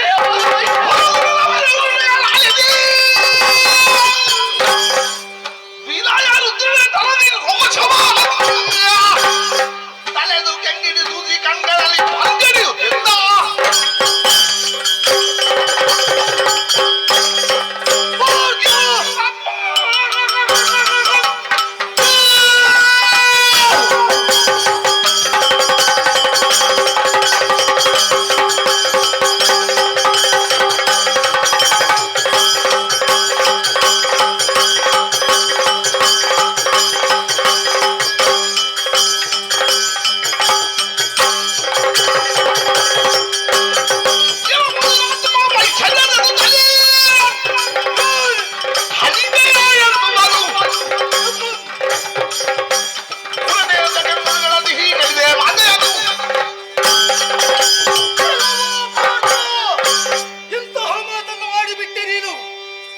ಇಂತಹ ಸಭೆಯಲ್ಲಿ ಬಬ್ರುವಾಹನ ನನ್ನ ಮಗ ಅಲ್ಲ ಎನ್ನುವ ಹಾಗೆ ಹೇಳಿದೆಯ? ಮಾತ್ರವಲ್ಲ, ನನ್ನ ತಾಯಿಯನ್ನು ನಿಂದಿಸಿದೆಯ? ಯಾವ ನಾಲಿಗೆಯಲ್ಲಿ ನೀನು ನನ್ನ ಮಗ ಅಲ್ಲ ಎನ್ನುವ ಹಾಗೆ ಹೇಳಿದೆಯೋ ಆ ನಾಲಿಗೆಯಲ್ಲಿ ಬಬ್ರುವಾಹನ ನನ್ನ ಮಗ ಹೌದು ಎನ್ನುವ ಹಾಗೆ ಹೇಳಿಸದೇ ಇದ್ರೆ ಅನ್ನಕೇಂದ್ರನ ಮೊಮ್ಮಗನಾನಲ್ಲ.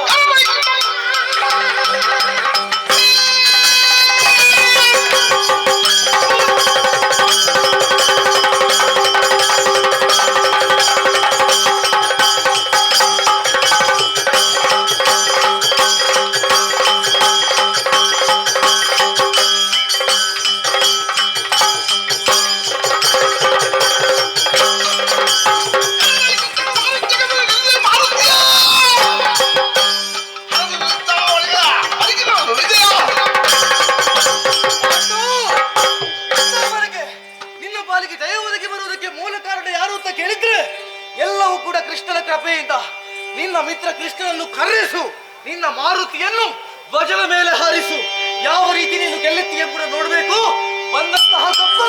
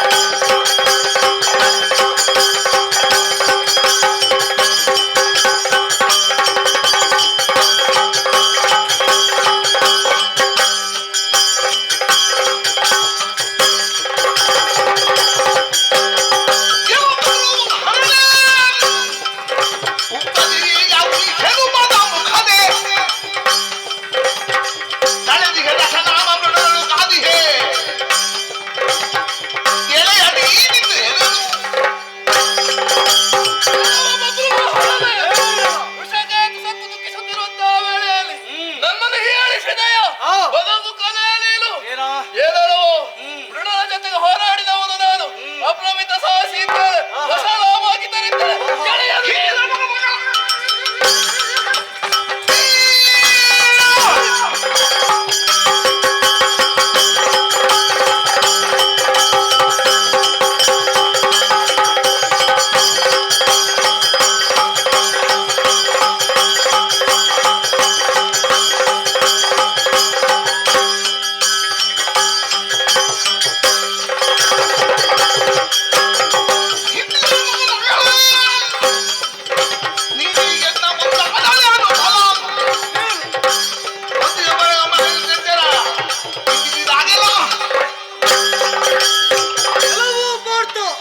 ನೀನು ದೇವೇಂದ್ರನ ಮಗನಂತೆ ನೀನು ಪ್ರಯೋಗಿಸುವಂತಹ ಎಲ್ಲಾ ಶರವನ್ನು ಖಂಡಿಸಿದವನು ನಾನಾಗಿದ್ದೇನೆ. ಹರನನ್ನು ಮೆಚ್ಚಿಸಿ ಪಾಶುಪತವನ್ನು ಪಡೆದವನಿದ್ದೀಯ. ಹಾಗಾಗಿ ಹೇಳುತ್ತಾ ಇದ್ದೇನೆ, ನಿನ್ನಲ್ಲಿ ಪರಾಕ್ರಮ ಉಂಟೋ ನೋಡುವ ಪಾಶುಪತ.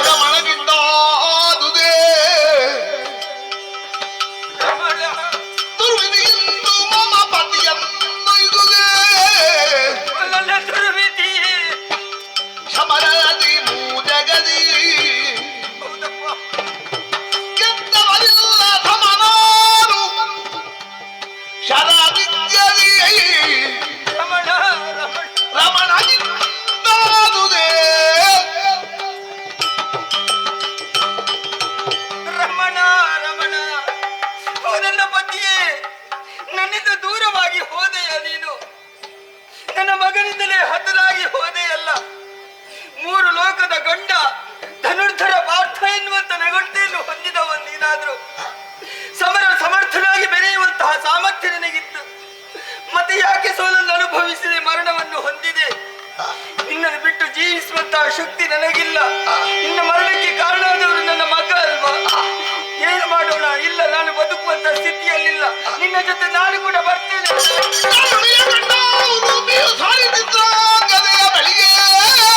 ನಾನು ಸಾಯ್ತೇನೆ ಬಿಡು. ಕಣ್ಣೀರ ಧರಗಿಂದರ ಸುತಲಿ ತರಳನಿಯ ಬೇಡಿದಳು. ಬಿಡು, ನಾನು ಸಾಯ್ತೀನಿ. ಅವಸರ ಪಡಬೇಡ. ನಮ್ಮವರಿಗೆ ಮರಣವಾಗಿದೆ. ನಿನ್ನ ಸಾವಿನ ನಿರ್ಣಯವಲ್ಲ, ಬದುಕಿಸುವಂತ ಯೋಚನೆ ಮಾಡಬೇಕು. ಅದಕ್ಕೆ ಬೇಕಾಗಿ ನನ್ನ ಜೊತೆ ಸೇರಿಸಿಕೊಂಡು ನಾಗಲೋಕವನ್ನು ಸೇರೋಣ ಬಾಬು.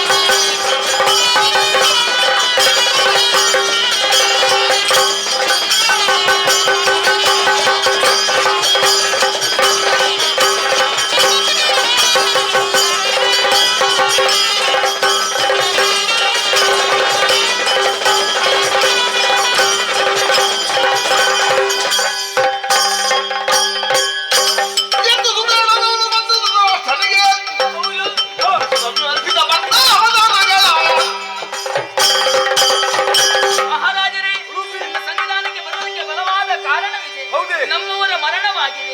ಅವರನ್ನು ಬದುಕಿಸುವುದಕ್ಕೆ ಬೇಕಾಗಿ ಸಂಜೀವಿಕ ಮನೆಯನ್ನು ನೀವು ಅನುಗ್ರಹಿಸಬೇಕು.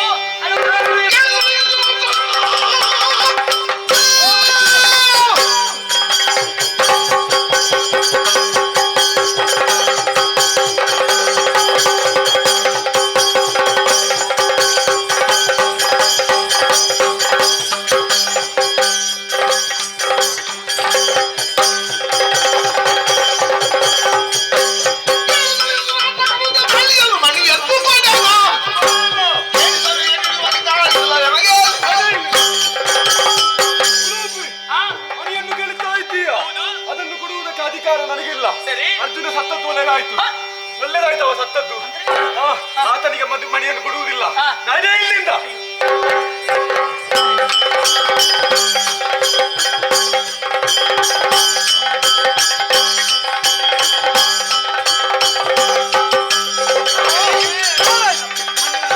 ಸಿಗಲಿಲ್ಲ, ವಿರೋಧದ ಮಾತನಾಡಿದ್ದಾನೆ. ಅದಕ್ಕೆ ಬೇಕಾಗಿ ಮಣಿಯನ್ನು ಪಡೆಯಲೇಬೇಕಲ್ಲ. ತರುವುದಕ್ಕೆ ನಾನು ಮುಂದಾಗುತ್ತೇನೆ, ಚಿಂತಿಸಬೇಕು.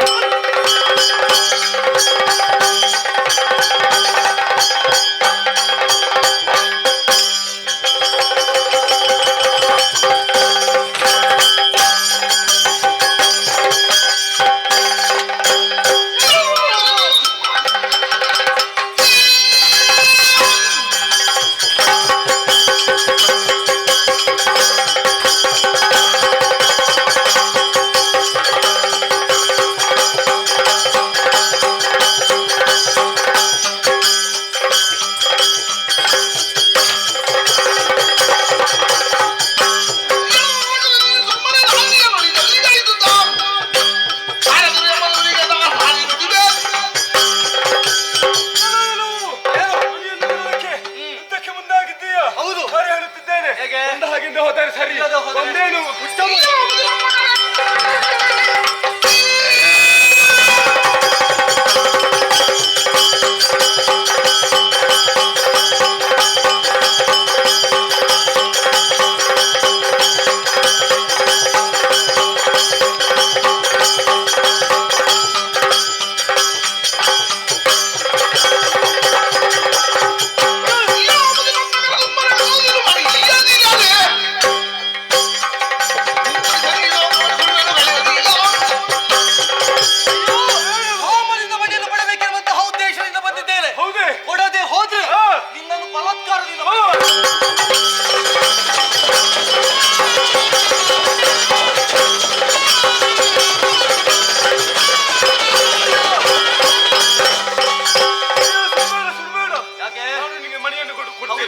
ನಿನ್ನ ಜೊತೆ ನಾನು ಬರ್ತೇನೆ.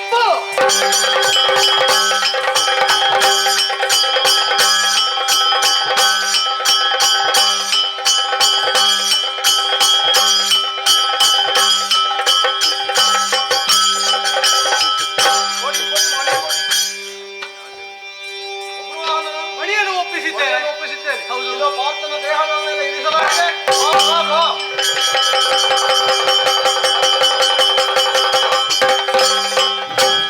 ಸ್ವರಮಣಿ ಪಕ್ಷದಿಂದ ಬಲಗುಣ ಹರಿಯ ಗಂಡಾಗ ಭಕ್ತಿಯಲಿ ಕರಮುಗಿದಂತಾನು ಸಮರಾಗಿ ಸೋಲಾಯ್ತು ಕರಳ ಒಳಂದು ಬಿಡಲಿ. ದೇವ ಆಶ್ಚರ್ಯವಾಗುತ್ತಾ ಇದೆ. ಮರಳಿ ಬದುಕಿ ಬಂದವನು ನಾನು, ಆದರೆ ಒಂದು ಬೇಸರ, ನನ್ನ ಮಗನ ಜೊತೆ ಯುದ್ಧವನ್ನು ಮಾಡಿ ನಾನು ಸೋತಿದ್ದೇನೆ ದೇವ. ಅದಕ್ಕೆ ಕಾರಣ ಉಂಟು, ಏನು? ಬೇರೇನೂ ಅಲ್ಲ. ಅಂದು ಊರ್ವಶಿಯ ಶಾಪವನ್ನೊಮ್ಮೆ ನೆನಪು ಮಾಡಿಕೊ. ಹಾಗಾಗಿ ಮಗನಿಂದಲೇ ನಿನಗೆ ಮರಣ ಒದಗುತ್ತದೆ ಎನ್ನುವ ಶಾಪ ಉಂಟಲ್ಲ, ಆ ಶಾಪ ಈ ಹೊತ್ತಿನಲ್ಲಿ ಮಣಿಯ ಇದರ ಪ್ರಕರಣದಲ್ಲಿ ವಿಮೋಚನೆಯಾಗಿದೆ. ಇಲ್ಲಿಗೆ ಈ ಕಥೆಯನ್ನು, ಸತಿ ಉಲೂಪಿ ಎಂಬ ಪ್ರಸಂಗವನ್ನು ಯಾರು ಆಡುತ್ತಾರೋ, ಆಡಿಸುತ್ತಾರೋ, ನೋಡುತ್ತಾರೋ, ನುಡಿಸುತ್ತಾರೋ ಅವರೆಲ್ಲರಿಗೂ ನಮ್ಮ ಆರಾಧ್ಯ ಮೂರ್ತಿಯಾದಂತಹ ಕಟೆಯು ಶ್ರೀ ದುರ್ಗಾ ಪರಮೇಶ್ವರಿ ಅಮ್ಮನವರು ಹಾಗೂ ಸಕಲ ಪರಿವಾರ ಶಕ್ತಿಗಳು ಸಕಲ ಸನ್ಮಂಗಳವನ್ನುಂಟು ಮಾಡಲಿ ಎಂಬುದಾಗಿ ದೇವಿಯಲ್ಲಿ ಪ್ರಾರ್ಥಿಸೋಣ. ಲೋಕ ಸಮಸ್ತ ಸುಖಿನೋ ಭವಂತು.